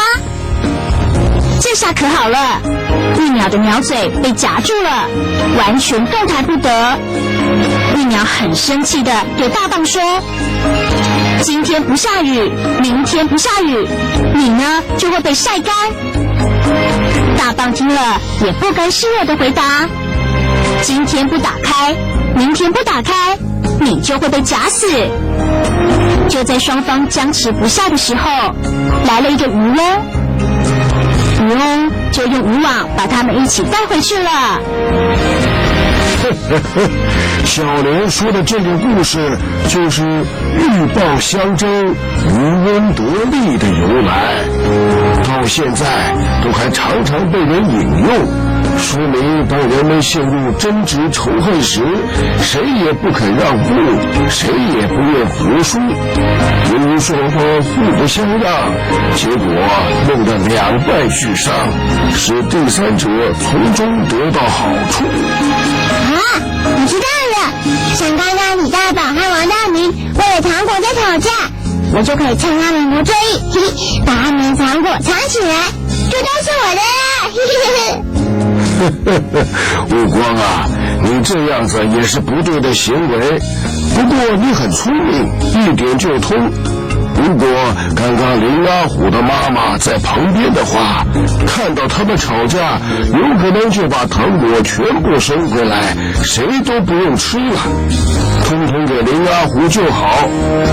那你们看，这下子谁的糖果最多啊？我才不要呢！哎呦，悟光，你不用紧张啦，师父只是在举例解释给你听。这种双方互不相让，结果弄得两败俱伤的故事真的太多了。像就有2个小鬼，他们平常是一对好朋友。有一天，他们一起去坟场散步，走着走着，同时发现草丛里有一个箱子、一根拐杖，还一双鞋子。这2个小鬼都看得出来，这3个不起眼的东西其实是宝物，各有各的妙用。就是因为这样，对于这3样宝物，这2个小鬼都想要，于是他们就吵了起来。他们越吵越激烈，谁也不让谁。后来从旁边经过一个路人，这2个小鬼叫住那个路人。一个小鬼跟那路人说，是他先看到的3样东西应该归他所有。但是另一个小鬼马上就说，不对不对，是他发现的，要给先发现的人才是。就这样，2个小鬼啊僵持不下。小莲，你觉得这3样宝物应该给哪个小鬼呢？就谁先看到的就给谁啊。可是师父又说是2个人同时发现的。不是，是2个鬼。我看啊，就让他们互相猜拳就好了，谁猜赢就是谁的。悟光这个办法倒是不错哦，不过这两个小鬼还是去请了那个路人来评评理，到底宝物要归谁。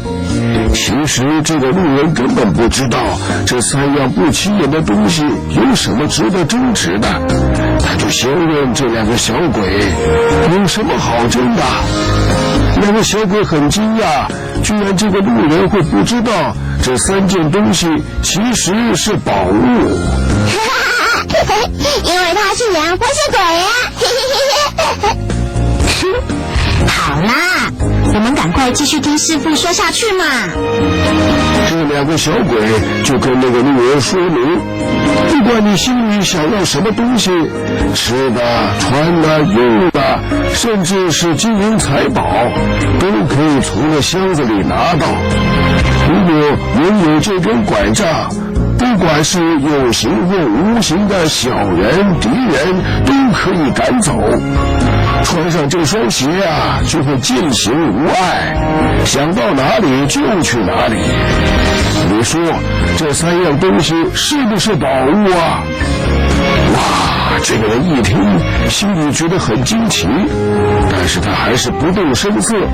他跟这两个小鬼说：“那这样好了，你们先到旁边，我来检查检查一下，看有没有什么受损的地方，再来想想要如何公平的裁决。”真的要有这种宝物，那我不贪心，我只要那个箱子就好，这样子我就吃坏的糖果和巧克力蛋糕了。你哦，小心糖吃多了蛀牙。那师父，然后呢？只见这个人呐，就故意慢慢走到那3样宝物旁边，蹲下来假装要检查箱子和鞋子，结果他就迅速穿上鞋子，抱着箱子，拿起拐杖用力一蹬，就高高的往天上飞去了。飞走了？是啊，只见那个人很得意地说：“既然你们都僵持不下，为此起烦恼心，那我就干脆全部拿走。这样一来，你们就不必再吵，伤了彼此之间的和气。”那两个小鬼怎么办呀？能怎么办呢？只能眼睁睁看着快到手的宝物拱手让人呐。做人处事都要各退一步，才能海阔天空。很多都会为了小事起争执，不但会造成无谓的纷争和伤害，更有可能让别人得到本来不该有的利益。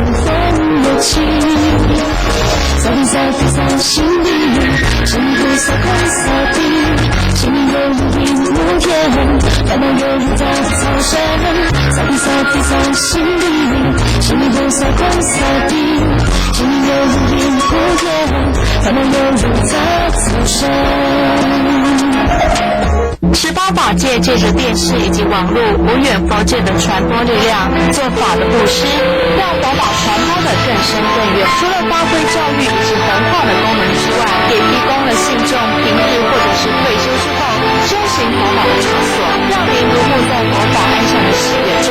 任何佛法事业都需要大众发心布施，您的布施供养能让法音源远流传，一切福报功德圆满成佛资粮。报拨账号42274784，42274784，户名18法界基金会。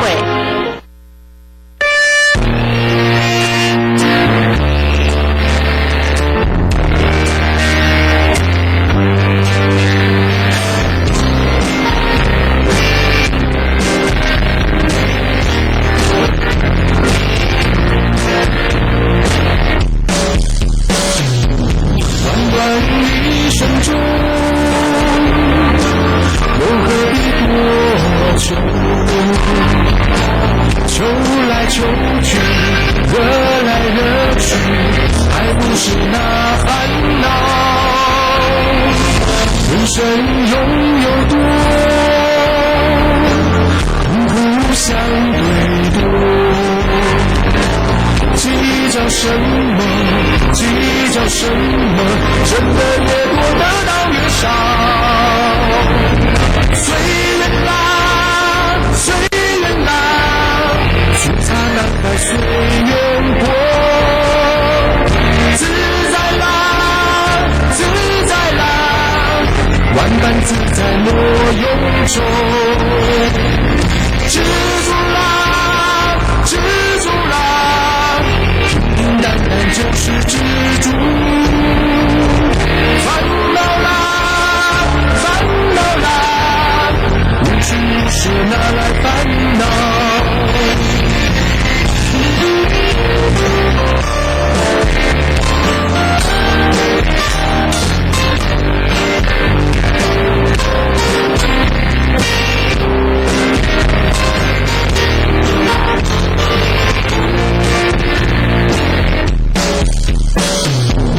人生拥有多，痛苦相对多。计较什么？计较什么？挣得越多，得到越少。随缘啦，随缘啦，粗茶淡饭随缘过。自在啦，自在啦，万般自在莫用愁。知足啦，知足啦，平平淡淡就是知足。烦恼啦，烦恼啦，无情无事拿来烦恼。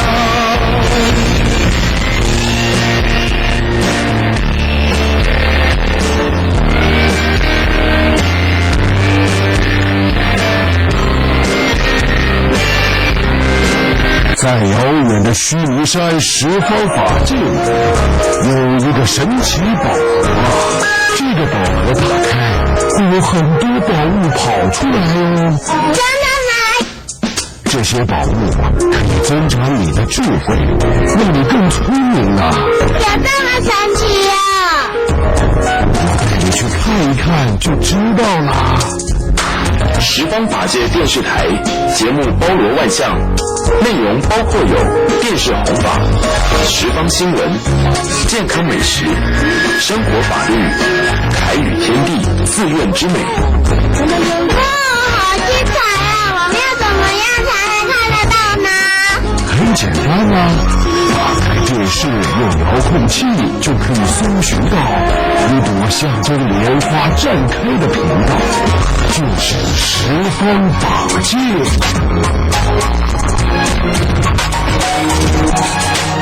十方法界卫视节目本目以行老少咸宜，适合您合家观赏。老和尚与小沙弥活泼逗趣，让您学活不费力。传新闻，掌握社会脉动，传播善良风气。健康美食轻松上菜，让您吃得健康又经济。四言之类，拥有道场人文风情。全新事业尽在十方法界卫视。般若波罗蜜多心经中说，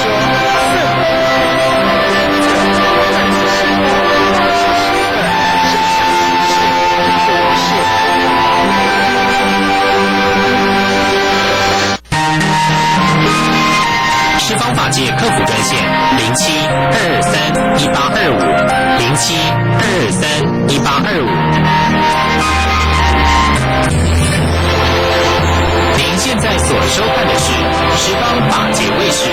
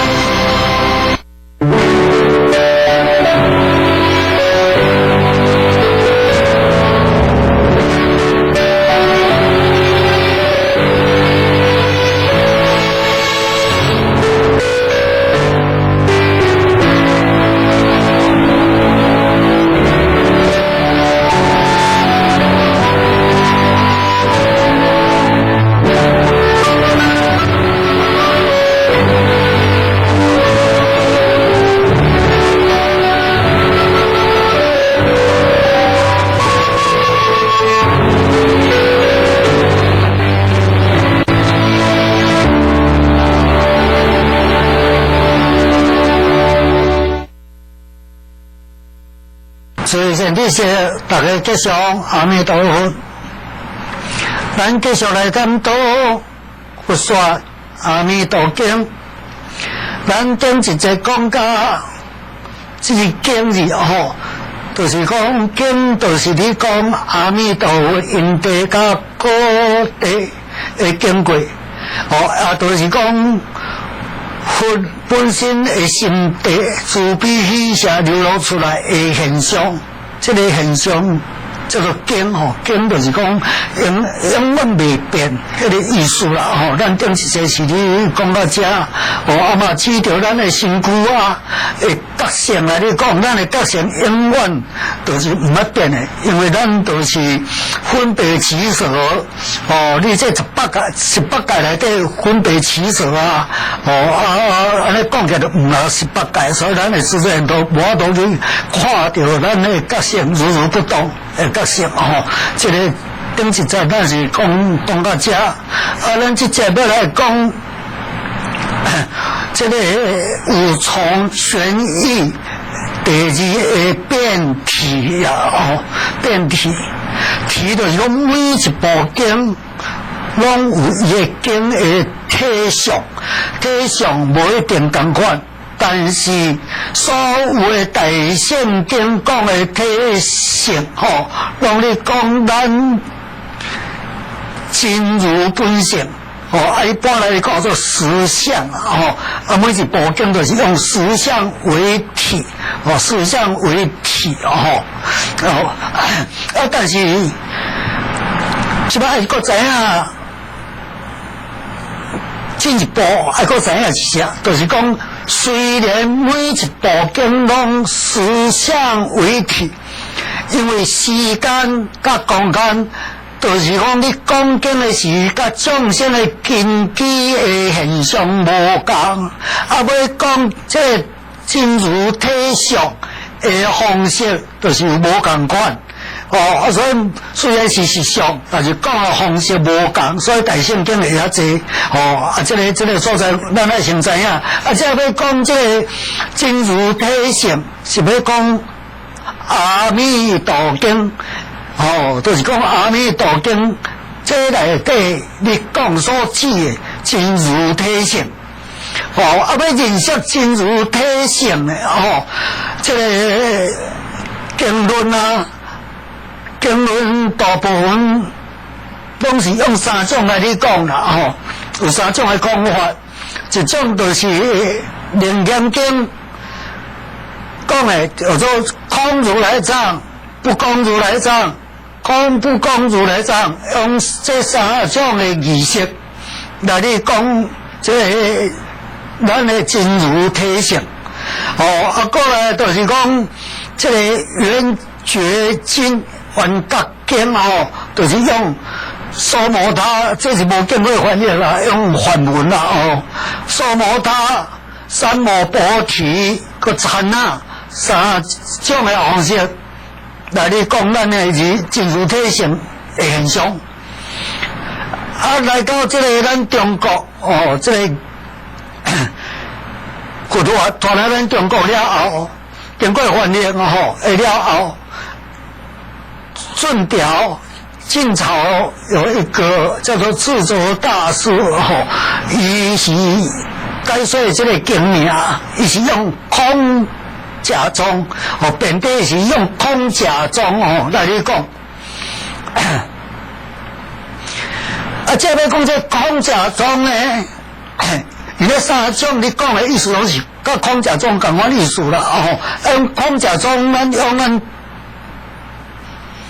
咱要来讲起来讲较容易懂较听较有空这边做空就是说因为它是空才会有变化，比如讲有的人讲金刚经你讲空金刚经敢有你讲空比如讲金刚经讲你八道妖是有还是空八道妖这个法，八道妖是一个法，你讲伊空还是有？你讲伊空那是妖你讲伊有妖是对对造出来安尼意思啦就是讲空跟假两个是同体，因为同体当下有两个不同的现象，有两个无同的现象，所以用空跟有。无论我们讲到是妙有嘛，不是像我们华儒主走的有，然后是妙有，这个两个现象是同时，不是有一个空有一个有，它是用空跟有来说明法的一个现象。比如咱用咱的身躯来讲摕镜头来讲就好啦，镜头你看那会长，地点那会长。会大箍起来，最近那个大汉啊，那来长个大箍这你看空也是有，伊若是无空伊就袂长大啦。伊若毋是有伊若毋是有，嘛是感觉袂长大啦，伊是动啊，但是要用这个空甲有动啊来认识，这个镜头来法，包括咱身躯嘛共款嘛，这是一个法。你袂使讲伊空，也毋是有，伊即摆要讲空甲有。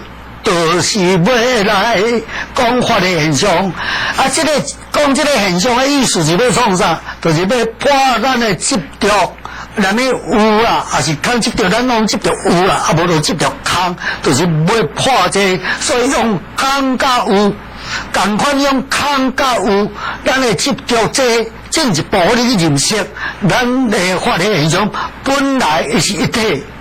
毋是空，也毋是有，法的现象本来就是安尼，本来无对话讲的，伊就无现象啊。镜头你长，到的现象，长你大到有一个现象人啊看，到有一个话人啊讲，到有无多讲，才只有假设一个文字，一个空甲有来你讲这个法，这就是讲。所有的法的现象的真实相，包括咱的心的现象，拢是安尼。你讲烦恼是有还是无？你讲无啊，毋对；讲有嘛，毋对。你讲你的苦，用苦来讲嘛，烦恼内底就一个贪，一个那个嗔嘛，贪啊嗔两项拢是烦恼的嘛，你用这来讲安尼。你即摆拄着如意境界。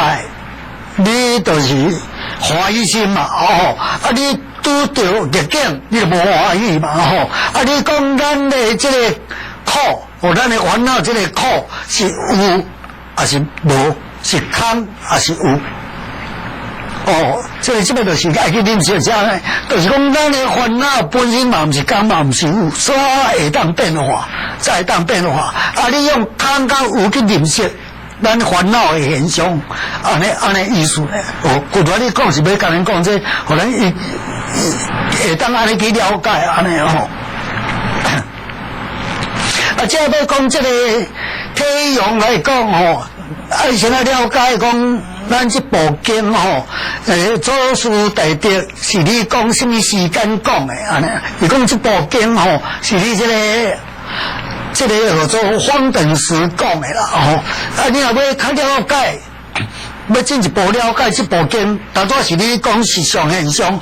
你若要较了解这部经就是爱对这个祖师大德判教，就是讲你甲伊判断佛祖一代施教，讲经的阶段有几种。伊头一种就是你讲叫做华严啊，华严时37日3721天啦，就你讲华严，华严就是讲大菩萨的境界，那叫做言教。最大菩萨根器最好的境界讲这个21纲3721讲21纲，这个头一个是，第二个是伊的意思是讲，像日头出来，先照大高山啊，伊咧比较先照迄悬迄山顶悬的所在，先照着日头出来时，伊讲佛出现的是先照迄个根基好的大菩萨。过来了后，就佛照这个大地的时，大地的时比较讲草啊啦啥，拢较细丛啊，都毋是像关山遐大樟树啊，无共啊，查某变得比如阮查某拢细长诶，迄种叫做阿含啊，讲阿含讲12年，所连说阿含啊，第三阶段就是第三阶段就是说阿含内底，这个时就是讲冇讲到。黄等的时嘛，是讲到这个阿含经啦，第三个阶段是黄等时啦，伊嘛是讲到阿含，嘛讲到这个菩萨的境界啊，迄内这都阿含是拢种有4种的现象，就是讲藏东北远，藏东北远。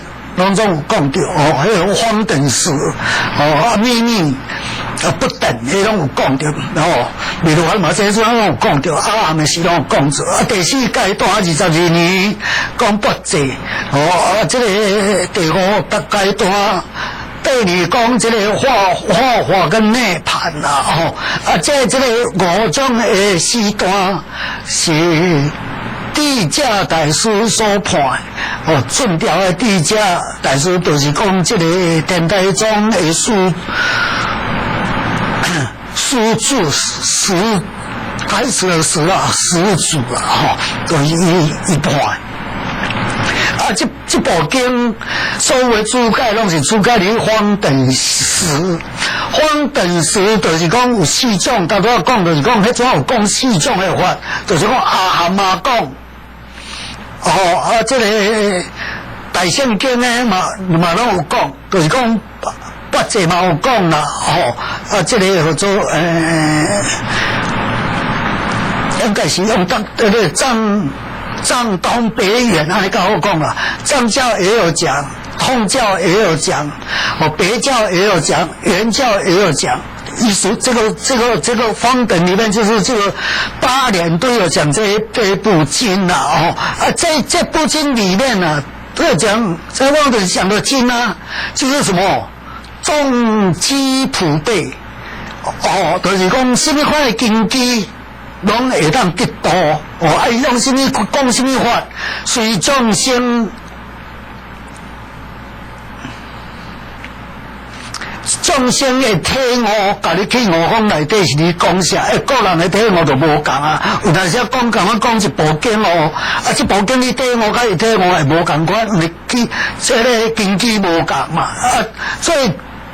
最重要的就是讲佛祖讲法已经总12年啊，大家拢有法的基础啊。这个是我们要去懂这件事虽然是讲佛祖讲，你讲完讲一种的法。遐4种的人，各人听无共款，但是因已经你佛祖的座下，佛陀的座下，已经听了12年的经这个我们要知道这一点这点就是讲你教方等时最主要有一件事情我们要清楚。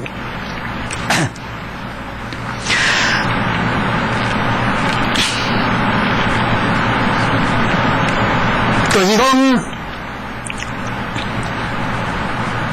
佛陀有一句话先以欲国天，令日佛智有一句话，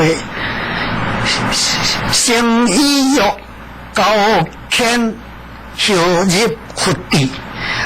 即马就是讲，佛祖讲12年的经来。有一寡经济较好的众生，因即阵都已经有够迄个经济有够啊，会当合适大乘佛法。安尼就是啥？用阿弥陀佛甲极乐世界的现象来引诱遮的。12年你做听经，会在阿罗汉，因为阿罗汉目的敢若想要涅槃，无想要度众生。因即摆要知影讲度众生后摆的果报是甚么款，所以用西方极乐世界的现象来互这众生看。哦，简单讲就好了哦。你看那个。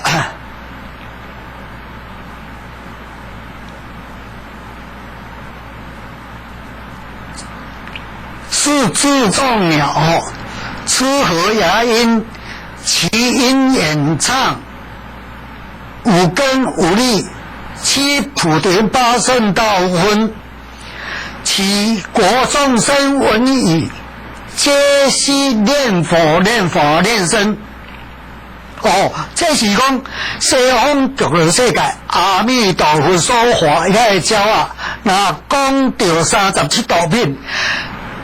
极乐世界遐个众生，听到这37道品，就是念佛、念法、念经哦，唔是观苦空无我，而是讲迄个缘起经讲，此有故彼有，此生故彼生，安尼你啊观察才会法义哦，唔是安尼哦，哦，伊遐叫落遐呢，但是下流到即阵呢。伊若讲37道品，只有会晓教人观啥无常、苦、空、无我，还是讲教人此有故彼有，此生故彼生才会法。观这法啊，拜讲就是啥？观这法讲就是解脱门解脱门的法，哦，解脱门的法。甲即摆极乐世界讲。闻语皆悉念佛念法念僧，拢是你念自性的物件呢。佛法甚至在讲自性的东西呢，你敢有讲？你敢有讲？就是无讲。哦，啊，即摆就讲，遐鸟就会当安尼讲，我当就听到安尼下里佛人这声闻众，哦，会当安怎？教人这个古公无我。哦，都讲这，都弄了你讲这道理安尼，迄就是有一个差别。所以或者先以欲过谦，后令入佛智，后令入佛地。这你知，你有看过这个叫做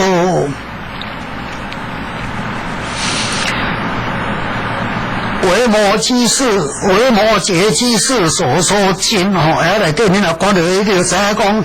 维摩诘居士啊，所讲的法，因个声闻弟子无一个有法度去接伊的法的，大家就法度接，拢如聋如哑哦，敢若拢敢若地人，敢若比如啦，敢若像草人听无啊，共款意思，都毋知伊讲啥，安尼的意思。但这部经就是讲，叫伊那个发大心。哦，来学这大圣经哦，方等时的意义就是先以欲过谦，令入佛智哦，所以随众生的经气哦，以这所在拢有菩萨啦哦，随众生的经气，讲这个时间拢内底有咧讲四种的法哦，这叫做方等时啦哦。啊，即摆这你讲了做。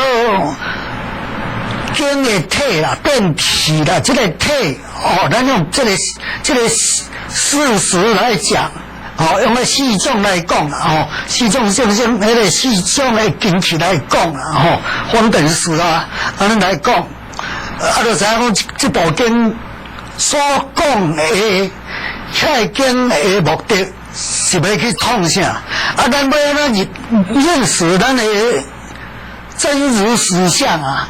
迄个经典内底吼，拢是安尼讲，我们现前的一念心性，咱现前的一念心性，不在内，不在外，不在中间，非过去，非现在，非未来，非青黄赤白，非长，非长，不是长的，不是短。非方非圆哦，就是你安尼甲伊讲，咱的真如是上当下对咱一念心来看，就是讲你要找伊是甚物款找无哦，找无伊是实哦。另外一关讲法就是讲，照而恒极，极而恒照哦，就是讲亲像。太阳啊，虽然如如不动，但是伊定定都咧骗教授方会讲，伊虽然骗教授方，但是伊就是如如不动，这意思就是安尼讲走。就是变教授方，儿子就如如不动，棋如如不动，而横造时方，就一切时间拢咧教授方。这就是你讲，这个实相，真如实相，这个方等所谓经不管安怎讲，所指的就是要来指这个真如实相。阿弥陀经内底你讲的，共款就是要来指这个真如实相。所以是自众鸟，此何也因其因演唱五根五力七补丁八顺道分。其果众生皆须念佛念法念僧，就是这个意思，就是要甲指去真如实相，就是无要过去跟因关无常苦功无我，还是各关公此有故彼有，此生故彼生这个现象啊！这个咱就爱知影讲，这个液体，这部经的体。就是你讲咱这个真如实相的现象，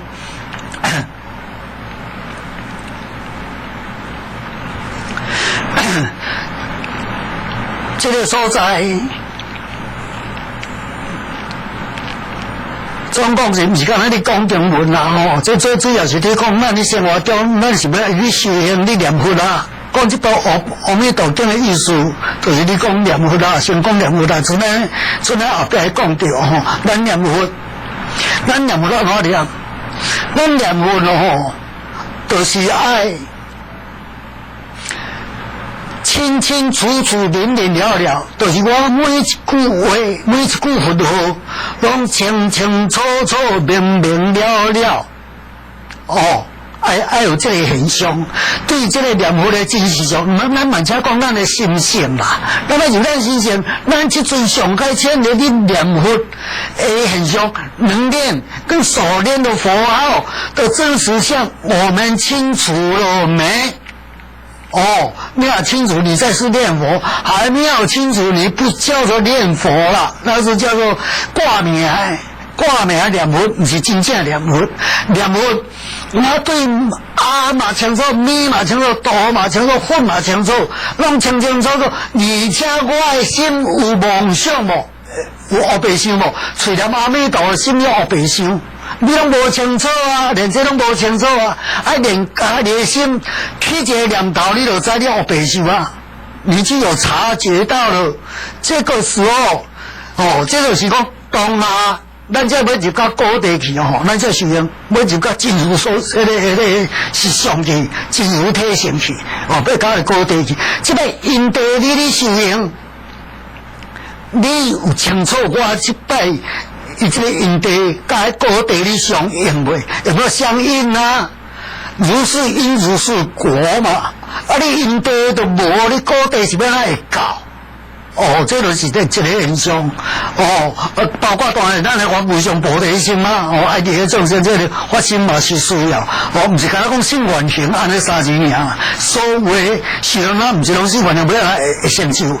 世间啊，莫讲修行啦，世间的事业若无信愿行嘛袂成就啦。所以唔是干那信愿行尔，信愿行袂使无。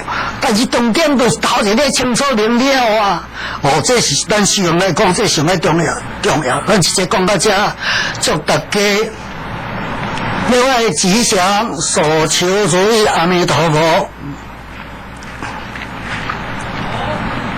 智清法师将于十方法界为师宣讲阿弥陀经。阿弥陀经是念佛法门的基础，期盼众生能够深入经藏，精进护念，同沾法益。敬请您踊跃发心护持，邮政划拨06674416，06674416，户名花东山有灵禅寺，电话03-873-1340。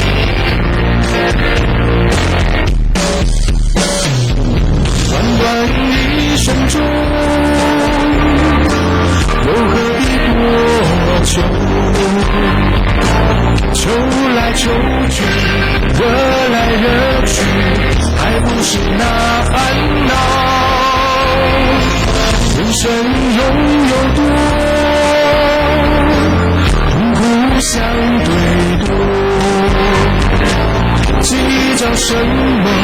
计较什么？挣得越多，得到越少。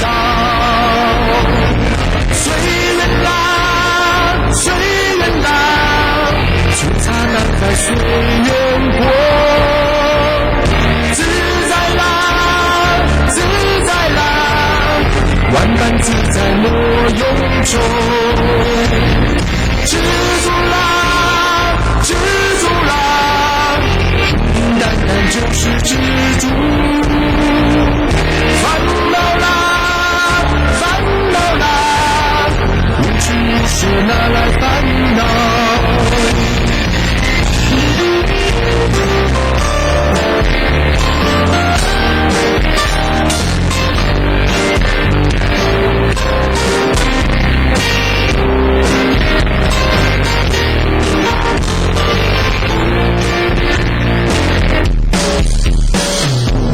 人生拥有多，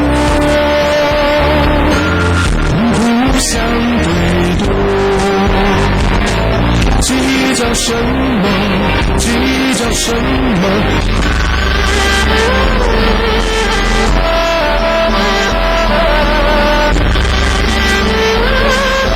花莲东山琉璃禅寺智清法师将于3月9号北京时间11点30分到12点。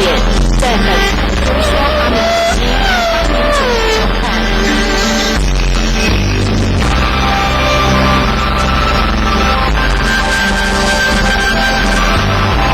般若波罗蜜多心经中说，自古其实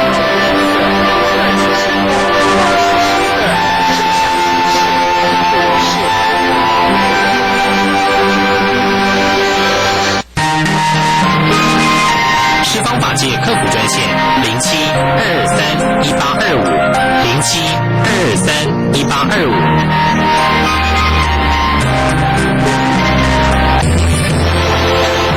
您现在所收看的是十方法界卫视。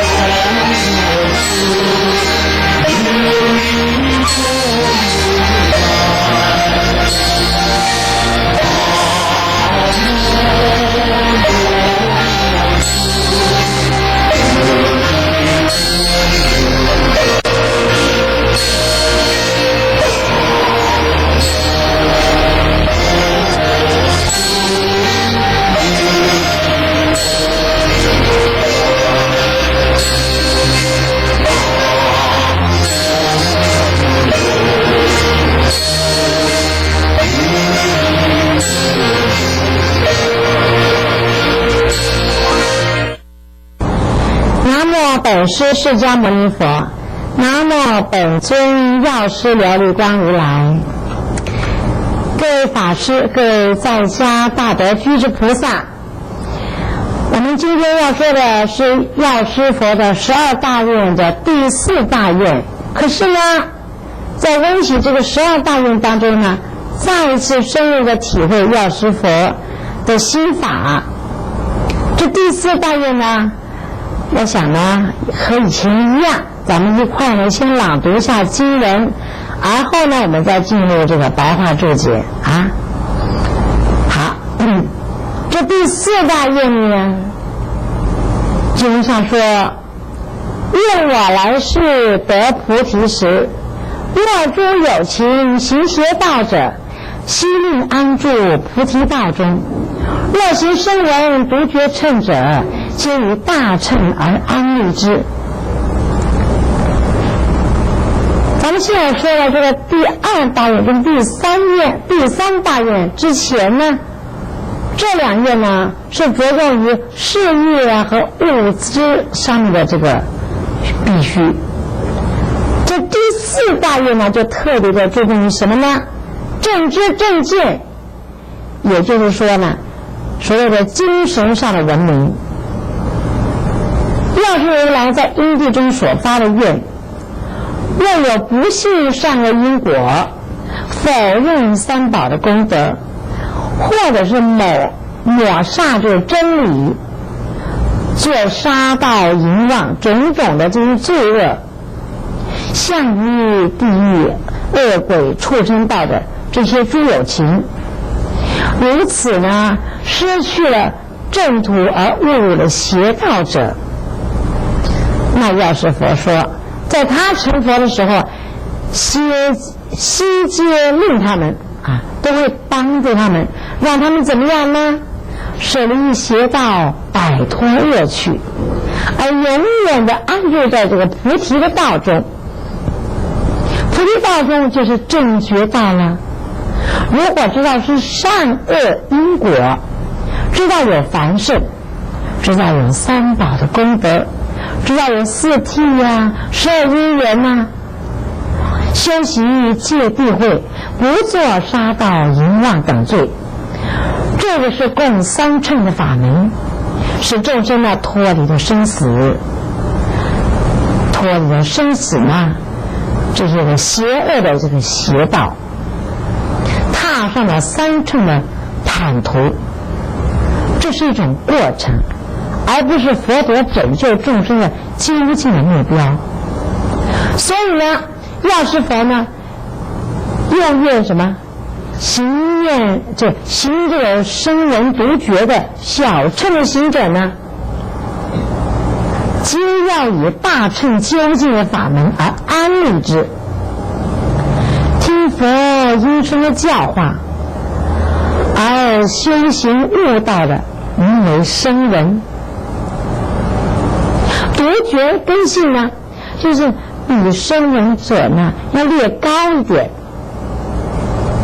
他不需要教化，看见什么现象啊，还有无常的变化呢，他自己呢就会发心修行了，他就会开悟正果。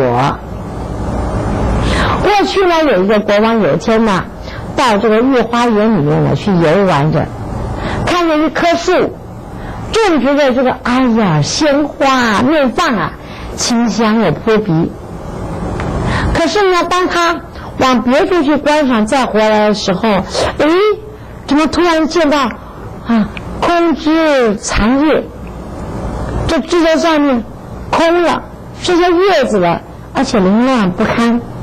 就查明一下，我刚才还看了鲜花怒放清香扑鼻呀，怎么这会成了空枝残叶了呢？而且乱七八糟的。这一查原因，是原来被一群什么呢宫女，这群宫女把它攀折了。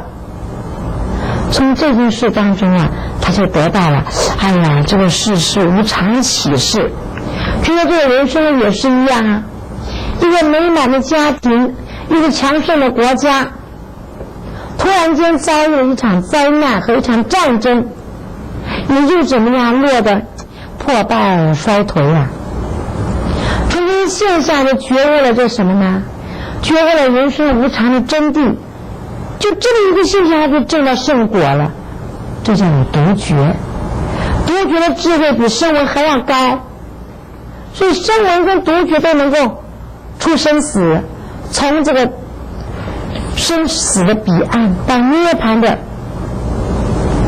彼岸，从生死的此岸到涅槃的彼岸，所以呢名为乘。但是声闻独觉他们是小乘，佛陀呢，本怀是一个大乘，声闻独觉就是个自了汉，他断绝了人生的无常的真谛，他证到圣果了，他走了，不见得回来，不想回来了。那佛陀的本他是大乘，所以呢，要是原来在因地中啊，他发愿要用大乘的法门来转化他们。佛陀也是经过声闻独觉之后呢，到了菩萨行菩萨道，他发愿要用大乘的法门去转化他们，使这些声闻缘觉能够懂得回小向大，会三归一，而为什么就近了大乘？法华经上说，佛以一大事因缘出现于世，这个大事因缘即是呢什么呢？使一切的众生皆入都能够入到我的这个佛的知见里面。但众生呢，根性呢，那就千差万殊了，好坏也不一样啦。事实上是不能立刻教导一切的众生都入什么佛的知见。所以呢，咱们释迦牟尼佛一面呢以此最高的目的为原则，一面呢为随机的教化践行于邪道的众生，就是教他们三乘法门。这个声闻呢和独觉呢停滞在一个自立的一个阶段里面，就教他们以大乘的究竟法门，叫他们再往前走啊，直到涅槃了为止啊。所以第四大愿包括了什么？回邪向正，回小向大。经上说什么？安立跟安住，又令他们永远不退转的意义。好像凡夫，如凡夫啊，却生了什么呢？出离的心。像二乘道的圣者，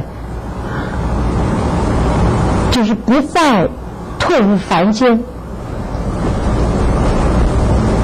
大乘呢，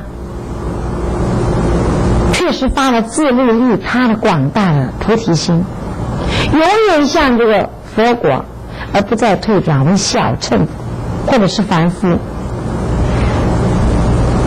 好，那么刚才咱们注解完了，我们再念一段第四大愿好吗？然后呢，我们把它白话一下，就是说讲的再轻松一点啊。说第四大愿再朗读一下经。第四大愿，愿我来世得菩提时，若诸有情行邪道中，悉令安住菩提道中。若行声闻独觉乘者，而以大乘而安立之。这个白话就是要是佛啊，在因地，在那个因时因地，他修这个菩萨道的时候，他发了12大愿，这个是个第四大愿。他呢是希望所有的众生都能够什么样呢？舍邪归正，反迷归觉，离苦得乐，共成佛道。那么呢，你愿意修小乘的呢的人呢，都希望你们能够懂得回想向大，要发真正的菩提心啊！怎么能自私自利的呢？自个成佛就算了呢？你将来要成为佛果啊！所以呢，他才说第四个愿啊。他说啊，现在我是没有成佛啊，那么将来等我成佛之后呢，得到了正等正觉、无上正等正觉的菩提果位的时候呢，这是个有情啊，就是所有一切的有情啊，众生啊，所有的众生啊，这些正知正见的人啊，懂得的人很少，那邪知邪见人很多的。比如你说啊，讲说正法，很少人明白，也很少人接受。就像我这边在这个法界卫星上面，我说的是正法，他们看外表。这个横竖法是在说正法吗？你来看呐，药师法门说的就是你要讲正法，就因为说正法人很少能接受去实行。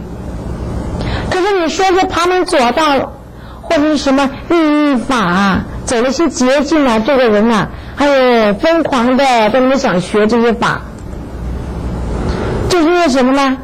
这是因为人呐，这个邪知邪见太深了。我横竖法师，我修行药师法20年啊，当然是正知正见啊。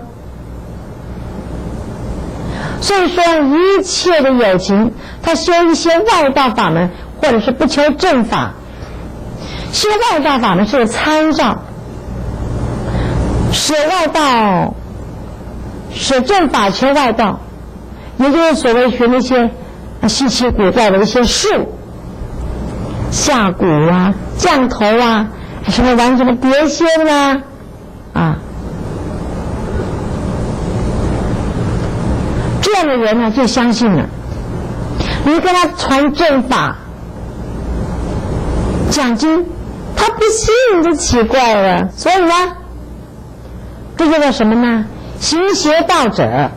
虽然他们是行邪道的，可是呢，药师的观呢，就也为他们啊设了这个方便的法门，令这个人啊能够懂得返迷归真，舍邪归正，了生脱死，能够懂得发大菩提心。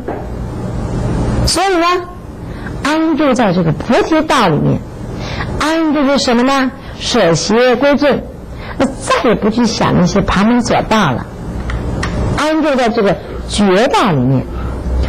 觉道是什么呢？觉道就是人的一个智慧，你能有所智慧的开启的体悟觉悟，你就能行正法。你没有智慧，你愚痴，你没办法觉悟的话，你就在那里行这个羊肠小道，行这个旁门左道。所以呢，现在由旁门的外道慢慢的返回来，回到这个真正的佛教里面，回到这个正道里面，这叫做安住菩提道场。要修行声闻和独觉的人呢，就是修四谛法，修什么？修是苦集灭道这四谛。独觉呢，就是12因缘法。12因缘法是什么呢？就是无名缘行，行缘事，事缘名色，名色缘六入，六入缘处，缘处受什么？缘处受受缘爱，爱缘取，取缘有，有缘生，生缘老死。这所有的众生都是由这个12因缘而生的。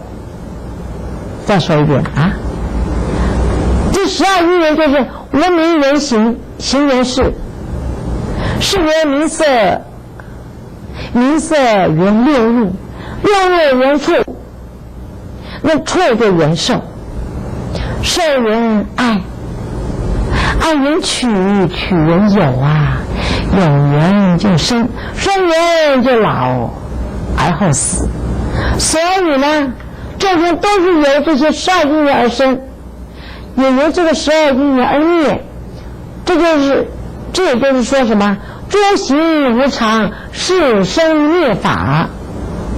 生灭已解，生灭减已，是极灭为乐，极简为乐。生灭灭已，是极灭为乐。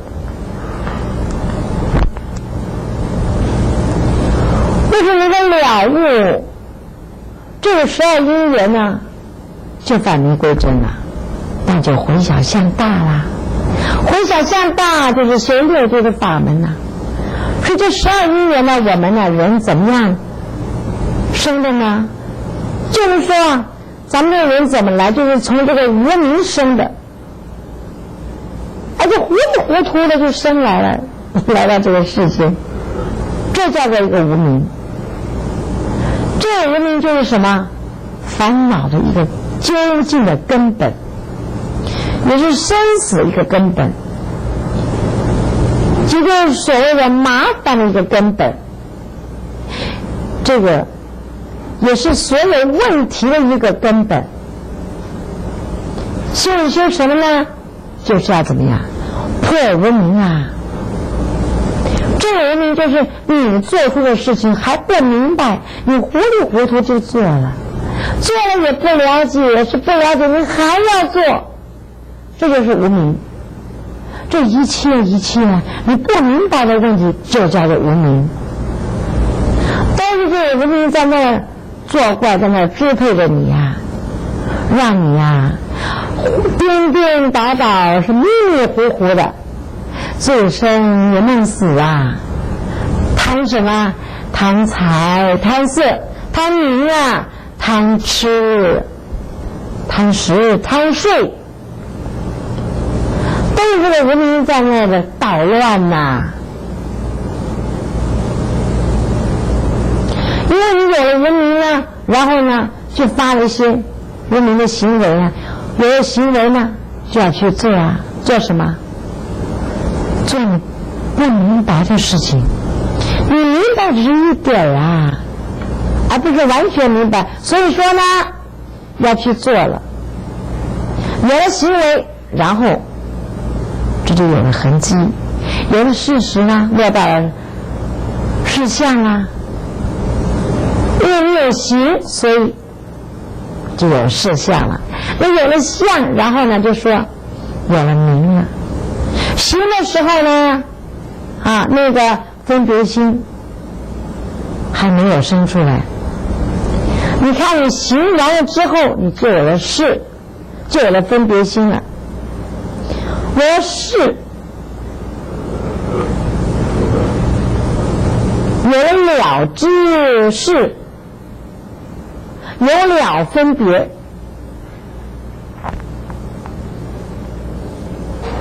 有了分别啊，人相、我相啊，众生相、寿者相，那都出来了。有了分别心，有了知识，这些就出来了。这个是个意识，意识就是那个地方就有了作用了，有作用了，然后就有了名色了。可以说出这个是什么呢？有了名色了，然后就有了全体了，有了全体了，就有了六入了。这个六入无论什么事情都有一个体相，它那个体相就生出来了。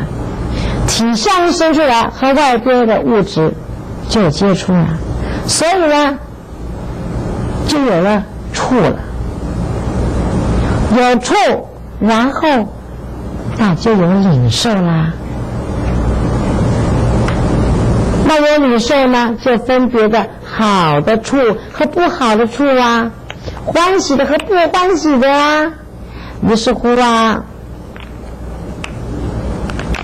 这不欢喜的就不要了，这欢喜的心一生出来就一种爱心，生出一种贪爱的心。所以呢分缘触缘受，受呢就缘爱。再讲遍啦，有领受啦，有分别的好的处和不好的处，喜欢的和不喜欢的。于是乎呢，不欢喜的就不要了，欢喜的就生出一种爱心。所以呢，这个触缘爱是受缘爱，受就是生出爱心了。这就是有一连串的一些关系，我有了爱心啊，就想把它占为己有，作为我自己的啦。有了有呢，那就有了来生，有了来生呢，那就有了老跟死。所以这12因缘呐，是一切的众生怎么样呢？这一切的人怎么样做的众生怎么样？有没有的，就是这个所有的人类和一切众生都包括在这个理论里面。这个独觉人呢，他看这个12因缘，这种的循环无端呢，没有停止的时候呢，哎呦，他觉得好痛苦哦，所以呢，他就修道了。修道嘛，干嘛就要了生呐，脱离轮回啊，把这个轮回脱离去了，这生死轮回习了，所以呢，就正果，叫做独觉。这是二乘人呐。那声闻独觉，声闻呐，缘觉，这个缘觉就叫做独觉，这叫两乘、二乘。所以呢，行这个声闻和独觉的乘者呢，这个乘就是这类的修行人，怎么样呢？这是不究竟的法啊。到这个二乘分断生死是了了，变异生死还没了呢。所以呢，药师的那光里呢，在因地的时候就发现说，若有修了小乘的，我就教他们从小乘怎么样帮教你们搬到大乘里嘛。大乘的道路呢，要回小向大，才能够发真正的无上正等正觉，成佛的大道和成佛的心啊，和正确成佛的路啊。这段再说了，真的有意思。所以呢，二乘的分断生死是了了，变异生死更没了啊。所以呢，咱们修小乘的人啊，佛菩萨就教他们要搬到大乘去，在大乘的道路上呢，才能够发真正的无上的正等正觉，那个时候才是真正的成佛的大道和成佛的心啊。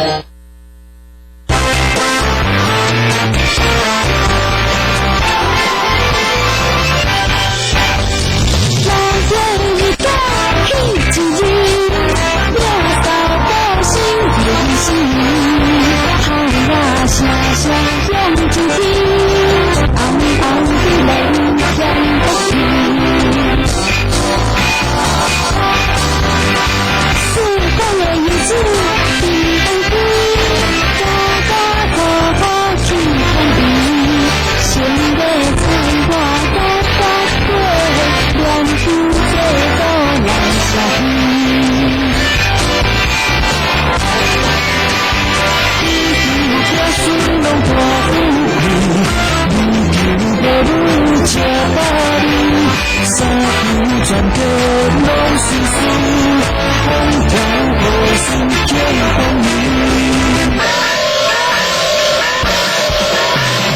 来这里高的安宁，从隔壁落进风雨，回头回望长城滚，情意永远在心。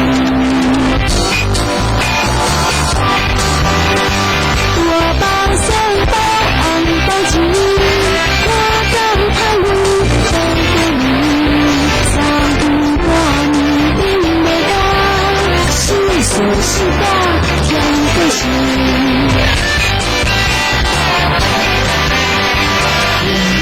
天空就是多。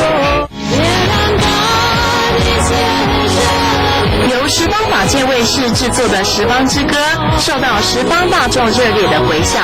为了要让正法永驻、法源悠长，欢迎您参加护正法送好歌的活动。您护持本台节目制作经费，就送您《十方之歌》CD 单曲一片，让您护持正法又能聆听好歌，心动马上行动。划拨账号42274784，户名十方法界基金会。逆境来时顺境因，人情疏处道情亲。梦中何必真人我，放下身心见前归。十方法界客服专线07-223-1825，07-223-1825。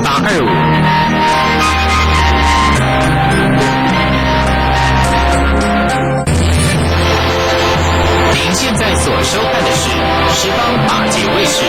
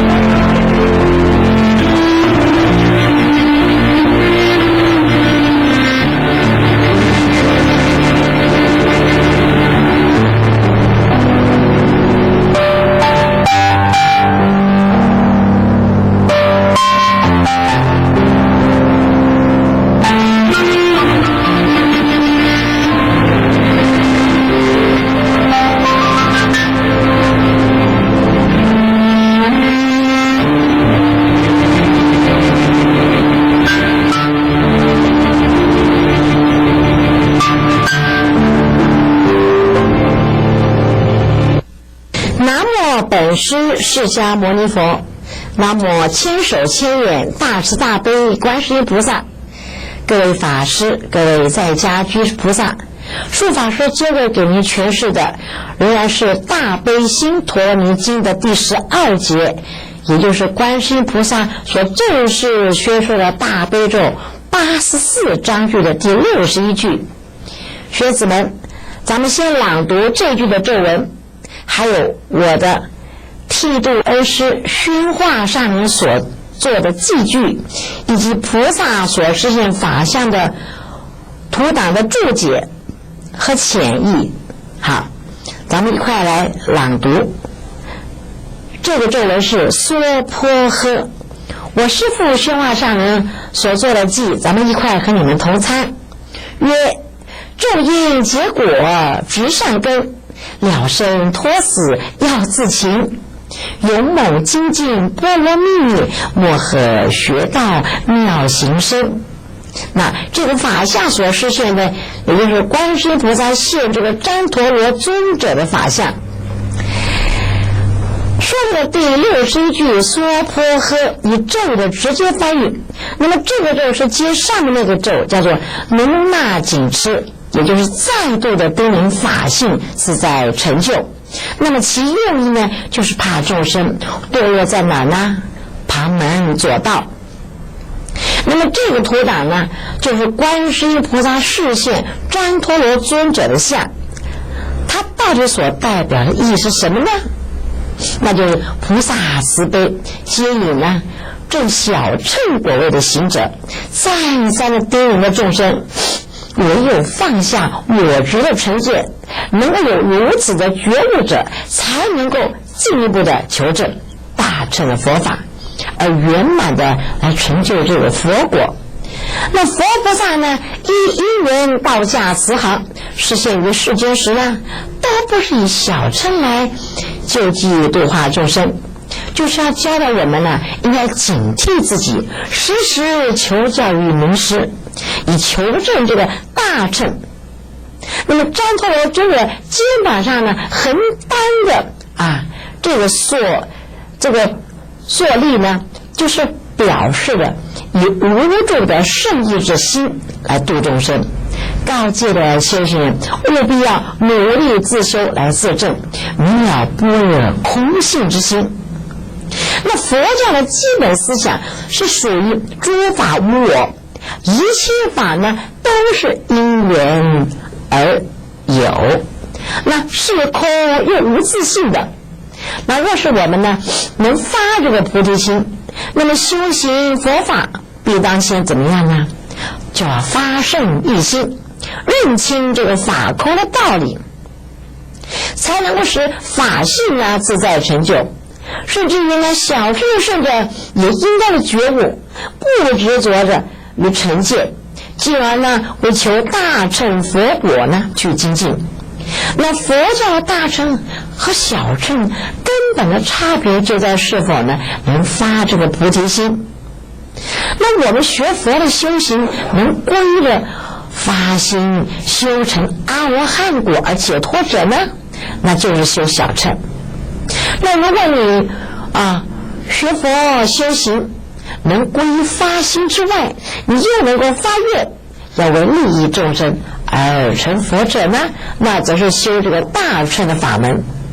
但是呢，我们发这个菩提心呢，并不一定说皈依三宝时发，也并不是新发了小乘心的行者就不能觉悟成佛了。其实呢，真正的修行者随时随地都是可以发这个菩提心，可以为利益众生发愿成佛。所以呢，这小乘的修行者若是能够懂得回小向大，那发这个菩提心，为了利益呢众生誓愿而成佛，就是大乘的行者发菩提心者，就是要发5种的心。哪5种的心呢？咱们一块来参学。第一种，发净信心。净信心就是指清净的信心。修行佛教的正法，你要发这个菩提心者，必须要先具足正信，有清净的正信的心，才能够由正而入佛法。第二，发这个出离心。那出离心就是指究竟出离欲界、色界和无色界等3界的烦恼心。众生呢，因为被生死烦恼所缠，所以呢，在那流转于3界。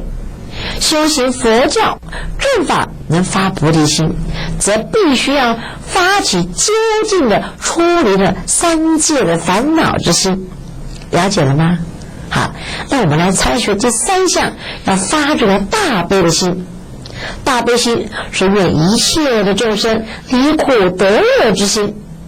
佛教修行者不可只顾自个儿的解脱，而置众生苦乐于不顾。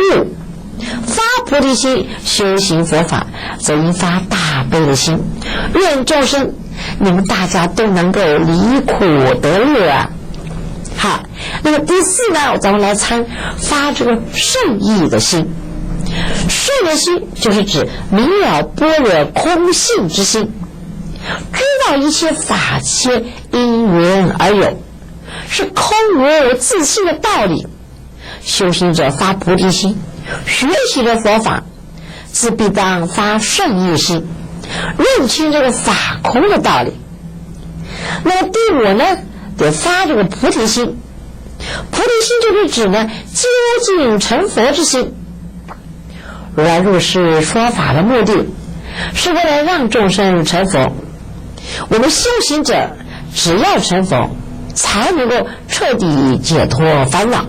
所以呢，佛教的修行者当要遵守佛陀的教诲，发菩提心，以究竟成佛为修行的目的。那么观世音菩萨示现的旃陀罗尊者再一次的叮咛艰辛修持，为避免堕落于旁门左道去了，而能得到法性自在的成就。这个就是要发五种的心。那么有些人误会了，把这个五种的心呢分开来了。那虽然是分别，说明是有五种心，它其实还是只有究竟成佛这个一心而已。那么这个一心才是真正的发这个菩提心。所以呢，发菩提心就需要同时的具足以上五种的心，那是缺一不可的哦。修行者如果不发净心不发这个净的信心，那你信心你都不正呢，那么其他的四心也都是假的。如果说不发这个出离的心，你不愿意出离三界，贪得于世间的小乐，你始终都不能够脱离八苦，那就更谈不上什么成佛了。好，对于观世音菩萨现这个旃陀罗尊者法相的解说呢，咱们就说到这儿。接着我们来参学我的剃度恩师宣化上人所就第61句的咒语娑婆诃所做的4句的诗记。在世的时候呢，我师父早就证得五眼六通，现在称宣化上人和老和尚也不适宜的。为了感恩他老人家，我应该改称他为宣化圣僧啊。好，那么术法师呢给您诠释了第一句偈曰：种因结果植善根。这句话的意思就是说，我们做任何事情都是因为有因就必有果，没有因则不可能有果。修行呢也不例外。学佛若不知道发起这个菩提心，种植善根的话呢，那任我们千般努力，百种用功，也绝不可能成佛的。把成佛作为一个修行的最终的目标，在自心上面用功，心善那就上天堂，你心恶呢则入地狱。自心能令我们做佛，也能够令我们成为众生，一切都不离因果。那种什么因呢，就发什么心，也就得什么果。佛呢是由心而成就的，道呢是由心而学的，修行呢就是重在这个修心。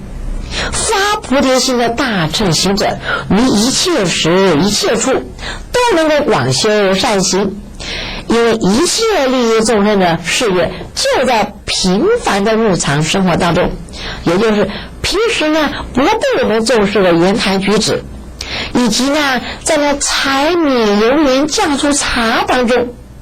那么我们所做的一切都在那修行都不离开立身成佛。上班、工作和学习，在家烧水做饭操持的家务事，一句问候语，一个温馨的眼神，一个甜蜜的微笑，在行住坐卧的举止位移当中，看似平常的行为，可是却包含了6度跟万恨。平时的修行就是要利益众生的事业，观世音菩萨就担心修行者清净的信心不足，容易堕落于旁门左道，所以呢，再多的叮咛，做人处事要淡泊名利，你一心呢培植自信的善根，绝对不可以自得其乐，或者是为求名利而追捕逐流。那么观世音菩萨的法门呢，就是自度度人，愿力呢弘深的广大慈悲的法门。我们能学习菩萨的慈悲心和菩提的心，而且呢能够在生活当中力行自利利他的善愿善行，就能够与观世音菩萨的愿力相应，就更容易得到感应。所以呢，在学习佛法和修持的大悲法门，就是要以观音菩萨的心性愿力来自勉，让自个儿呢也能够成为人世间的观世音菩萨。好，接着呢，咱们呢再来就这61句娑婆诃我师父宣化上人所做的第2个句记，曰：了生脱死要自勤。这我们修学佛法的人都想要了生脱死，是吗？都希望永不再堕入6道轮回。那么呢，就必须要发心，由自个儿精进勤修，才能够达到这个超越生死苦海的理想目标。故发心与成佛互为因果，所发的菩提心是因果的正因。为了生脱死，要真正的为生死发这个菩提心，发这个愿我当来世必定要做佛的这个心。对于学佛呢，修行者来说，发心是皈依极重要的一个部分。先要有做佛的决心，再精进努力的修行，当然必可以成佛啊。所以呢，发菩提心就是发心显现自个儿本来就具有的佛性，而这个佛性就是一切众生的本性。所以呢，佛与一切众生本来就是平等无二的。那么现在的修行人中，很多人呢不知道应该自个儿心上面去下功夫去努力，而只强调着外在的外境，抱怨啊这个客观的条件啊不好啊，影响自个儿的修行啊，不知道要发这个菩提心。也误认为在寺院里出家的修行，那这个环境可好了，哎呀清净的又正规，当然是才能获得成就，是吗？而在家修行不离俗世，所以就烦恼多了就认为不容易有成就。所以有这种的说法或者是想法，那就是不知道什么是真正的出家。真出家并不能代表真的出家，要心出家才是真正的出家。出家是指出离的烦恼之家，所以呢，发菩提心者才是真正的出家。也就是说，发愿发心来解脱这个烦恼，要来成佛。那韦摩大师就说过，发这个阿耨多罗三藐三菩提的这个心，你就是出家了。此阿耨多罗三藐三菩提的心，就是无上正等正觉的心，是佛心啊，也就是大的菩提心。所以呢，发我当要做佛，一定得成佛的这个心，那你才叫做真正的出家。那么无论呢是在寺院呢，你还是在家修行呢，你就应该要随缘而不要攀缘，重要是在于自心上多用功夫，随缘而修。于一切时呢，要不离这个菩提心，才是成就的根本。所以呢，不论是出家或者是在家的修行者，若欲了生脱死，都不离在自心上去勤修啊。好，那么接着呢，我们来就这个第61句娑婆诃的第3个句偈，我的师父宣化上人所做的偈曰：勇猛精进波罗蜜。我说法师的诠释给你们同参。这句话意思就是说，我们修行要发心为利益众生，愿众生都能够成佛啊，那自己就自然就可以成佛啦。为了众生，就必须要发心，发这个勇猛的精进心，能够将众生从生死的此岸要渡到不生不灭的涅槃的彼岸，就是要行这个菩萨道的六度波罗蜜，以精进波罗蜜为首，常修勇猛精进心，坚定不移，就是能够使其他5度也都要精进，也就是发心的布施，持戒的修身，修这个忍辱的心情，修学禅定，请求智慧，都能够说是精进了。因为有了精进勇猛、勇往直前的这个毅力和决心，就一定能够杜绝了怠懈的心。去除了懈怠，那就没有办不成的事啊。纵使有天大的困难，也无法的阻碍我们精进毅力。菩萨就是由最初的自心精进，最后呢达到清净和精进，而得到什么呢？菩萨大菩提的果位。依此而行，所有的5度都精进了，都圆满这个精进波罗蜜多，那么当然就迅速的当正，以正当正，精正无上正等菩提啊！所以呢，我们能向上的努力，只接不退，而勤断除一切的恶，勤修一切的善，努力上求佛道，下化的众生。所谓诸恶不作，众善奉行，自尽其意，是诸佛教啊！好，那么如此呢，必能悲智双运，福慧双修，而得到早证阿耨多罗三藐三菩提。那么我们学佛修道者呢，如果是例行的精进波罗蜜，就可除懈怠这个障碍。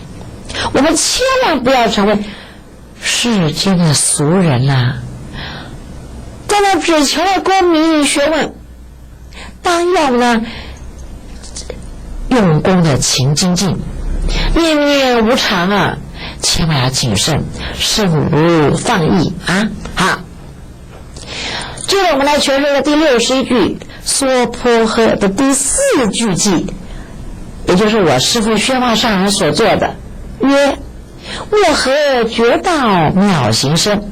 我说法师的诠释和你们再同参。这句话意思就是说，我们若上求佛的觉道，但你不下化有情，那这个只是小乘的修行者。佛菩萨呢的大乘弟子就必须要上求佛道，下化有情啊。所以呢，要发我当做佛的决心，才符合着佛陀所教，才真的是学佛的目的所在。而且呢，都要随时的处于深胜微妙的修行，所做的一切都不同于凡夫的智慧。有6波罗蜜，布施、持戒、忍辱、精进、禅定、般若等6种的德目的修行，常围绕着我当作佛的菩提心，以此作为唯一的目标而修行，就是修大觉有情的菩萨道。那么为什么说妙行深呢？就是要强调修行要学习菩萨微妙的大智行。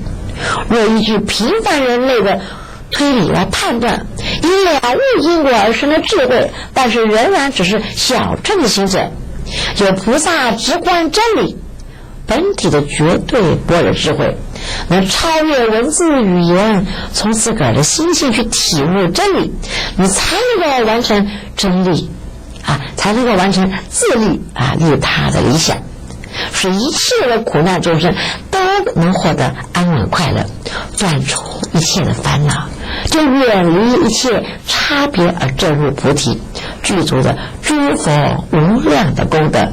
好，以上娑婆诃的四句偈的潜意呢的总观，我们再做个总结的说，菩萨定力修小乘的修行者得赶紧觉悟，不知成戒，为求大乘法圆满，成就佛果的真言。要知道，诸佛以一大因缘出现于世，是不以小乘作为济度众生的最终目的。所以修习小乘的行者必须要了解自我的修行，只是修习大道的初步的功夫。你得登上佛土，你就是要从大乘的佛法上去求圆满，才能够成就。菩萨之所以一再如此的强调大乘佛法的重要，主要原因就是大乘才能够彻底的解决我与众生度脱的问题。若是众生各自为戒，必然造成私见升起的话，你必有执着，你执着一生，你烦恼必多，你烦恼一多，就成不了佛了啊！下回再说。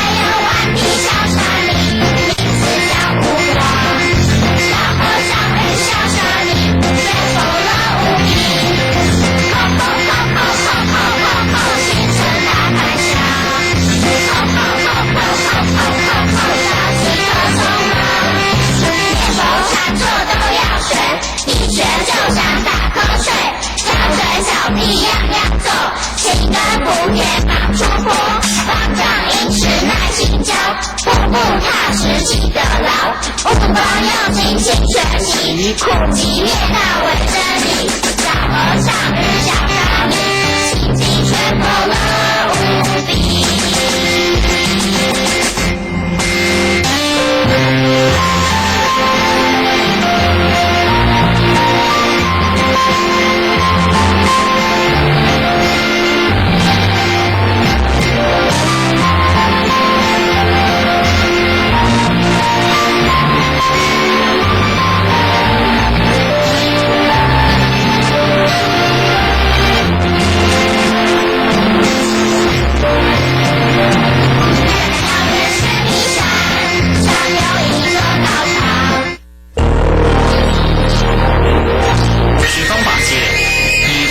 客观的态度，报道国内外佛教动态。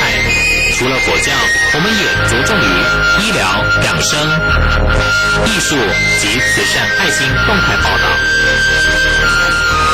十方法界卫视。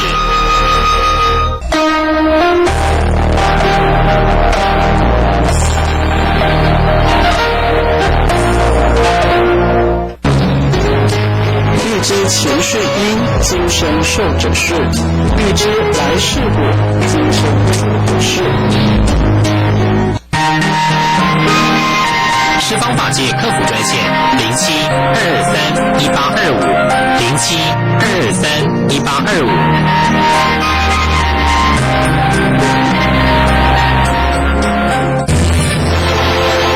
您现在所收看的是十方法界卫视。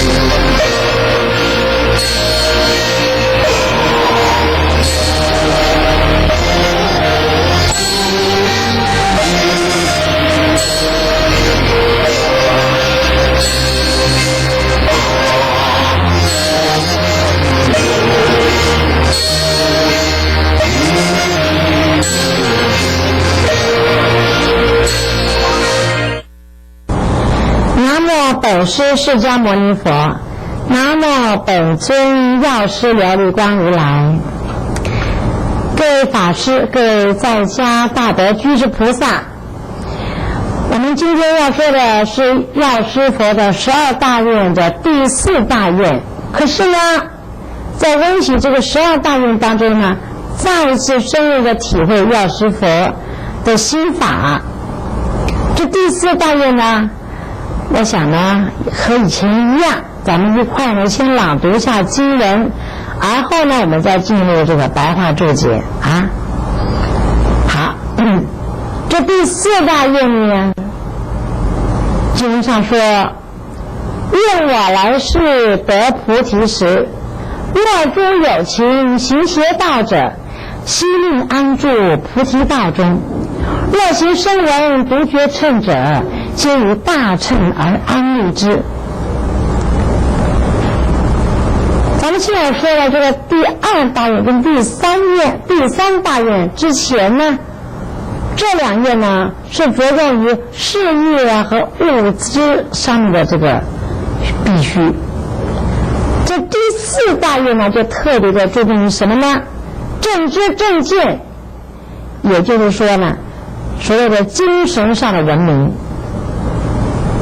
药师如来在因地中所发的愿，若有不信善恶因果，否认三宝的功德，或者是抹煞这个真理，做杀盗淫妄种种的这些罪恶，像于地狱恶鬼畜生道的这些诸有情，如此呢失去了正途而误入了邪道者，那药师佛说，在他成佛的时候，悉皆令他们都会帮助他们，让他们怎么样呢？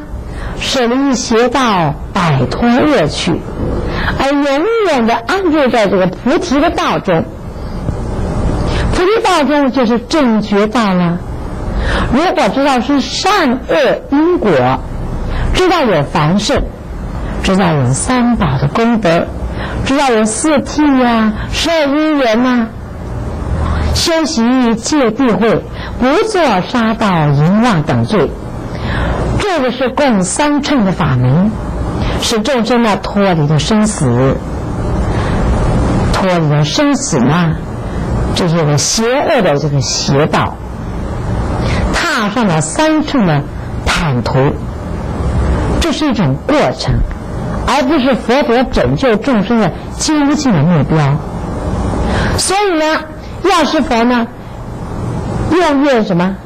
行这个声闻独觉的小乘的行者呢，皆要以大乘究竟的法门而安立之，听佛因声的教化，而修行悟道的名为声闻。独觉根性呢，就是比声闻者呢要略高一点，他不需要教化，看见什么现象啊，还有无常的变化呢，他自己呢就会发心修行了，他就会开悟正果。过去呢，有一个国王有一天呢，到这个御花园里面呢去游玩着，看见一棵树种植着这个鲜花怒放啊，清香又扑鼻。可是呢，当他往别处去观赏再回来的时候，怎么突然见到空枝残叶，这枝头上面空了，剩下叶子了，而且凌乱不堪。就查明一下，我刚才还看了鲜花怒放清香扑鼻呀，怎么这会成了空枝残叶了呢？而且乱七八糟的。这一查原因，是原来被一群什么呢宫女，这群宫女把它攀折了。从这件事当中他就得到了这个世事无常的启示，觉得这个人生也是一样一个美满的家庭，一个强盛的国家，突然间遭遇了一场灾难和一场战争，你就怎么样落得破败衰颓从这些现象就觉悟了这什么呢？觉悟了人生无常的真谛，就这么一个现象他就证到圣果了，这叫有独觉。独觉的智慧比声闻还要高，所以声闻跟独觉都能够出生死，从这个生死的彼岸到涅槃的彼岸，从生死的此岸到涅槃的彼岸，所以呢名为乘。但是声闻独觉他们是小乘，佛陀呢本怀的是一个大乘。声闻独觉就是个自了汉，他顿觉了人生的无常的真谛，他证到圣果了，他走了，不见得回来，不想回来了。那佛陀的他是大乘，所以呢，要是原来在因地中啊，他发愿要用大乘的法门来转化他们。佛陀也是经过声闻独觉之后呢，到了行菩萨道，他发愿要用大乘的法门去转化他们，使这些声闻缘觉能够懂得回小向大，会三归一，而又什么究竟的大乘。法华经上说，佛以大事因缘出现于世，这个大事因缘即是呢什么呢？使一切的众生皆入都能够入到我的这个佛的知见里面。但众生呢根性啊那就千差万殊了，好坏也不一样啦。事实上是不能立刻教导一切的众生都入什么佛的知见。所以呢，咱们释迦牟尼佛一面呢以此最高的目的为原则，一面呢是随机的教化践行于邪道的众生，就是教他们三乘法门。这个声闻呢和独觉呢停滞在一个自立的一个阶段里面，就教他们以大乘的究竟法门，叫他们再往前走啊，直到涅槃了为止啊。所以第四大愿包括了什么？回邪向正，回小向大。经上说什么？安立跟安住，要令他们永远不退转的意义。好像凡夫，如凡夫啊，却生了什么呢？出离的心，像二乘道的圣者，就是不再退于凡间。大乘呢，确实发了自利利他的广大的菩提心，永远向这个佛果，而不再退转为小乘或者是凡夫。好，那么刚才咱们注解完了，我们再念一段第四大愿好吗？然后呢，我们把它白话一下，就是说讲的再轻松一点啊。说第四大愿再朗读一下经。第四大愿，愿我来世得菩提时，若诸有情行邪道中，悉令安住菩提道中。若行声闻独觉乘者，而以大乘而安立之。这个白话就是要是佛啊，在因地，在那个因时因地，他修这个菩萨道的时候，他发了12大愿，这个是个第四大愿。他呢是希望所有的众生都能够什么样呢？舍邪归正，反迷归觉，离苦得乐，共成佛道。那么呢，你愿意修小乘的呢的人呢，都希望你们能够懂得回想向大，要发真正的菩提心啊！怎么能自私自利的呢？自个成佛就算了呢？你将要成为佛果啊！所以呢，他才说第四个愿呢。他说啊，现在我是没有成佛啊，那么将来等我成佛之后呢，得到了正等正觉、无上正等正觉的菩提果位的时候呢，这是个有情啊，就是所有一切的有情啊，众生啊，所有的众生啊，这些正知正见的人啊，懂得的人很少，那邪知邪见人很多的。你说啊，讲说正法，很少人明白，也很少人接受。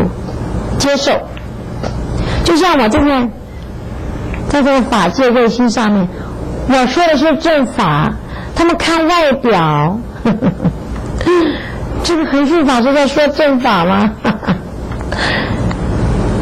你来看啊？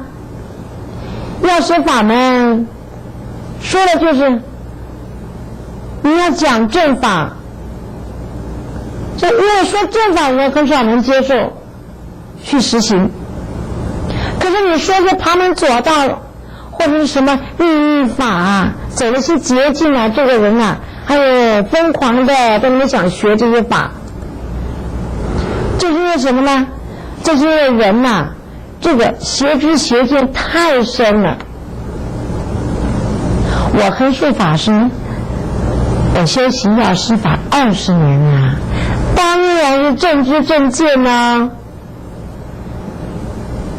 所以说一切的有情，他修一些外道法门，或者是不求正法，修外道法门是有参照，舍外道舍正法求外道，也就是所谓学那些稀奇古怪的一些术，下蛊啊、降头啊，什么玩什么碟仙啊，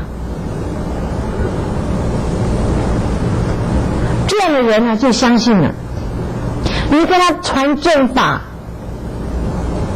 讲经，他不信就奇怪了。所以呢，这就叫什么呢？行邪道者。虽然他们是行邪道的，可是呢，药师六光如来也为他们啊设了这个方便的法门，令这个人啊能够懂得返迷归真，舍邪归正，了生脱死，能够懂得发大菩提心。所以呢，安住在这个菩提道里面，安住是什么呢？舍邪归正，再也不去想那些旁门左道了，安住在这个觉道里面。觉道是什么呢？觉道就是人的一个智慧，你能有所智慧的开启的体悟觉悟，你就能行正法。你没有智慧，你愚痴，你没办法觉悟的话，你就在那里行这个羊肠小道，行这个旁门左道。所以呢，现在有旁门左、旁门的外道，慢慢的返回来，回到这个真正的佛教里面，回到这个正道里面，这叫做安住菩提道场。那修行声闻和独觉的人呢，就是修四谛法，修什么？修是苦集灭道这四谛。独觉呢，就是12因缘法。12因缘法是什么呢？就是无名缘行，行缘事，事缘名色，名色缘六入，六入缘处，缘处受什么？缘处受缘爱，爱缘取，取缘有，有缘生，生缘老死。这所有的众生都是由这个12因缘而生的。再说一遍啊，这12因缘就是无名缘行，行缘事，事缘名色，名色缘六入，六入缘处，那处就缘受，受缘爱，爱缘取，取缘有啊，有缘就生，生缘就老，而后死。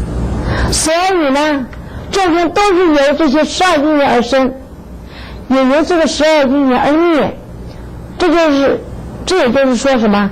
诸行无常，是生灭法，生灭已解，生灭减已，是极灭为乐，极简为乐。生灭灭已，是极灭为乐。为什么能够了悟这个12因缘呢？就返迷归真了，那就回小向大啦。回小向大就是修六度的法门啦。可这12因缘呢，我们呢人怎么样生的呢？就是说，咱们这个人怎么来，就是从这个无明生的，而且糊里糊涂的就生来了，来到这个世界，这叫做一个无明。这个无明就是什么？烦恼的一个究竟的根本，也是生死的一个根本，这就是所谓的麻烦的一个根本。这个也是所有问题的一个根本。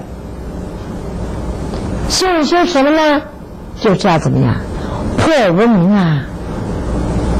这个无明就是你做出的事情还不明白，你糊里糊涂就做了，做了也不了解，也是不了解，你还要做，这就是无明。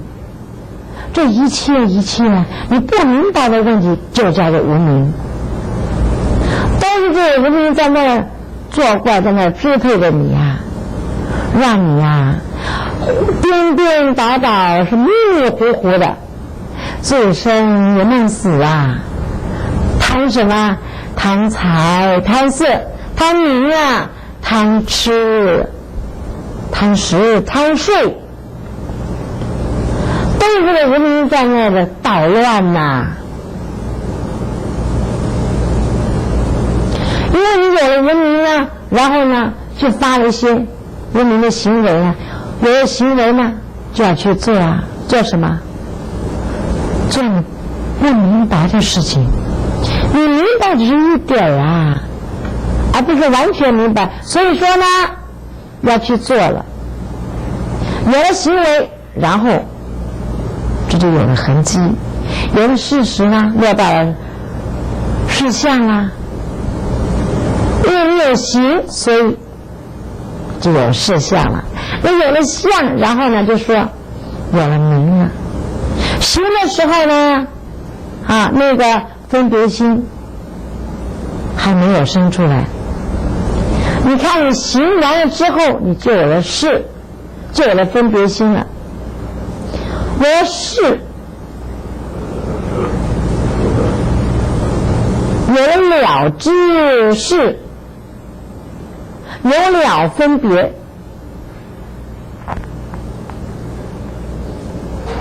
有了分别啊，人相、我相啊，众生相、寿者相，那都出来了。有了分别就有了知识，这些就出来了。这个是个意识，意识就是那个地方就有了作用了，有作用了，然后就有了名色了。可以说出这个是什么呢？有了名色了，然后就有了全体了，有了全体了，就有了六入了。这个六入无论什么事情都有一个体相，它那个体相就生出来了。体相一生出来，和外边的物质就接触了，所以呢就有了触了。有触，然后那就有领受啦。那有领受呢，就分别的好的处和不好的处啊，欢喜的和不欢喜的啊。于是乎啊，这不欢喜的就不要了，这欢喜的心一生出来就一种爱心，生出一种贪爱的心。所以呢说触缘受，受呢就缘爱。再讲遍啦，有领受啦，有分别的好的处和不好的处，喜欢的和不喜欢的。于是乎呢，不欢喜的就不要了，欢喜的就生出一种爱心。所以呢，这个触缘爱是受缘爱，受就是生出爱心了。这就是有一连串的一些关系。我有了爱心呢，就想把它占为己有，作为我自己的啦。有了有呢，那就有了来生；有了来生呢，那就有了老跟死。所以这12因缘呐，是一切的众生怎么样呢？